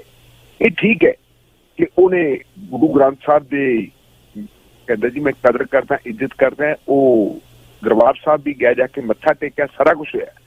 ਲੇਕਿਨ ਇਹ ਗੱਲ ਨਹੀਂ ਸਾਨੂੰ ਭੁੱਲਣੀ ਚਾਹੀਦੀ ਕਿ ਬਿਆਸ ਦੇ ਆਲੇ ਦੁਆਲੇ ਦੇ ਜਿਹੜੇ ਕਿਸਾਨ ਹੈ, ਸਿੱਖ ਕਿਸਾਨ, ਉਹਨਾਂ ਦੀਆਂ ਜ਼ਮੀਨਾਂ ਵੀ ਹੜੱਪੀਆਂ ਜਾ ਰਹੀਆਂ। ਇੱਕ ਥਾਂ ਦੇ ਉੱਤੇ ਗੁਰੂ ਘਰ ਵੀ ਹੜੱਪ ਲਿਆ ਸੀ ਤੇ ਬਾਅਦ ਦੇ ਵਿੱਚ ਸਮਝੌਤਾ ਹੋਇਆ, ਪਾਸੇ ਗਿਆ। ਤੁਸੀਂ ਦੇਖੋ ਨਾ ਪਿਛਲੇ ਦਿਨਾਂ ਦੇ ਵਿੱਚ ਇੱਕ ਐਜੀਟੇਸ਼ਨ ਚੱਲ ਰਹੀ ਸੀ ਜਿਹਦੇ ਵਿੱਚ ਭਾਈ ਬਲਦੇਵ ਸਿੰਘ ਸਿਰਸਾ ਹੋਣੀ ਗ੍ਰਿਫਤਾਰ ਹੋਏ ਸੀ। ਇਹ ਉਹੀ ਸੀ ਸਾਰਾ ਕੁਛ। ਅਗਲੀ ਗੱਲ ਮੈਂ ਇਹ ਕਹਿਣੀ ਚਾਹੁੰਦਾ ਕਿ ਇੱਕ ਜਦਾਲੀਸਰ ਗੁਰਦੁਆਰਾ ਸਾਹਿਬ ਹੈ, ਉਹ ਜਦਾਲੀਸਰ ਗੁਰਦੁਆਰਾ ਸਾਹਿਬ ਕਿੱਥੇ ਜੀ? ਕੋਟ ਸ਼ਮੀਰ ਪਿੰਡ ਦੀ ਹਦੂਦ ਦੇ ਵਿੱਚ ਹੈ, ਬਠਿੰਡੇ ਦੇ ਬਿਲਕੁਲ ਨੇੜੇ।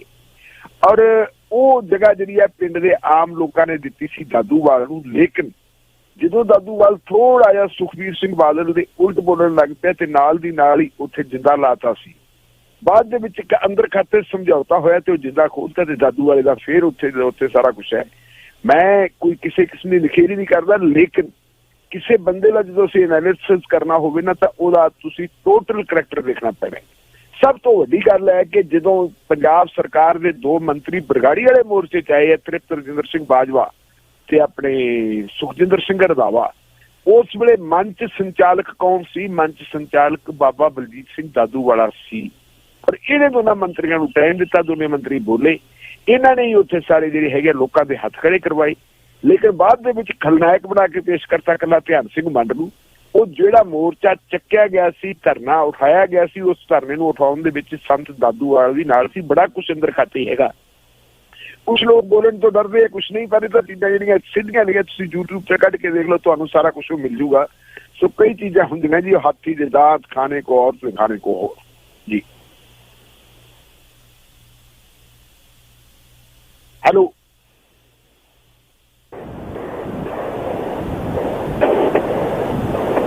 ਹੈਲੋ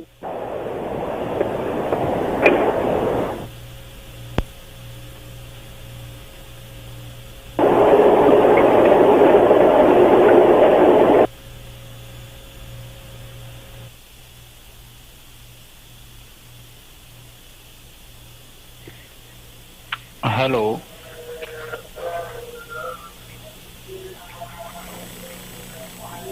ਹੈਲੋ ਜੀ ਜੀ ਜੀ ਹਾਂਜੀ ਹਾਂਜੀ ਵੀਰ ਜੀ, ਸਤਿ ਸ਼੍ਰੀ ਅਕਾਲ ਜੀ। ਸਤਿ ਸ਼੍ਰੀ ਅਕਾਲ ਜੀ। ਹਾਂਜੀ ਵੀਰ ਜੀ, ਬੀਰਜਿੰਦਰ ਸਿੰਘ ਬੋਲਦਾ ਜੀ। ਆਨਲਾਈਨ ਹੈ ਨਾ ਪਰ ਰੇਡੀਓ ਤੇ ਚੱਲ ਰਿਹਾ ਜੀ? ਹਾਂਜੀ ਆਨ 에ਅਰ ਜੀ, ਤੁਸੀਂ ਆਨ 에ਅਰ ਹੋ। ਹਾਂਜੀ ਹਾਂਜੀ ਵੀਰ ਜੀ, ਬੀਰਜਿੰਦਰ ਸਿੰਘ ਬੋਲਦਾ ਜੀ, ਪੰਜਾਬ ਤਰਨਤਾਰਨ ਤੋਂ ਜੀ। ਹਾਂਜੀ, ਥੋੜੀ ਨਾ ਆਵਾਜ਼ ਰੋਕ ਕੇ ਆਉਂਦੀ ਇਸ ਕਰਕੇ। ਤੇ ਉਹ ਬੇਨਤੀ ਇਹ ਆ ਵੀ ਜਿਹੜਾ ਗੁਰੂ ਗ੍ਰੰਥ ਸਾਹਿਬ ਦੀ ਬੇਅਦਬੀ ਹੋਈ ਸੀ ਨਾ ਜਦੋਂ 2015 ਦੇ ਵਿੱਚ, ਉਸ ਟਾਈਮ ਤੇ ਹਰੀਕੇ ਹੈਡ ਤੇ ਧਰਨਾ ਲੱਗਾ ਸੀ। ਉਹਦੇ ਵਿੱਚ 10 ਤੇ ਹੋਰ 4-5 ਲੜਕਿਆਂ ਦੇ ਪਰਚੇ ਕੀਤੇ ਪੰਜਾਬ ਸਰਕਾਰ ਨੇ। ਉਦੋਂ ਅਕਾਲੀਆਂ ਦੀ ਸਰਕਾਰ ਸੀ ਉਦੋਂ ਜੀ। ਜਦੋਂ ਗੁਰੂ ਗ੍ਰੰਥ ਸਾਹਿਬ ਦੀ ਬੇਅਦਬੀ ਦੇ ਰੋਸ ਦੇ ਵਿੱਚ ਹਰੀਕੇ ਹੈਡ ਜੋ 53 ਨੰਬਰ ਹਾਈਵੇ ਉਹਨੂੰ ਜਾਮ ਕੀਤਾ ਗਿਆ ਹੈ 10-12 ਦਿਨਾਂ ਵਾਸਤੇ। ਦਾਦੂਵਾਲ ਹੋਣਾ ਤੇ ਭਾਈ ਪੰਥਪ੍ਰੀਤ ਸਿੰਘ, ਰਣਜੀਤ ਸਿੰਘ ਢੰਡਰੀ ਵਾਲਾ ਇਹਨਾਂ ਨੇ ਕਾਲ ਦਿੱਤੀ ਸੀ ਵੀ ਸਾਰੇ ਸਿੰਘ ਉੱਥੇ ਇਕੱਠੇ ਹੋ।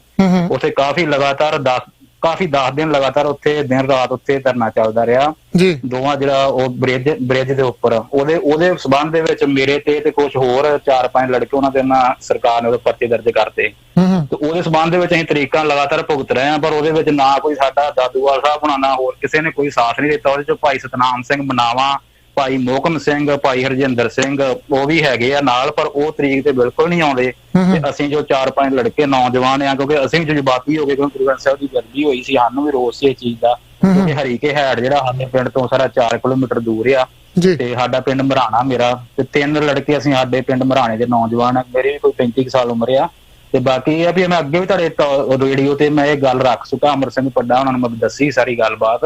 ਬਾਕੀ ਉਹਨਾਂ ਨੇ ਨਵਕਿਰਨ ਸਿੰਘ ਵਕੀਲ ਦਾ ਨੰਬਰ ਦਿੱਤਾ ਸੀ, ਉਹਨਾਂ ਨਾਲ ਮੈਂ ਕਨੈਕਟ ਕੀਤਾ। ਉਹ ਕਹਿੰਦੇ ਜੀ ਡਾਕੂਮੈਂਟ ਸੈਂਡ ਕਰੋ ਸਾਨੂੰ।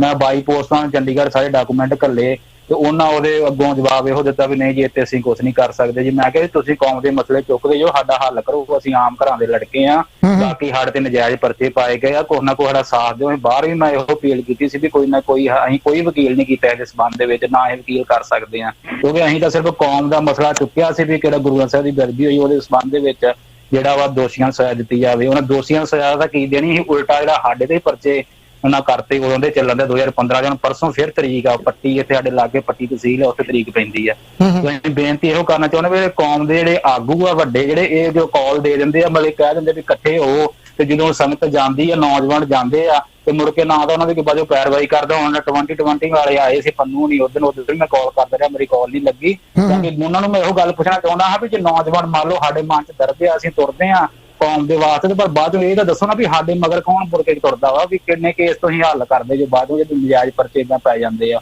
ਹੁਣ ਗੁਰੂ ਗ੍ਰੰਥ ਸਾਹਿਬ ਦਾ ਸਾਰਿਆਂ ਸਾਂਝਾ ਸੀ ਤੇ ਸਿਰਫ ਅਸੀਂ 5 ਬੰਦੇ ਹੀ ਆ ਜਿਹੜੇ ਉਹਦੇ ਵਿੱਚ ਹਰਾਸਮੈਂਟ ਸਾਰੀ ਚੱਲਦੇ ਆ। ਤੇ ਬਾਕੀ ਉਹਦੇ ਵਿੱਚ ਨਾ ਦਾ ਆਪਣੇ ਭਾਈ ਮੋਹਕਮ ਸਿੰਘ ਉਹ ਵੀ ਜਿਹੜੇ ਵੱਡੇ ਬੰਦੇ ਉਹ ਆਉਂਦੇ ਤਰੀਕ ਤੇ ਨਹੀਂ ਆਉਂਦੇ। ਹੁਣ ਸਾਨੂੰ ਲਗਾਤਾਰ 6-7 ਤਰੀਕਾਂ ਹੋ ਗਈਆਂ, ਸਾਲ ਤੋਂ ਉੱਪਰ ਹੋ ਗਿਆ ਨੂੰ ਚਲਾਨ ਪੇਸ਼ ਹੋਏ ਨੂੰ।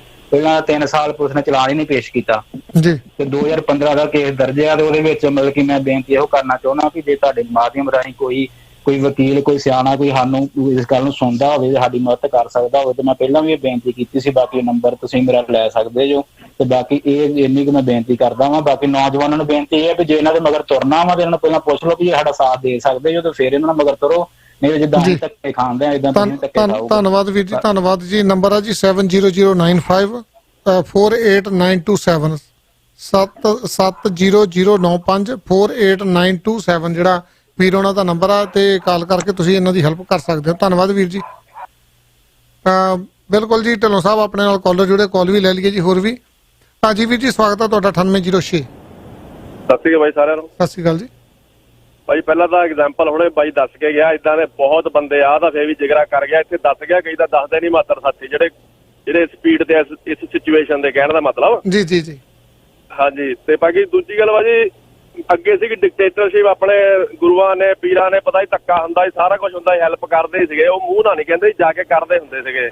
ਪਰ ਮੇਰੇ ਹਿਸਾਬ ਨਾਲ ਤਾਂ ਅੱਜ ਦੀ ਸਿੱਖ ਨੂੰ ਥੋੜਾ ਜਿਹਾ ਇੰਟੈਲੀਜੈਂਟ ਬਣਨਾ ਚਾਹੀਦਾ, ਦੋਨੋਂ ਪਾਸੇ ਜਾ ਕੇ। ਅੱਜ ਦੀ ਡੇਟ 'ਚ ਸਾਨੂੰ ਹਿੰਦੂ ਵੀ ਵਰਤਦਾ ਆ, ਮੁਸਲਮਾਨ ਵੀ ਵਰਤਦਾ ਆ। ਇੱਕ ਹੁੰਦੀ ਨੋਰਮਲ ਤਬਕਾ ਜਿਹੜਾ ਨੋਰਮਲ ਆਰਾਮ ਨਾਲ ਆਪਣਾ ਜ਼ਿੰਦਗੀ ਬਤੀਤ ਕਰਦਾ, ਉਹਨੂੰ ਕੋਈ ਮਤਲਬ ਨਹੀਂ ਹੁੰਦਾ, ਉਹ ਸਾਂਝੀ ਵਾਲਾ ਹੁੰਦਾ ਹਨਾ ਹਮੀ। ਪਰ ਪ੍ਰੋਬਲਮ ਇਹ ਆ ਸਾਰੇ ਧਰਮਾਂ 'ਚ ਥੋੜੇ ਜਿਹੇ ਕੁਝ ਬੰਦੇ ਹੁੰਦੇ ਜਿਹੜੇ ਚਾਹੇ ਲੀਡਰ ਉਹ ਆਪਣਾ ਫਾਇਦੇ ਲੈਣੇ ਹੁੰਦੇ ਉਸ ਵੇਲੇ। ਕਹਿਣ ਦਾ ਮਤਲਬ ਉਹ ਜਿਸਲੇ ਸਿੱਖ ਮੁਸਲਮਾਨ ਨਾਲ ਗੱਲ ਕਰਦਾ, ਜਿਹੜੇ ਇਦਾਂ ਦੇ ਬੰਦੇ ਸਾਰੇ ਹਿੰਦੂ ਨਹੀਂ, ਜਿਹੜੇ ਇਦਾਂ ਦੇ ਕੁਛ ਕੁ ਹੁੰਦੇ ਆ, ਉਹ ਸਾਨੂੰ ਦੁਸ਼ਮਣ ਸਿੱਖਾਂ ਦੇ ਬਣ ਜਾਂਦੇ ਆ। ਇਦਾਂ ਜਿਸਲੇ ਹਿੰਦੂ ਦੇ ਨਾਲ ਸਿੱਖ ਖੜਦਾ ਆ ਜੀ, ਇਦਾਂ ਦੇ ਬੰਦੇ ਬਣ ਕੇ ਸਾਨੂੰ ਦੋਨੋਂ ਪਾਸੇ ਮਾਰ ਪੈਂਦੀ। ਸਾਡਾ ਦਿਮਾਗ ਕੰਮ ਕਰਨਾ ਚਾਹੀਦਾ, ਸਾਨੂੰ ਕਿੱਦਾਂ ਹਸਲਾ ਫੜਾਇਆ, ਕਿੱਦਾਂ ਸਾਡਾ ਘਾਣ ਕਰਾਇਆ, ਨਹੀਂ ਤਾਂ ਹਸਲਾ ਕਿੱਦਾਂ ਚੱਲ ਜਾਂਦਾ ਗੁਰਦੁਆਰੇ ਗੌਰਮੈਂਟ ਦੇ ਹੁੰਦੇ। ਇਦਾਂ ਹੀ ਜਦੋਂ ਸਾਡੇ ਸਾਹਿਬਜ਼ਾਦੇ ਸ਼ਹੀਦ ਕਰ ਦਿੱਤੇ, ਜਦੋਂ 100 ਦੇ ਵਿੱਚੋਂ 1 ਬੰਦਾ ਜਾਂ 2 ਬੰਦੇ ਹਮੀ ਨਾਲ ਖੜਦੇ ਆ ਨਾ, ਇਹ ਵੀ ਸੋਚਣਾ ਚਾਹੀਦਾ ਕਿਤੇ ਉਹ ਬੰਦੇ ਸਕੀਮ ਤੇ ਨਹੀਂ ਹੈਗੀ ਸਾਨੂੰ ਮਰਾਉਣ ਲਈ। ਜੀ ਥੈਂਕ ਯੂ ਭਾਈ, ਸਤਿ ਸ਼੍ਰੀ ਅਕਾਲ। ਧੰਨਵਾਦ ਵੀਰ ਜੀ। ਢਿੱਲੋਂ ਸਾਹਿਬ ਨੋਟ ਕਰ ਲਿਓ ਜੀ, ਆਪਣੀਆਂ ਲਾਈਨਾਂ ਸਾਰੀਆਂ ਫਲੈਸ਼ ਕਰਦੀਆਂ। ਇੱਕ ਕਾਲ ਹੋਰ ਲੈ ਲਈਏ ਕਿਉਂਕਿ ਟਾਈਮ ਆਪਣੇ ਕੋਲ ਥੋੜਾ ਜੀ। ਤੇ ਵੀਰ ਜੀ ਸ਼ਾਰਟ ਦੇ ਵਿੱਚ ਰੱਖਿਓ ਜੀ 2940। ਸਵਾਗਤ ਹੈ ਤੁਹਾਡਾ ਜੀ। ਸਤਿ ਸ਼੍ਰੀ ਅਕਾਲ ਢਿੱਲੋਂ ਸਾਹਿਬ। ਸਤਿ ਸ਼੍ਰੀ ਅਕਾਲ। ਸਤਿ ਸ਼੍ਰੀ ਅਕਾਲ। ਮੇਰੀ ਬੇਨਤੀ ਹੈ ਵੀ ਜਿਹੜਾ ਨੰਬਰ ਦੱਸਦੇ ਨਾ 00 ਇਸ ਤਰ੍ਹਾਂ ਪੰਜਾਬੀ ਦੱਸੋ ਵੀ 795 ਤੇ 48 900 ਦਿੱਤਾ ਜੀ ਇਹੋ ਜਿਹਾ ਵਰਦਾ ਮੈਨੂੰ ਜਾਣ ਭੁੱਲ ਗਿਆ ਜੀ। ਇਸ ਤਰ੍ਹਾਂ ਦੱਸਿਆ ਕਰੋ, ਪੰਜਾਬੀ ਚ ਦੱਸਿਆ ਕਰੋ ਤਾਂ ਵੀ ਚੇਤਾ ਰਵੇ। ਠੀਕ ਹੈ। 0 ਦੇ ਵਿੱਚ ਨਾ ਟੂ ਵਿੱਚ ਕੀ ਆ ਗਿਆ, ਪੰਜਾਬੀ ਦੱਸਿਆ ਕਰੋ। ਠੀਕ ਹੈ ਵੀਰ ਜੀ, ਥੈਂਕ ਯੂ, ਧੰਨਵਾਦ ਜੀ, ਧੰਨਵਾਦ। ਤਾਂ ਬਿਲਕੁਲ ਜੀ, ਸਟੂਡੀਓ 'ਚ ਕਾਲ ਕਰ ਲਈ, ਨੰਬਰ 905 405 0002 905 405 0002 ਤੇ ਗੱਲਬਾਤ ਕਰ ਸਕਦੇ ਆ ਜੀ। ਢਿੱਲੋਂ ਸਾਹਿਬ, ਤੁਸੀਂ ਕੀ ਕਹਿਣਾ ਚਾਹੋਗੇ ਜੀ? ਬਿਲਕੁਲ ਵੀਰ ਜੀ ਨੇ ਜਿਹੜੀ ਗੱਲ ਕਹੀ ਹੈ ਕਿ ਜੋਸ਼ ਦੇ ਨਾਲ ਹੋਸ਼ ਨੂੰ ਵੀ ਬਰਕਰਾਰ ਰੱਖਣਾ ਚਾਹੀਦਾ ਹੈ। ਕਈ ਵਾਰੀ ਲੀਡਰ ਜਿਹੜੇ ਹੈਗੇ ਆ, ਲੀਡਰਾਂ ਦਾ ਆਪਾਂ ਨੂੰ ਪਤਾ ਹੀ ਹੈ ਕਿ ਲੀਡਰਾਂ ਦੀ ਕੁੜਕੁੜ ਕਿਤੇ ਹੁੰਦੀ ਹੈ ਤੇ ਆਂਡੇ ਕਿਤੇ ਦੇ ਨਹੀਂ ਹੁੰਦੇ। ਬਿਲਕੁਲ ਜੀ। ਉਹਨਾਂ ਦੇ ਹਿੱਤ ਵਿੱਚ ਹੁੰਦੇ ਆ। ਆਪਾਂ ਪਹਿਲਾਂ ਵੀ ਗੱਲ ਕਰ ਚੁੱਕੇ ਹਾਂ, ਕੈਪਟਨ ਅਮਰਿੰਦਰ ਸਿੰਘ ਦੀ ਵੀ ਗੱਲ ਕਰ ਚੁੱਕੇ ਹਾਂ ਕਿ ਜੇ 3 ਸਾਲ ਬੀਤ ਗਏ ਤੇ 2 ਸਾਲ ਹੋ ਲੈ ਗਏ ਤੇ ਉਹ ਕਹਿੰਦੇ ਵੀ ਹੁਣ ਤੁਸੀਂ ਸਭ ਕੁਝ ਕਰਾਂਗੇ। ਇਹਦਾ ਮਤਲਬ ਹੈ ਕਿ ਪਹਿਲਾਂ ਕੁੜਕੁੜ ਸੀ ਤੇ ਆਂਡੇ ਦੇਣ ਦੀ ਪਤਾ ਨਹੀਂ ਇਹ ਕੀ ਕੁਛ ਹੁੰਦਾ ਜੀ। ਲੀਡਰਾਂ ਦੀ ਜਿਹੜੀ ਹੈਗੀ ਆ ਜਜ਼ਬਾਤੀ ਤਕਰੀਰਾਂ ਤੋਂ ਨੌਜਵਾਨਾਂ ਨੂੰ ਬਚ ਕੇ ਰਹਿਣਾ ਚਾਹੀਦਾ। ਹਾਂ, ਜੇ ਕੁਝ ਕਰਨਾ ਤੁਸੀਂ, ਜੇ ਕਿਸੇ ਐਜੀਟੇਸ਼ਨ ਦੇ ਵਿੱਚ ਤੁਸੀਂ ਭਾਗ ਲੈਣਾ ਤਾਂ ਤੁਸੀਂ ਆਪਣੇ ਆਪ ਨੂੰ ਤੋਲੋ ਕਿ ਸਾਡੀਆਂ ਲੱਤਾਂ ਭਾਰ ਚੱਲ ਸਕਦੀਆਂ, ਉਹਦੇ ਮੁਤਾਬਕ ਤੁਸੀਂ ਫੈਸਲਾ ਲਓ। ਪਰ ਜੇ ਕਿਸੇ ਦੇ ਚੱਕੇ ਚਕਾਏ, ਕਿਸੇ ਦੀਆਂ ਤਕਰੀਰਾਂ ਤੋਂ ਪ੍ਰਭਾਵਿਤ ਹੋ ਕੇ ਆਪਾਂ ਇਮੋਸ਼ਨਲ ਹੋ ਕੇ ਕੋਈ ਸਟੈਪ ਲਵਾਂਗੇ, ਕਈ ਵਾਰੀ ਗਲਤ ਸਟੈਪ ਲਿਆ ਜਾਂਦਾ ਹੈ ਜੀ। ਜੋਸ਼ ਦੇ ਨਾਲ ਹੋਸ਼ ਨੂੰ ਬਰਕਰਾਰ ਰੱਖਣਾ ਬਹੁਤ ਜ਼ਰੂਰੀ ਹੈ ਜੀ। ਮੈਂ ਤਾਂ ਬਸ ਇਹਨਾਂ ਕਹਿਣਾ ਚਾਹੁੰਦਾ, ਇਹ ਬਹੁਤ ਵੱਡੀ ਗੱਲ ਕਹੀ ਹੈ ਵੀਰ ਜੀ ਨੇ ਕਿ ਬੜੇ ਵੱਡੇ ਲੀਡਰ ਦੇਖੇ ਆਪਾਂ ਫਸਾ ਕੇ ਲੋਕਾਂ ਨੂੰ ਆਪ ਹੋ ਜਾਂਦੇ ਹੈ ਜੀ। ਹਾਂ ਬਿਲਕੁਲ ਜੀ। ਇਸ ਪ੍ਰੋਗਰਾਮ ਦੇ ਹਿੱਸੇ ਨੂੰ ਜਿਹੜਾ ਸਪਾਂਸਰ ਕੀਤਾ ਜੀ ਕਿਰਨ ਕੌਰ ਪੱਡਾ ਹੋਣਾ ਨੇ। ਜੇ ਤੁਸੀਂ ਫਸਟ ਜਾਂ ਸੈਕੰਡ ਮਾਰਗੇਜ ਲੈਣਾ ਚਾਹੁੰਦੇ ਹੋ ਤੇ ਨੰਬਰ ਹੈ 416 710 20 ਮੌਂਟਰੀਅਲ ਤੋਂ ਟੋਰਾਂਟੋ ਤੋਂ ਮੌਂਟਰੀਅਲ ਜਾਣ ਵਾਸਤੇ 514 560 6613। ਤੇ ਜੇ ਤੁਸੀਂ ਵਧੀਆ ਘੜੀਆਂ ਲੈਣੀਆਂ ਚਾਹੁੰਦੇ, ਰਿਪੇਅਰ ਕਰਾਉਣੀਆਂ, ਪਿੰਨ ਪਾਉਣੀਆਂ ਜਾਂ ਕਲੌਕ ਦੇ ਵਿੱਚ ਆਪਣਾ ਨਾਮ ਲਿਖਾਉਣਾ, ਕੰਪਨੀ ਦਾ 905 790 2188 ਸੋਮਲ ਵਾਸਤੇ ਗੱਲਬਾਤ ਕਰ ਸਕਦੇ ਹੋ। ਤੇ ਇਸ ਪ੍ਰੋਗਰਾਮ ਦੇ ਵਿੱਚ ਸਾਡੇ ਨਾਲ ਸਾਥ ਦਿੰਦੇ ਨੇ 416 540 7454 ਗੁਰੂ ਨਾਨਕ ਲੰਗਰ ਸੇਵਾ ਸੁਸਾਇਟੀ ਵਾਲੇ। ਮੈਂ ਨਾਲ ਹੀ ਜਾਣਕਾਰੀ ਦੇਦਾ ਜੀ, ਸਾਡਾ ਜਿਹੜਾ ਪ੍ਰੋਗਰਾਮ ਸਮਾਪਤ, ਅਸੀਂ ਹੋਰ ਕਾਲਾਂ ਜਿਹੜੀਆਂ ਉਹ ਨਹੀਂ ਲੈ ਸਕਦੇ। ਢਿੱਲੋਂ ਸਾਹਿਬ, ਤੁਹਾਡਾ ਵੀ ਬਹੁਤ ਬਹੁਤ ਧੰਨਵਾਦ ਜੀ, ਸਾਡੇ ਨਾਲ ਸਾਥ ਦੇਣ ਲਈ ਬਹੁਤ ਬਹੁਤ ਧੰਨਵਾਦ ਜੀ। ਕੱਲ ਨੂੰ ਫਿਰ ਮਿਲਾਂਗੇ। ਦੇਖਦੇ ਰਹੋ PTN 24। ਹੁਣ ਤੋਂ ਕੁਝ ਸਮਾਂ ਬਾਅਦ ਪਰਮਜੀਤ ਸਿੰਘ ਜੱਜ ਹੋਣੀ ਹੋਣਗੇ ਜੀ, ਤੇ ਉਸ ਤੋਂ ਬਾਅਦ 12 ਤੋਂ 3 ਵਜੇ ਤੱਕ ਅਮਰ ਸਿੰਘ ਪੱਡਾ। ਦਿਓ ਇਜਾਜ਼ਤ, ਸਤਿ ਸ਼੍ਰੀ ਅਕਾਲ।